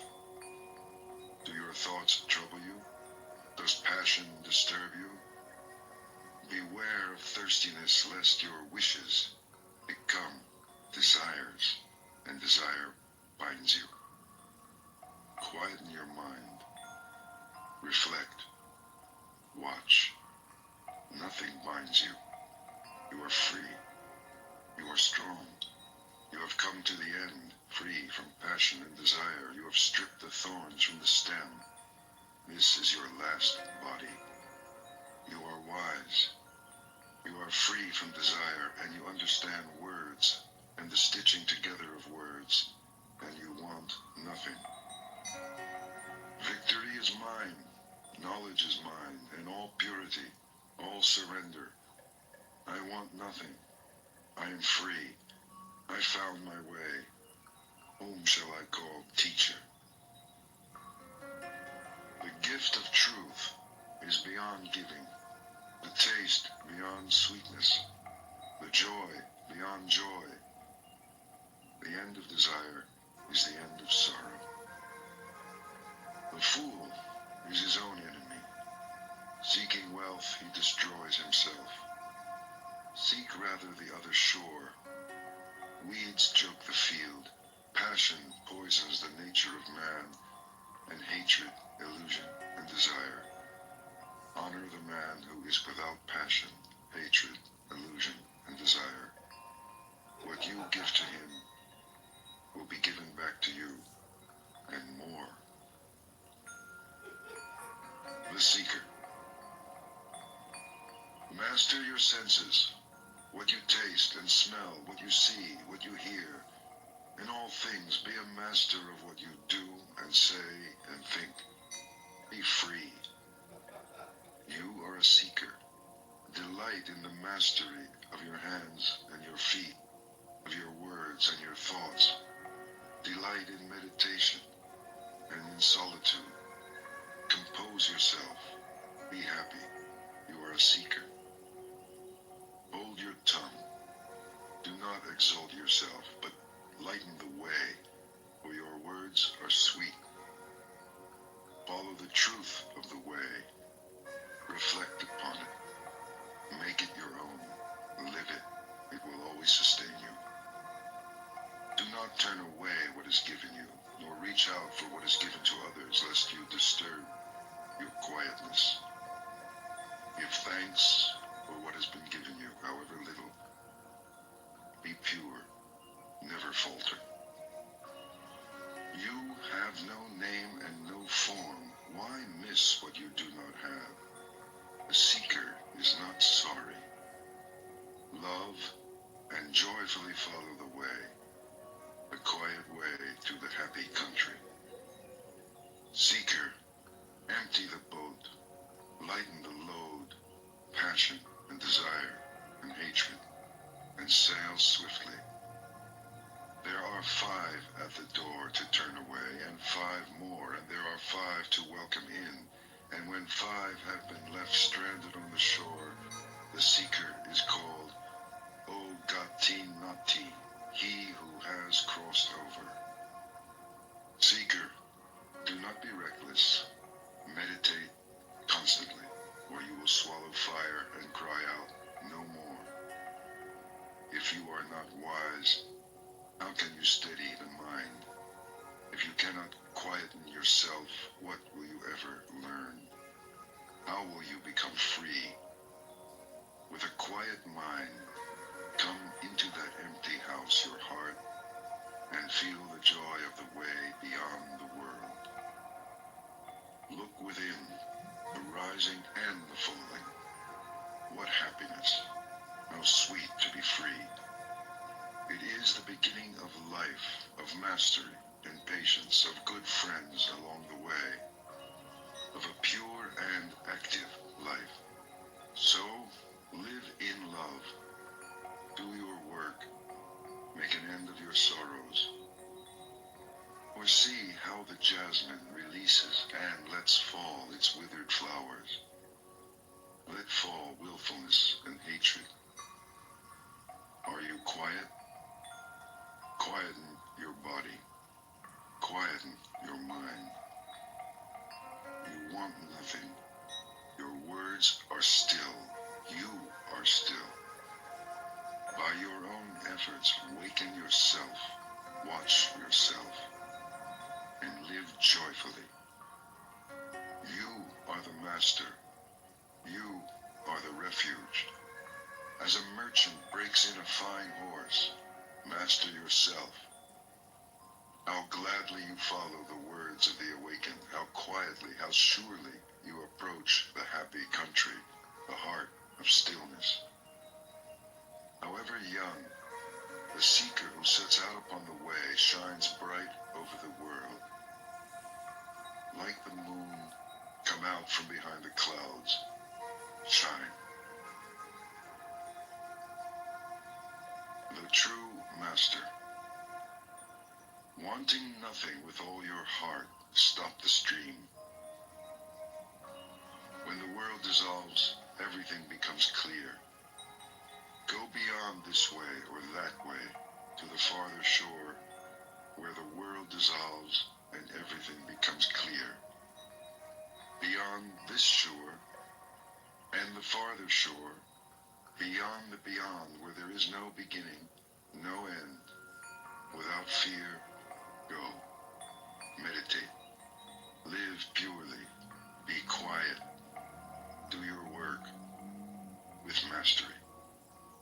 By day the sun shines and the warrior in his armor shines. By night the moon shines and the master shines in meditation. But day and night the man who is awake shines in the radiance of the spirit. The master gives up mischief. He is serene. He leaves everything behind him. He does not take offense and he does not give it. He never returns evil for evil. Alas for the man who raises his hand against another, and even more for him who returns the blow. Resist the pleasures of life and the desire to hurt till sorrows vanish. Never offend by what you think or say or do. Honor the man who is awake and shows you the way. Honor the fire of his sacrifice. Matted hair or family or caste do not make a master, but the truth and goodness with which he is blessed. Your hair is tangled and you sit on a deerskin. What folly when inside you are ragged with lust. The master's clothes are in tatters. His veins stand out. He is wasting away.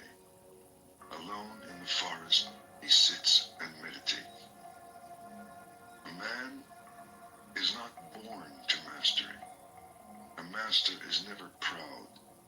He does not talk down to others. Owning nothing, he misses nothing. He is not afraid. He does not tremble. Nothing binds him. He is infinitely free. So cut through the strap and the thong and the rope. Loosen the fastenings. Unbolt the doors of sleep and awake. The master endures insults and ill treatment without reacting, for his spirit is an army. He is never angry. He keeps his promises. He never strays. He is determined. This body is my last, he says. Like water on the leaf of a lotus flower, or a mustard seed on the point of a needle, he does not cling, for he has reached the end of sorrow and has laid down his burden. He looks deeply into things and sees their nature. He discriminates and reaches the end of the way. He does not linger with those who have a home, nor with those who stray. Wanting nothing, he travels on alone. He hurts nothing. He never kills. He moves with love among the unloving, with peace and detachment among the hungry and querulous. Like a mustard seed from the point of a needle, hatred has fallen from him, and lust, hypocrisy, and pride. He offends no one, yet he speaks the truth. His words are clear, but never harsh. Whatever is not his, he refuses, good or bad, great or small. He wants nothing from this world, and nothing from the next. He is free. Desiring nothing, doubting nothing, beyond judgment and sorrow and the pleasure of the senses, he is moved beyond time. He is pure and free. How clear he is. He is the moon. He is serene. He shines. For he has traveled life after life the muddy and treacherous road of illusion. He does not tremble or grasp or hesitate. He has found peace. Calmly he lets go of life, of home and pleasure and desire. Nothing of men can hold him. Nothing of the gods can hold him. Nothing in all creation can hold him. Desire has left him, never to return. Sorrow has left him, never to return. He is calm. In him the seed of renewing life has been consumed. He has conquered all the inner worlds. With dispassionate eye he sees everywhere the falling and the uprising. And with great gladness he knows that he has finished.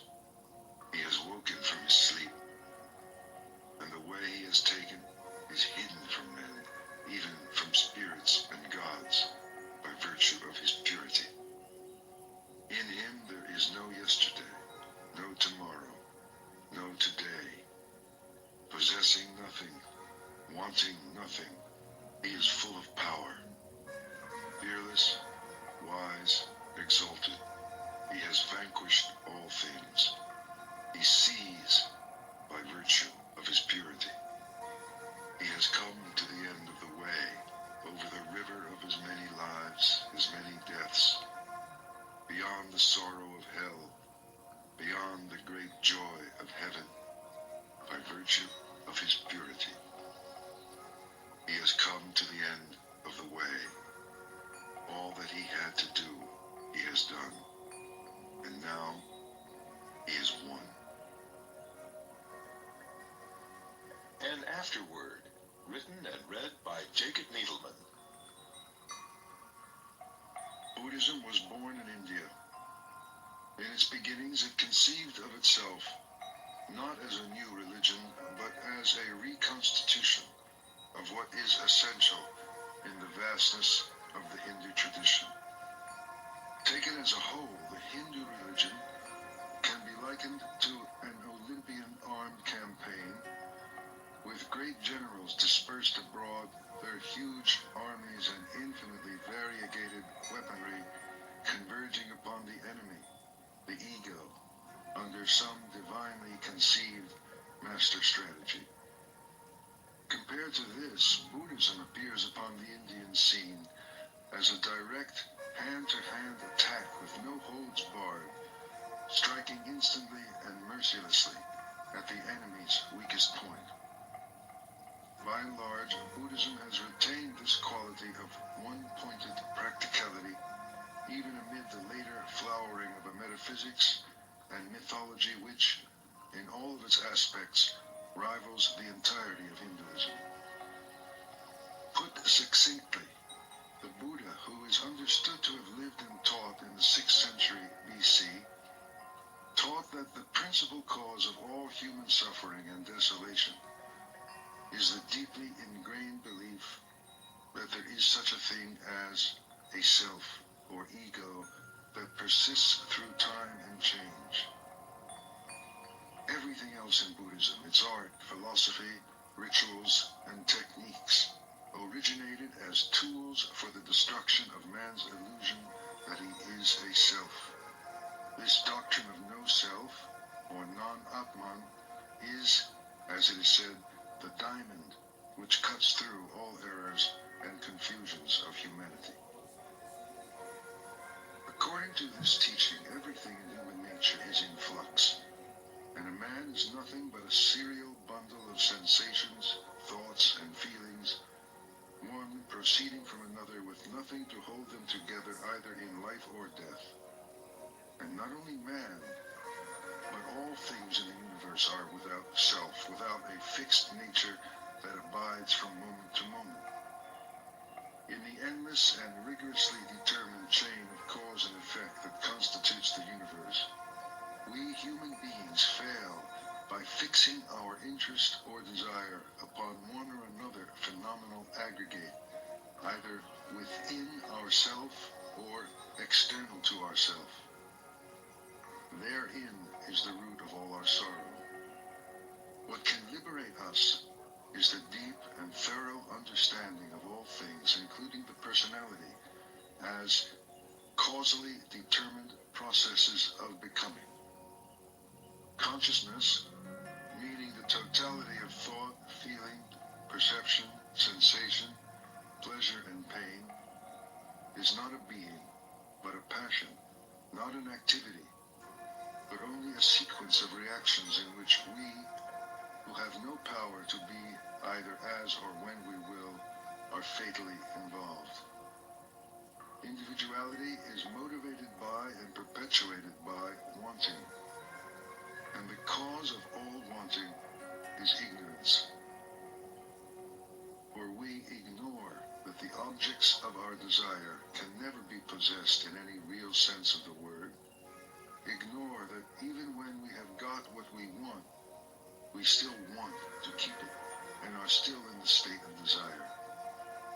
The ignorance meant is of things as they really are, and the consequent attribution of substantiality to what is merely phenomenal, the seeing of self in what is not self. At first glance, this doctrine of no self seems in direct opposition to the Hindu view. But if there is any general view with which the Buddhist doctrine conflicts, it is surely our own Western worldview, as embodied not only in the popular understanding of Judeo-Christian doctrine, but in the goals our whole civilization has set for itself. The religions of the West have imbued us with the idea of an individual, eternal soul created by God, also in His way an individual, infinitely precious and irreducibly real. As our modern society drew away from religious doctrine, it substituted for the soul the idea of individual personality, not immortal perhaps, but for that very reason all the more our own and precious. The establishment of our identity, our role, has been the banner cry not only of scientific psychology, but of all the major intellectual movements of modern times, including existentialism and humanism. We measure a person's strength by what we take to be the distinctness and vividness of his individuality, and we all seek to make our mark, either as artists, scientists, or business people. To the Buddhist, all this striving is the pursuit of a phantom.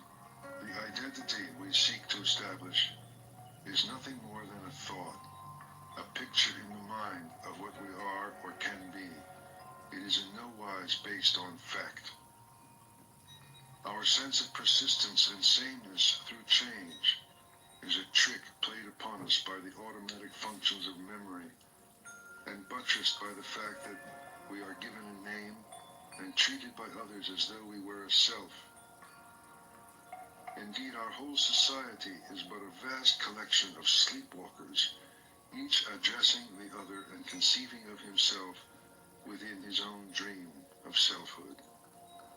All our ideas of morality and obligation, blame and praise are based on this dream and serve only to strengthen the illusion of its reality.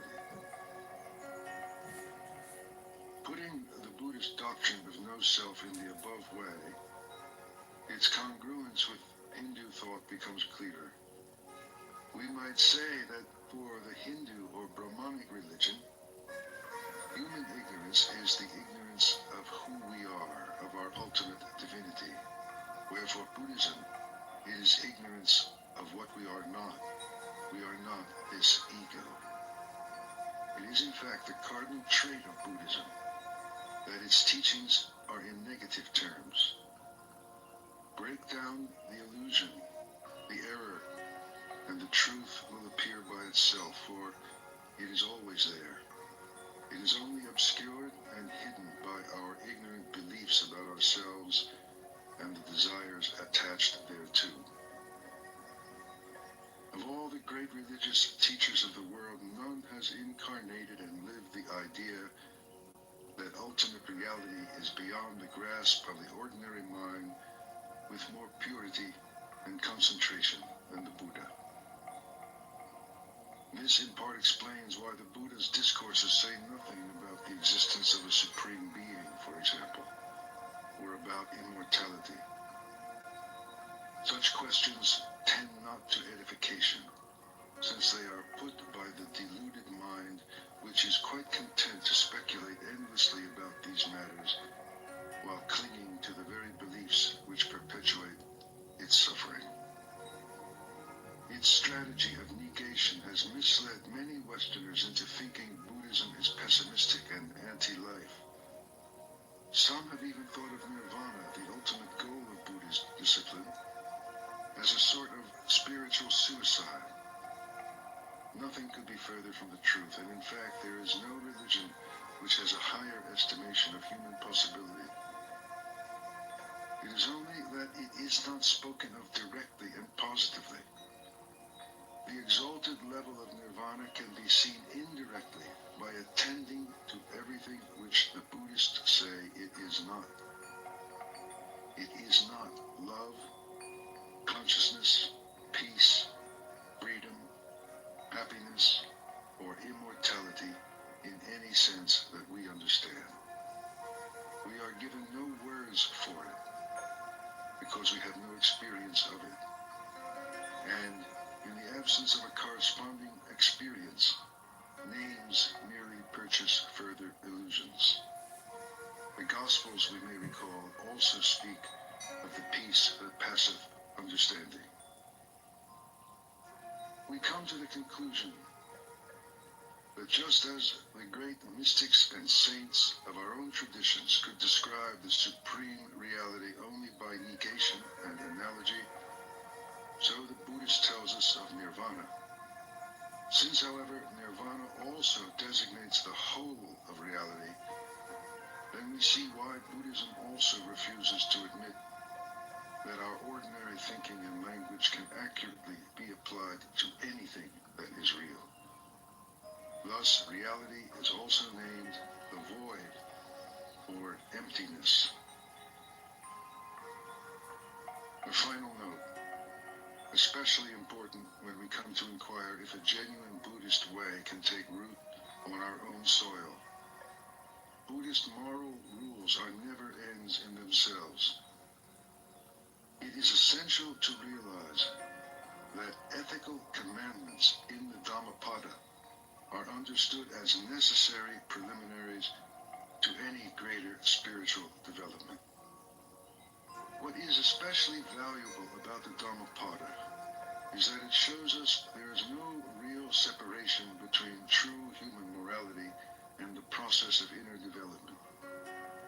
The admonitions and insights in this great text resonate on all levels of our search for our authentic humanity.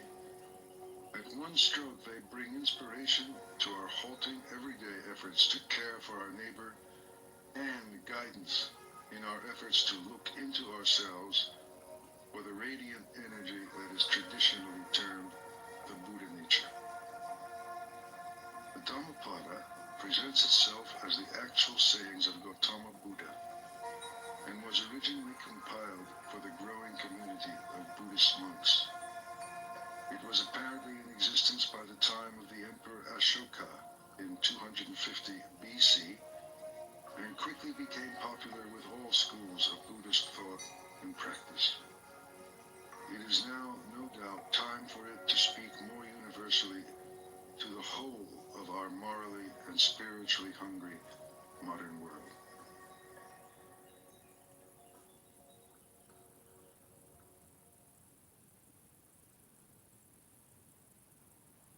Does your dog hate bath time? You need to try this. This is our lick mat. We put some peanut butter on there. Look at how sad he is to get in the bath. He is sad, miserable dog. And then once he smells the peanut butter, he is completely fine. He doesn't even know he's getting wet. Got his back wet, and then you get the ears, get on top of the head, his chest and neck, and he doesn't care. And he gets a little treat at the end. We even use it to dry him off and to brush him after the bath. It's literally magic. Lick Mat's available now. Check him out.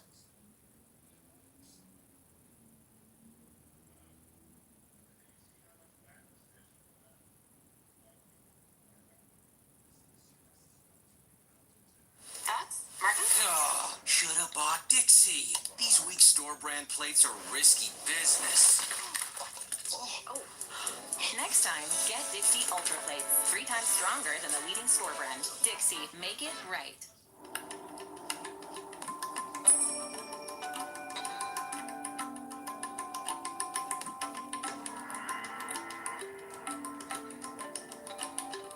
Welcome to Being in the Way, the Alan Watts podcast, and today we're going to listen to the second talk from the Japan tours, Religion of No Religion. And this was a talk that he gave at Mount Koyasan, and it's a wonderful exploration of Buddhism. And without further ado, here is Alan Watts from Religion of No Religion.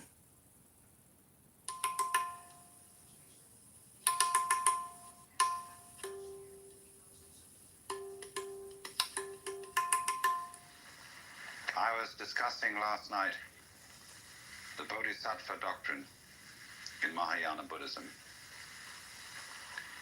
and comparing it or relating it to the two great tendencies in Indian spirituality: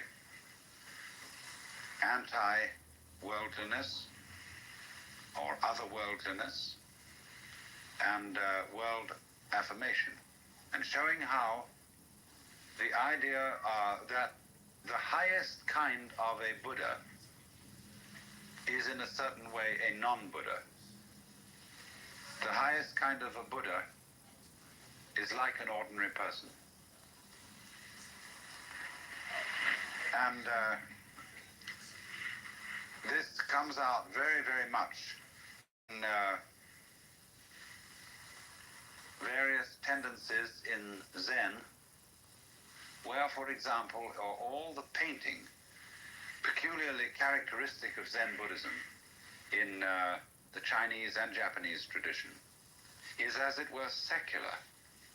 It has a peculiarly non-religious atmosphere.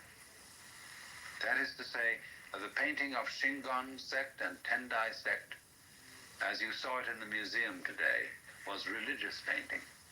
You could tell at once that the subject matter of these paintings is religious. But with Zen painting, the way of dealing with philosophical or spiritual themes is secular. So that when an artist like Sengai, living in the 17th century Japan, paints the Buddha, there is something slightly humorous about the Buddha. He wears his halo over one ear.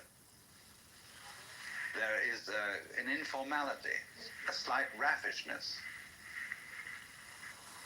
And so this comes from China, from those great Sung artists like Liang Kai, who painted the sixth patriarch of Zen chopping bamboos, looking like the most extraordinarily unkempt country oaf.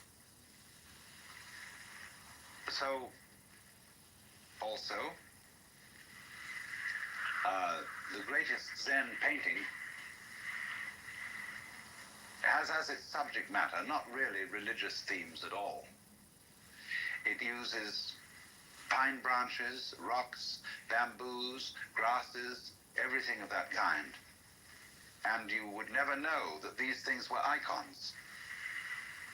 Likewise also in poetry, which we will go into more extensively in the future. The superb expression of Zen poetry is derived from the Chinese poet Hokoji, who says, "Wondrous action, supernatural power, drawing water, carrying fuel." Now, that poem is a little bit too religious for Zen taste. And so, preferable to that is Basho's famous poem, "The Old Pond, a frog jumps in, plop." Plop is the only possible English translation for the Japanese mizu no otto, which means literally the water's sound. Plop. But that poem, you see, is a very high-style Zen poem because it has nothing in it about religion. There is a poem on the edge, which also was written by Basho, which says, "When the lightning flashes, how admirable he who does not think life is fleeting. You see, the flash of a lightning is a Buddhist cliche for the transiency of the world. Your life goes by and it disappears as fast as a flash of lightning. That becomes a cliche. So, all religious comments about life eventually become cliches. And that's why religion always is falling apart and becoming a certain kind of going through the motions, a kind of imitation of attitudes, as if one would say, we've got a book called The Imitation of Christ. It's a terrible book. Because everybody who imitates Christ is a kind of a fake Jesus. So in the same way, there's all kinds of imitation Buddhas. Not just sitting on altars made of wood and gilded, but just sitting around in monasteries. So one might say then that the highest kind of religious or spiritual attainment has no way, a sign about it that it is religious or that it is spiritual. And so as a metaphor for this, there was used in Buddhism from the very beginning the idea of the tracks of birds in the sky. They don't leave any tracks. And so the way of the enlightened man is like the track of a bird in the sky. And as one poem, a Chinese poem says, entering the forest, he does not disturb a blade of grass. Entering the water, he does not make a ripple. In other words, there is no sign about him to indicate that he is self-consciously religious. And this goes too for the fact that his not having any religious sign is also not something contrived. It isn't like Protestant simplicity. You know, all those Catholics with their rituals and how dreadful and insincere that is.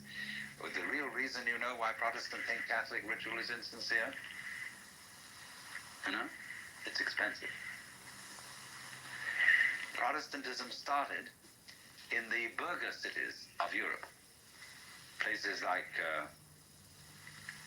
Freiburg, Hamburg, you know, and Geneva. Because the merchant class, who were the foundation of the bourgeoisie, got annoyed because every time a Saint's Day came around, all their employees got a day off because it was a holy day and they had to attend Mass. There were so many of these nuisance holy days and all these contributions that were assessed by the church, buying your way out of purgatory and saying Masses for the dead and so on and so forth, they found this not very economical. The priests were getting the money instead of the merchants. And so they decried as unbiblical and irreligious and wasteful all the finery of the Catholic religion and wanted something plain and simple. So it became, in course of time, a sign of being really religious, to avoid rituals and to avoid colorful clothing and splendor in churches and to be as ordinary as possible. But that is not yet the real religion of giving no sign of having a religion, because this simplicity and absence of ritual itself becomes a sign, a way of advertising how spiritual you are. So the completely bodhisattva type of person doesn't leave any track, either by being religious overtly or by being non-religious overtly. How will you be neither religious nor non-religious? See, that's the great test. How will you avoid that trap of being one or the other? It's like, are you a theist or are you an atheist? See, the theist is caught by God, and the idea of God, the belief in God, but the atheist is equally caught.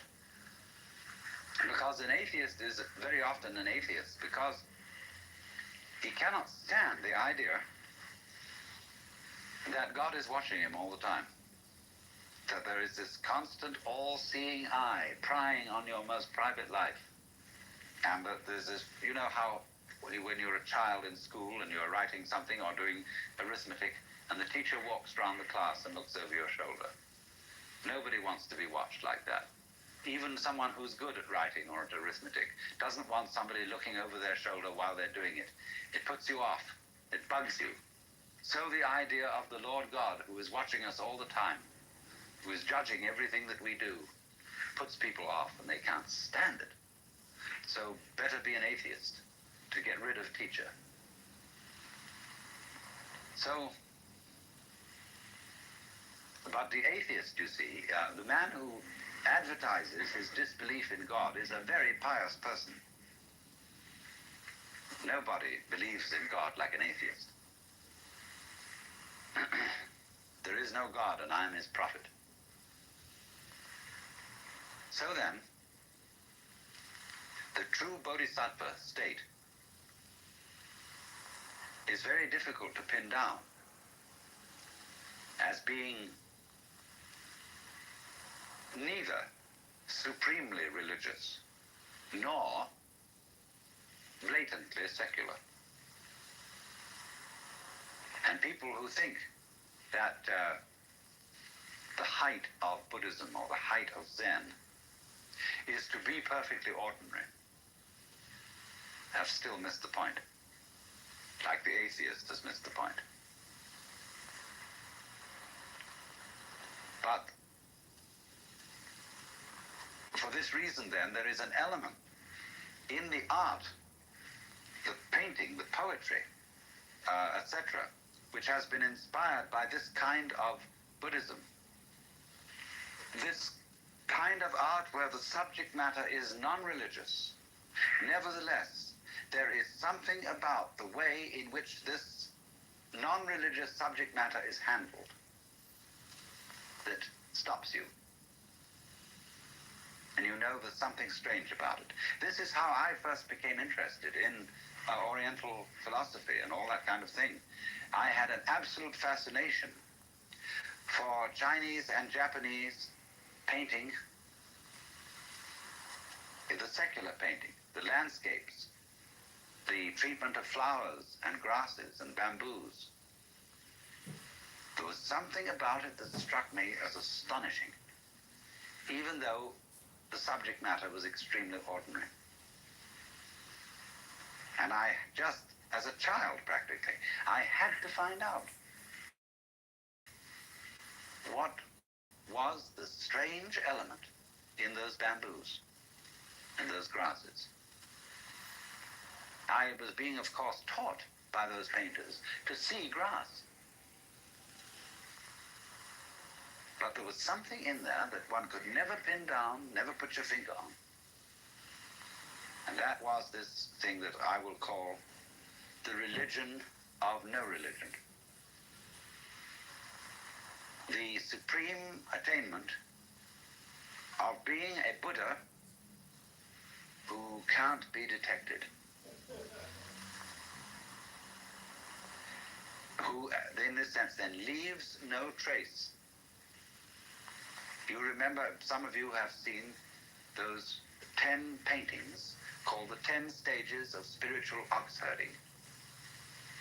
And the author, there are two sets of these paintings. There's a heterodox one and an orthodox one.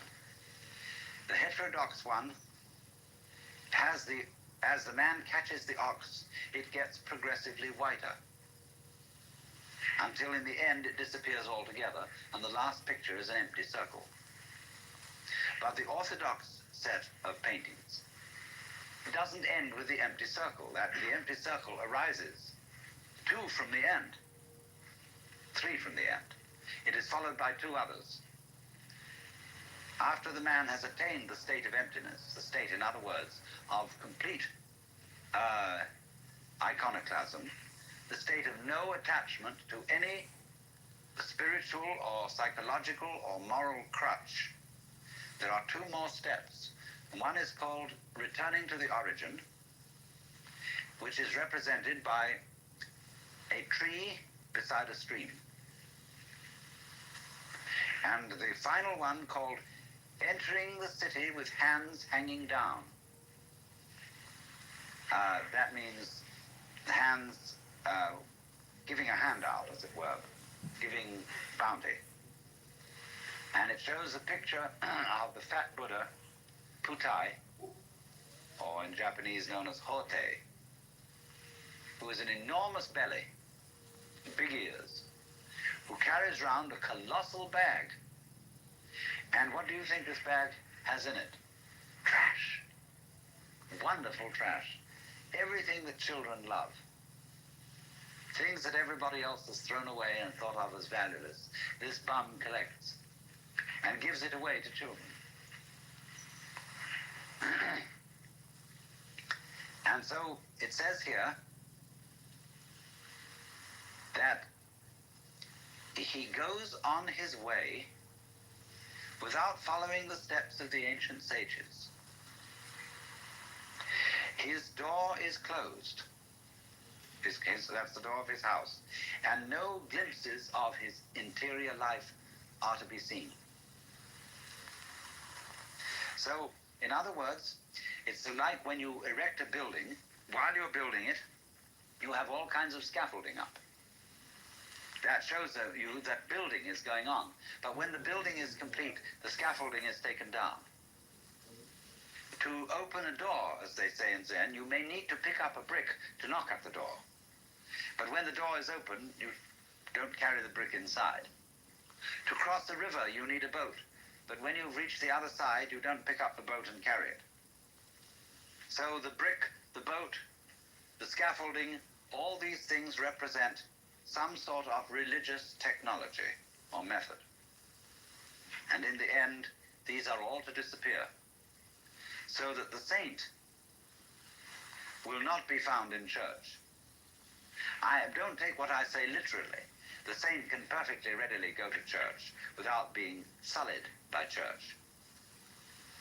But ordinary people, when they go to church, they come out stinking of religion.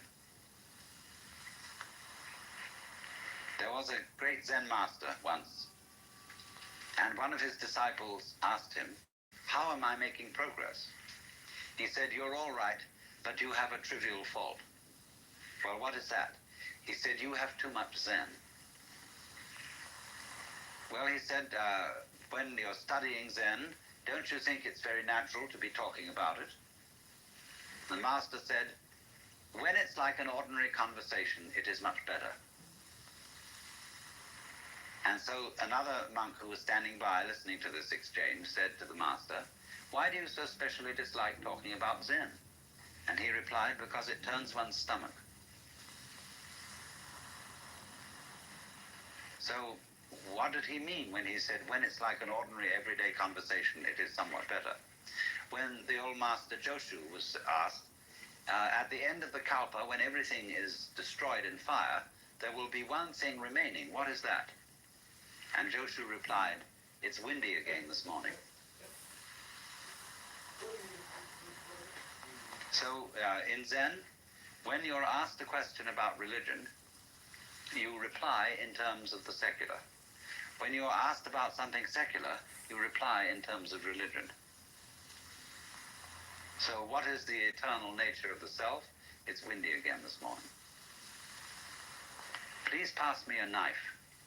The master hands him the knife with the blade first. Says, "Please give me the other end." What would you do with the other end? See, here the disciple starts out with the ordinary. "Please pass me the knife." And suddenly he finds himself involved in a metaphysical problem. But if he starts out with the metaphysical, he's going to get involved with the knife. So, now, to go deeply into the religion of non-religion, we have to understand the what you might call the final ultimate attainment of Mahayana Buddhist philosophy. And this is contained in a school of thought which is called in Chinese Hua Yan and in Japanese Kegon. Kegon is the intellectual foundation for Zen. And there was a great Chinese master by the name of Shumitz, who was simultaneously a Zen master and the fifth patriarch of the Huayan sect. Hua, it means flower. Yan, garland. The garland of flowers. And it's all based on a Sanskrit sutra called Avatamsaka. This is called simply in Japanese, Kegon Kyo. A very big sutra. And the subject matter of this sutra are what are called the four Dharma worlds. And I must explain what these four worlds are so that you get the point. First of all, there is a level of being which we will call Ji. The word Ji, which is Japanese way of pronouncing the Chinese Chur, is the world of things and events. What you might call the common sense world, the everyday world that our senses normally record.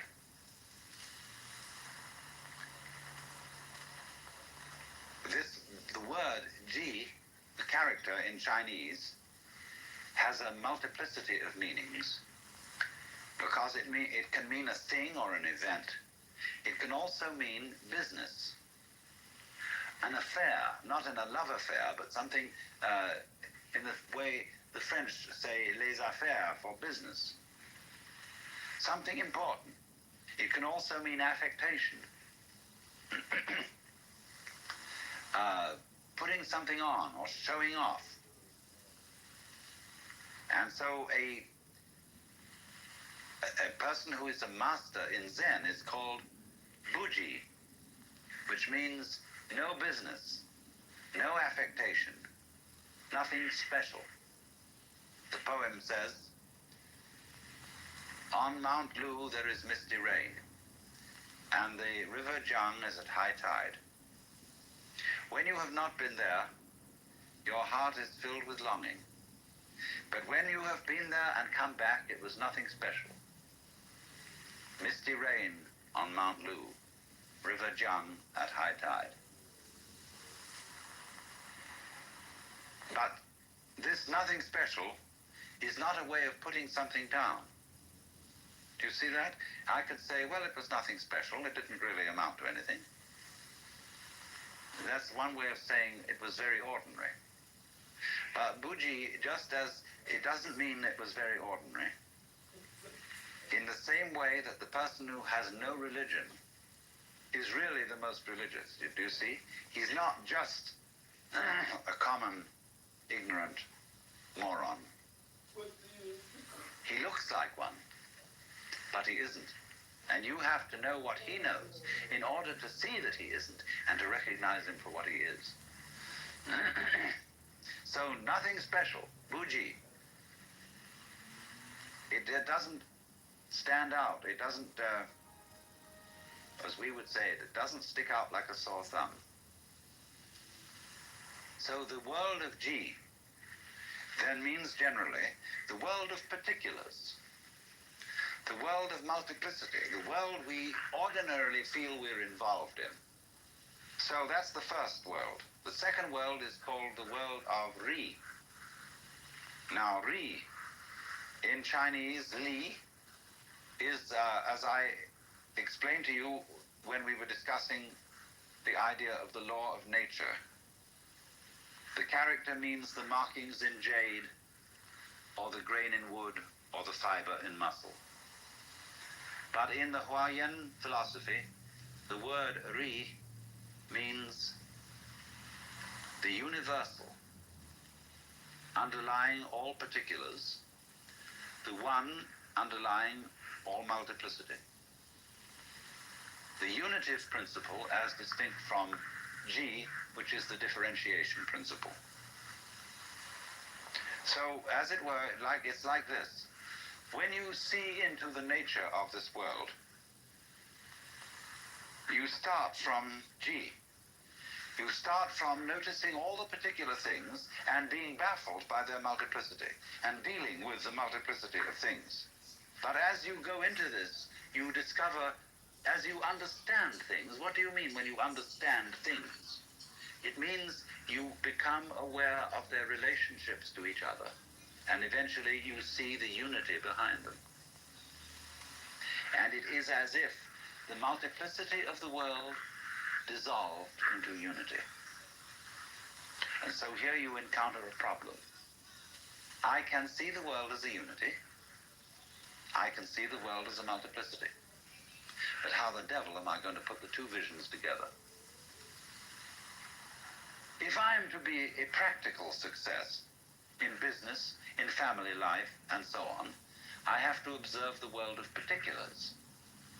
It's particulars that matter. I have to know chalk from cheese.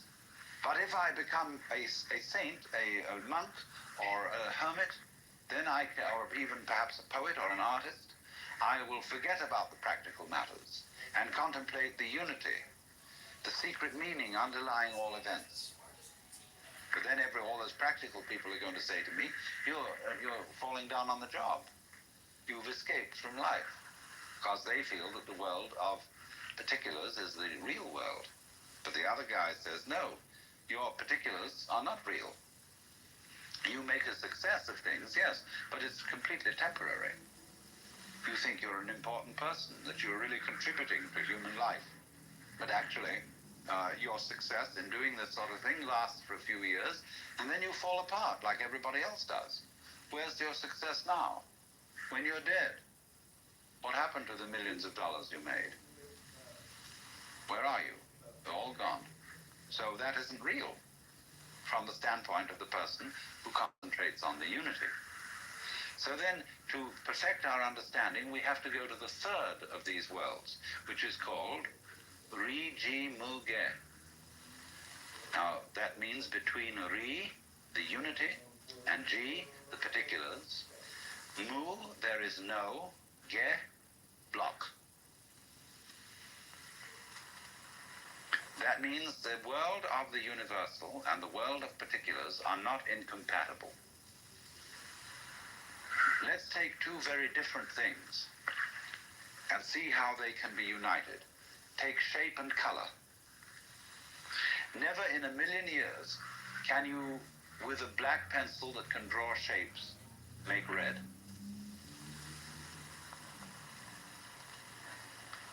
But if you have red, you can draw a circle.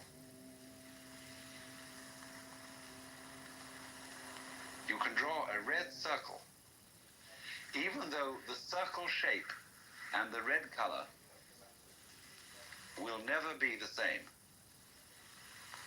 Yet red circle, they go beautifully together. So think of circle as G and red as Ri. The circle is the particular, the color is the universal. They go together. So then we might say the properly rounded out person is both spiritual and material, both otherworldly and worldly. This is the supreme attainment of a human being, to be both. Don't get one-sided. A person who is what you might call just a materialist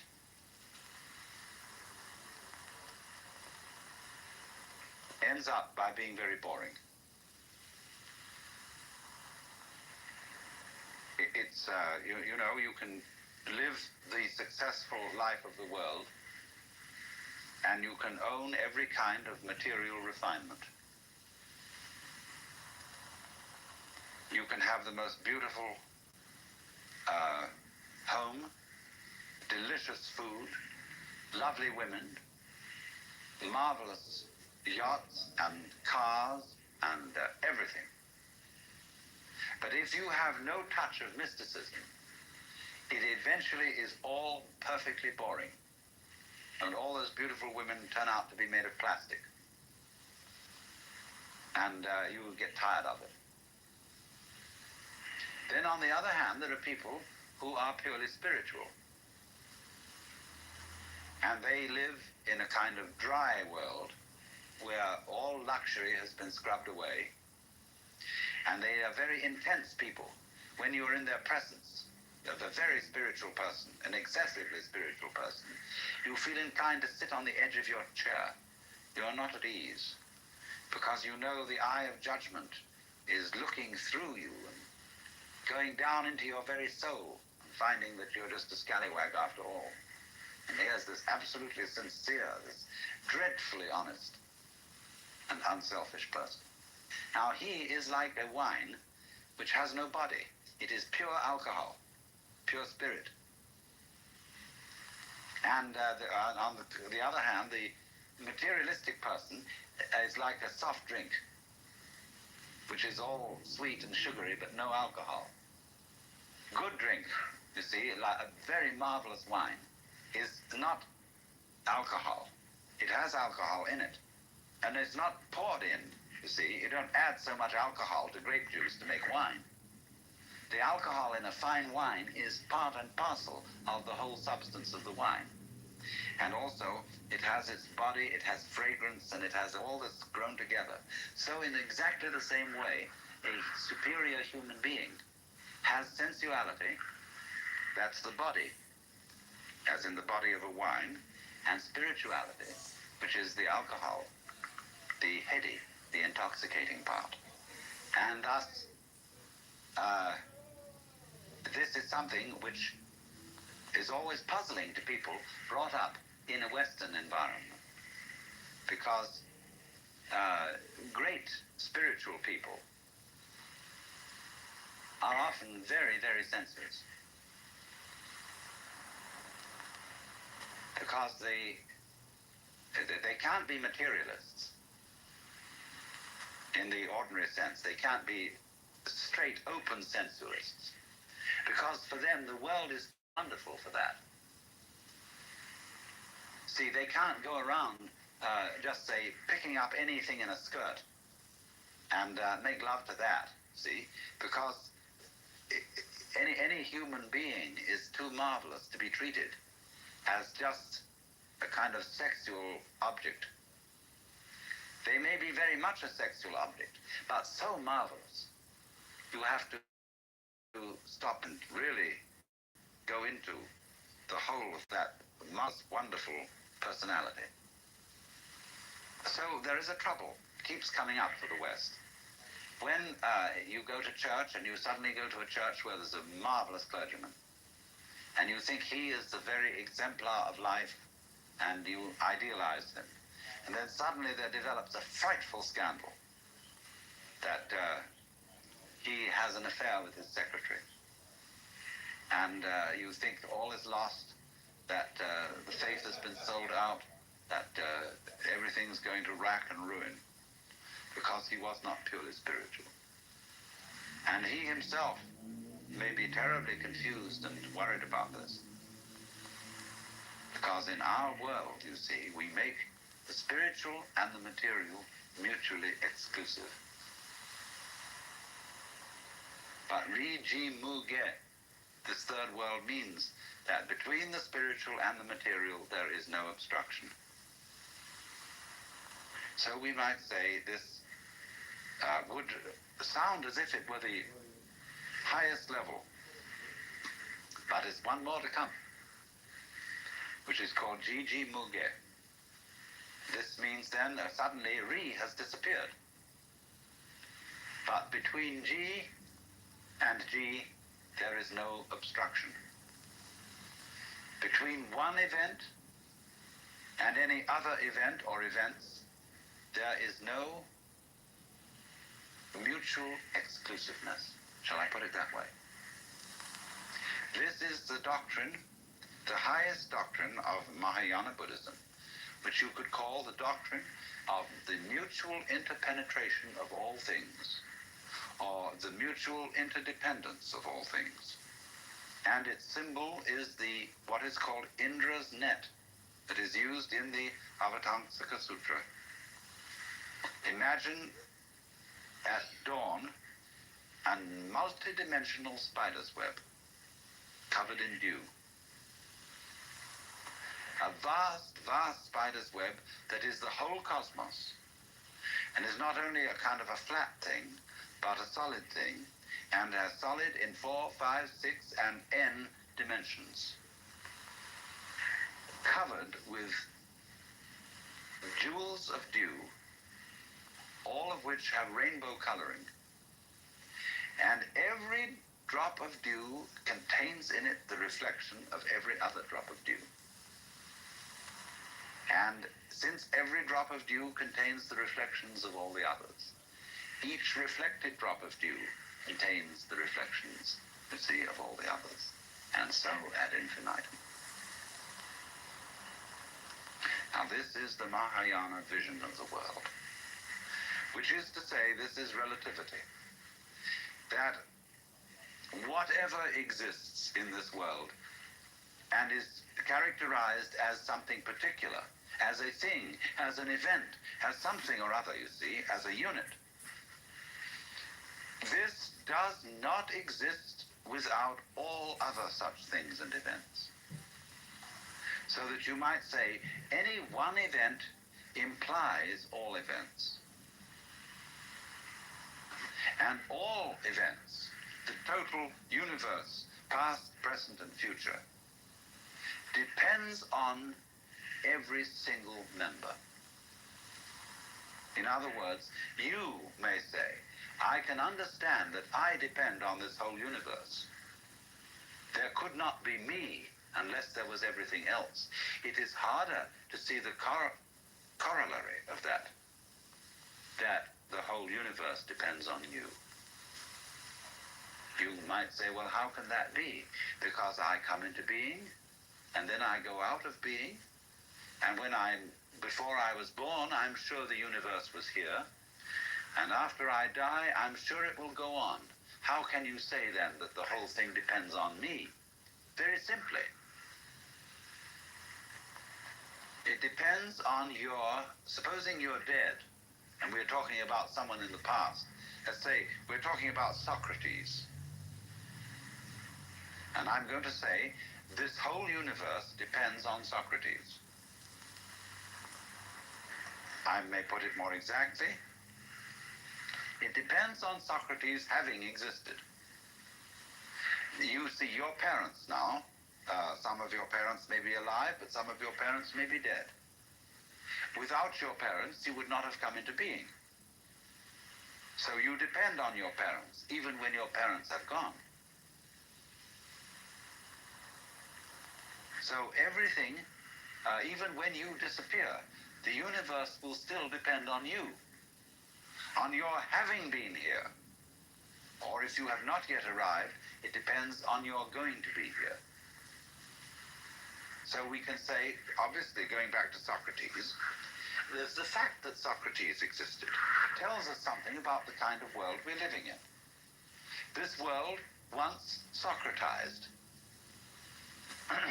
And that Socrates and his wisdom was a symptom of the kind of universe we're living in just the same way as I showed you that an apple is a symptom of a tree. Certain kind of tree tells us something about that tree, what it functions, how it produces things. So a world which produced Socrates, or a world which produced John Doe, who was nobody in particular, and nobody ever remembered him or thought to write his biography. Nevertheless, for all his obscurity, the whole universe depends on him, and it depends equally on every fruit fly, every gnat, every vibration of every gnat's wing, and it depends on every last electron, however brief its manifestation may be. So that what this is saying is that everything that there is implies everything else. And all those other things, collectively, in their totality, which we call the universe, in turn imply each individual object, event, and so on. That's the meaning of Indra's net. So that this is called in Zen to take up a blade of grass and use it as a golden Buddha 16 feet high. When you have a chain and you pick up a link, all the other links come up with it. You see? Because it implies, if this is a link, it is a link in a chain. If it isn't, it's just an oval piece of metal. But if it's a link, out come all other links. So if you are an event, every event, there's no such thing as a single event. The only possible single event is all events whatsoever. That could be regarded as the only possible atom. The only possible single thing is everything. But the things that we call things all imply each other. We know what we are only in relation to what we aren't. We know of the sensation of oneself only in relation to a sensation of something other. So the other goes with the self as the back goes with the front. And your life, however short, everything depends on it. If that did not happen, nothing would happen. So in this sense, the whole world bears your signature. It would not be the same world if it weren't for you. You've heard, haven't you, what is called the pathetic fallacy? This was an idea of the 19th century, which said that it was false, wrong, to project human feelings on the world. The wind in the pine trees is not sighing. It's you who are sighing. The sun is not happy. It's you who are happy when the sun shines. So don't mix up your happiness with the sun. The sun has no feeling. The sun is not human. The wind has no feeling and is not human.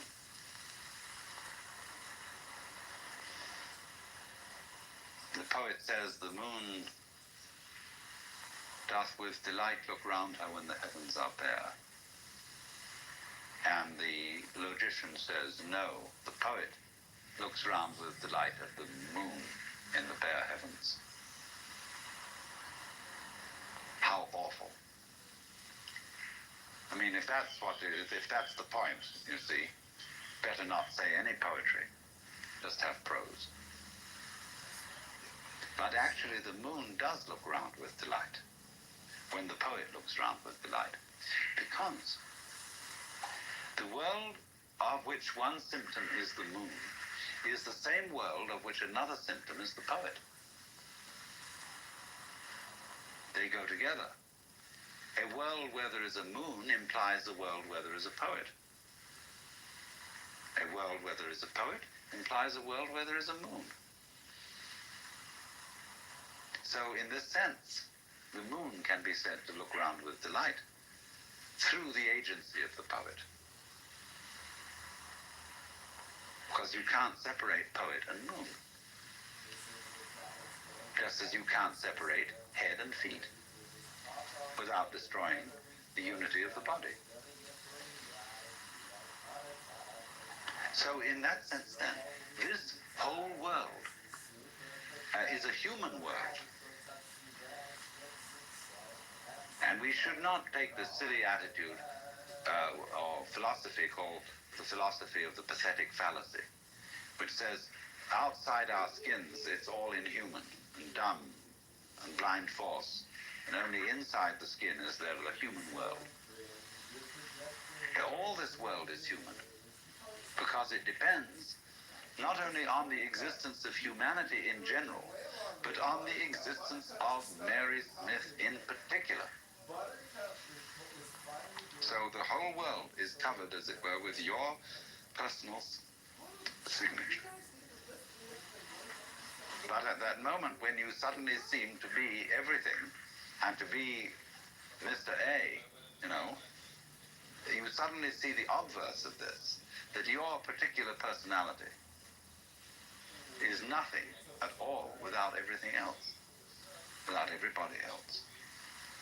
I need, in order to be Alan Watts, I need every single other human being and the uncontrollable otherness of all those other human beings that I can't do anything about. They're going to be themselves whatever I do. And yet at the same time, I depend on all their difference from me, and yet they all depend likewise on me. So that I'm in a very funny position.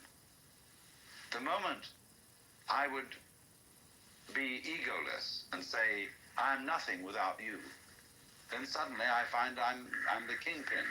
They all depend on me.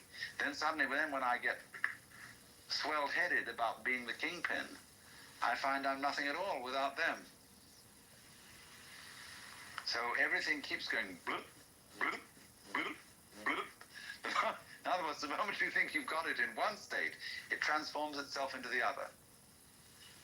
That's the Gigi Muge. Now, in Gigi Muge, you see, you've got a vision of the world in which everybody is boss and nobody is boss. There is no one boss who governs the whole thing. It takes care of itself.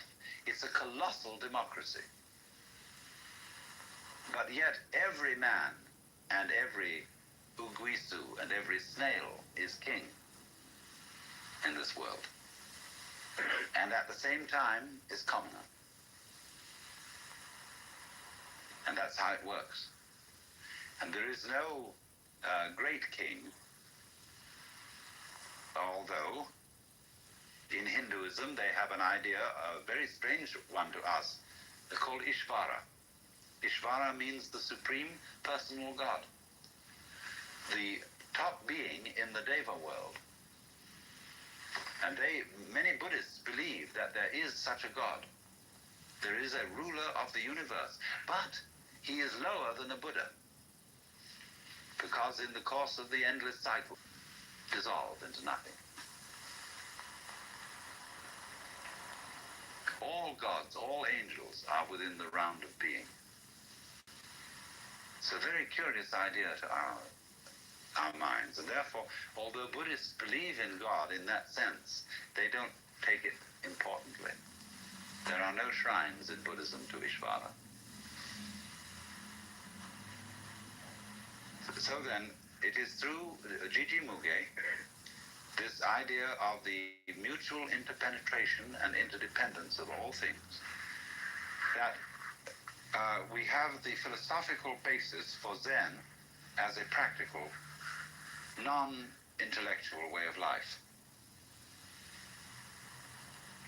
Because of the realization that the most ordinary event, the charcoal brazier, the mat, soup for dinner, sneezing,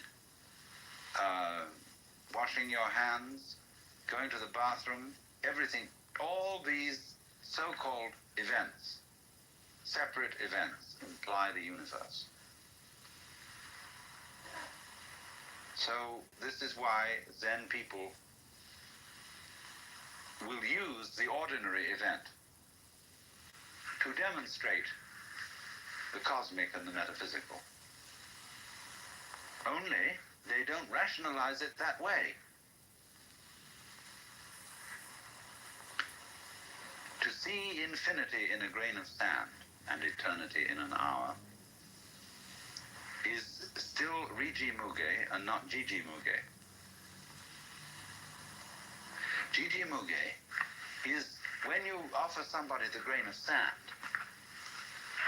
for God's sake, stop thinking about eternity. Here's just the grain of sand. There is no difference between the grain of sand and eternity. So you don't have to think about eternity as something implied by the grain of sand. The grain of sand is eternity. So in the same way exactly, our sitting here at this moment is not something different from nirvana. We are nirvana as sitting here exactly like this, you see. So you don't have to say any philosophical comment on the grain of sand or on our sitting here. That's called legs on a snake or a beard on a eunuch. You put legs on a snake, you see, and you embarrass the snake in its motion. And a eunuch doesn't need a beard. We would say in our idiom, don't gild the lily. Or Zen would say, don't put frost on top of snow. So all what you might call specifically religious activity is legs on a snake. Eventually, this is going to be eliminated, just as eventually we hope that government will be eliminated and will become unnecessary, because every individual will be self-governing and therefore relate properly to his brother, and the state will vanish. So too, at the same time, the church will vanish. And that's why in the book of Revelation, in the New Testament, it is said that in heaven there is no temple, because the whole place is the temple. So when we achieve the fulfillment of Buddhism, there is no Buddha, no temple, no gong, no bell, because the whole world is the sound of the bell. And the image of Buddha is everything you can look at. So a Zen master was asked, mountains and hills, are they not all forms of the body of Buddha? The master replied, yes, they are, but it's a pity to say so. You've been listening to Alan Watts with The Religion of No Religion. This podcast was co-produced with the Ram Dass Be Here Now podcast network, and our theme music is by Zakir Hussain, courtesy of Moment Records. For further information about the Japan Tour series, visit alanwatts.org, and there you'll find all 8 talks. And today's was The Religion of No Religion.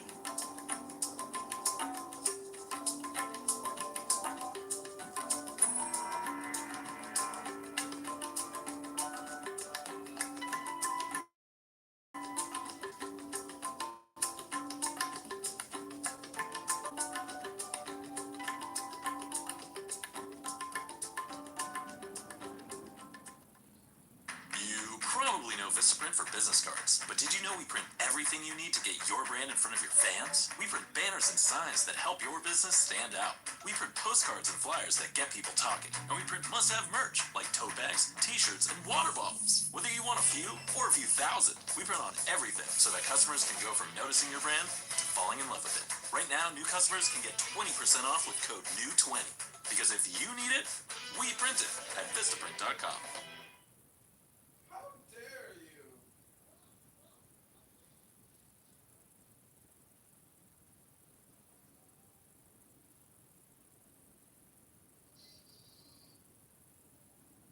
Is this a Down syndrome sufferers coping room? What's happening here?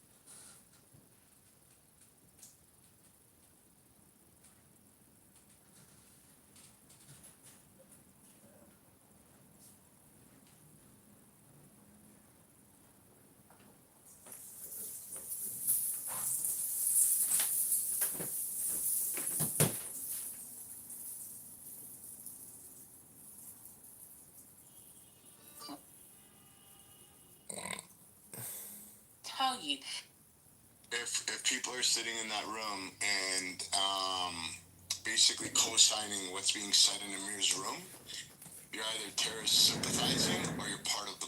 Well, you become part of the problem. Acts of violence. So, no, I'm not going to do any acts of violence on here talking about politics, are we? Sure. So no, and that's where, and respectfully, I could say when I think that room is actually more dangerous than a terrorist organization. It's like a recruitment camp, and it radicalizes people. In my personal opinion, right? Yeah, and BB, to your point, in El Normo's first formulation, he actually said terrorist or terrorist sympathizer. So I know it's been contracted now to just terrorist through several iterations, but the original formulation was actually terrorist or terrorist sympathizer. Just terrorist. You're either that or that, basically. Yeah. I'm neither. I'm trying for Here, Teddy, my good friend, my brother. if you What say happened so. on October 7th, sir? Tell the room. I completely disagree. No, I didn't ask you that, sir. BB knows that. I completely disagree. What happened, sir? Are you upset Sir, over here's that your big too? chance. I don't need to tell you the ins and outs of the detail. I can tell you I don't agree with it. Simple as What that. happened? I don't have to go. It's like 9/11. I don't have to go into the ins and outs details. I disagree with what happened on 9/11. Same as 7th of October. I don't have to give you detail. Calmly. Teddy, you didn't see. I think maybe there may be a cognitive issue. So I'll ask you again. What happened on October 7th? Killed loads of people. I beg your pardon? Went into Israel and killed loads of people. I can't. Please say it slowly because I can't hear you. What happened? Hamas? Israel and killed loads of people at Music Festival. That's what happened. Did you say Hamas did this? And I completely disagree with that. Yes, Hamas. Yeah. Wait, hang on. Is anybody else besides Hamas? Just at a music festival? Hang on. Well, look, into Israel. Okay, let me take back what I said about the music festival. Into Israel. I'm like, you want the locations? Do I have to get out the individual coordinates of where people died and shit? What do you because there's a big difference between saying something like Hamas entered Israel, killed people at a music festival, to Hamas invaded Israel and actually had plans to go as far as Ashdod, Beersheba. Now you're trying to put words in my mouth because I'm not saying what you agree with. No, it's not a question. It's not a question of a. I said Hamas invaded Israel. I agree. Hamas is just protecting their own. That's what I'm. Malik left is there. That's what I'm saying. Like me personally, as an Englishman, you're not English. You're Pakistani. You're Pakistani. You're not Pakistani, man. You open his mouth and you're already insulting him. What the hell? I'm not. Why could you accuse me of being some kind of ethnicity? Like that's weird. But listen, I don't. Why is that weird? I just. Isn't everybody some kind of ethnicity? I just can't condemn Hamas. I'm sorry. Malik, you're a Paki. I'm not a Paki. So we do racism as well then? Absolutely. So you're a racist. You know what? So you're a racist to other people. And then when someone talks against Israel, they're anti-Semitic and you cry. Wait. Is Pakistani a race now? I'm very confused. No, but Pakistan is the word he said, Paki, that is like the N-word for Pakistani. You call us Jewish. He knows that. Yes, it is. So the first half of the word, the first half of the word Pakistan means the N-word? Where are you getting this stuff from?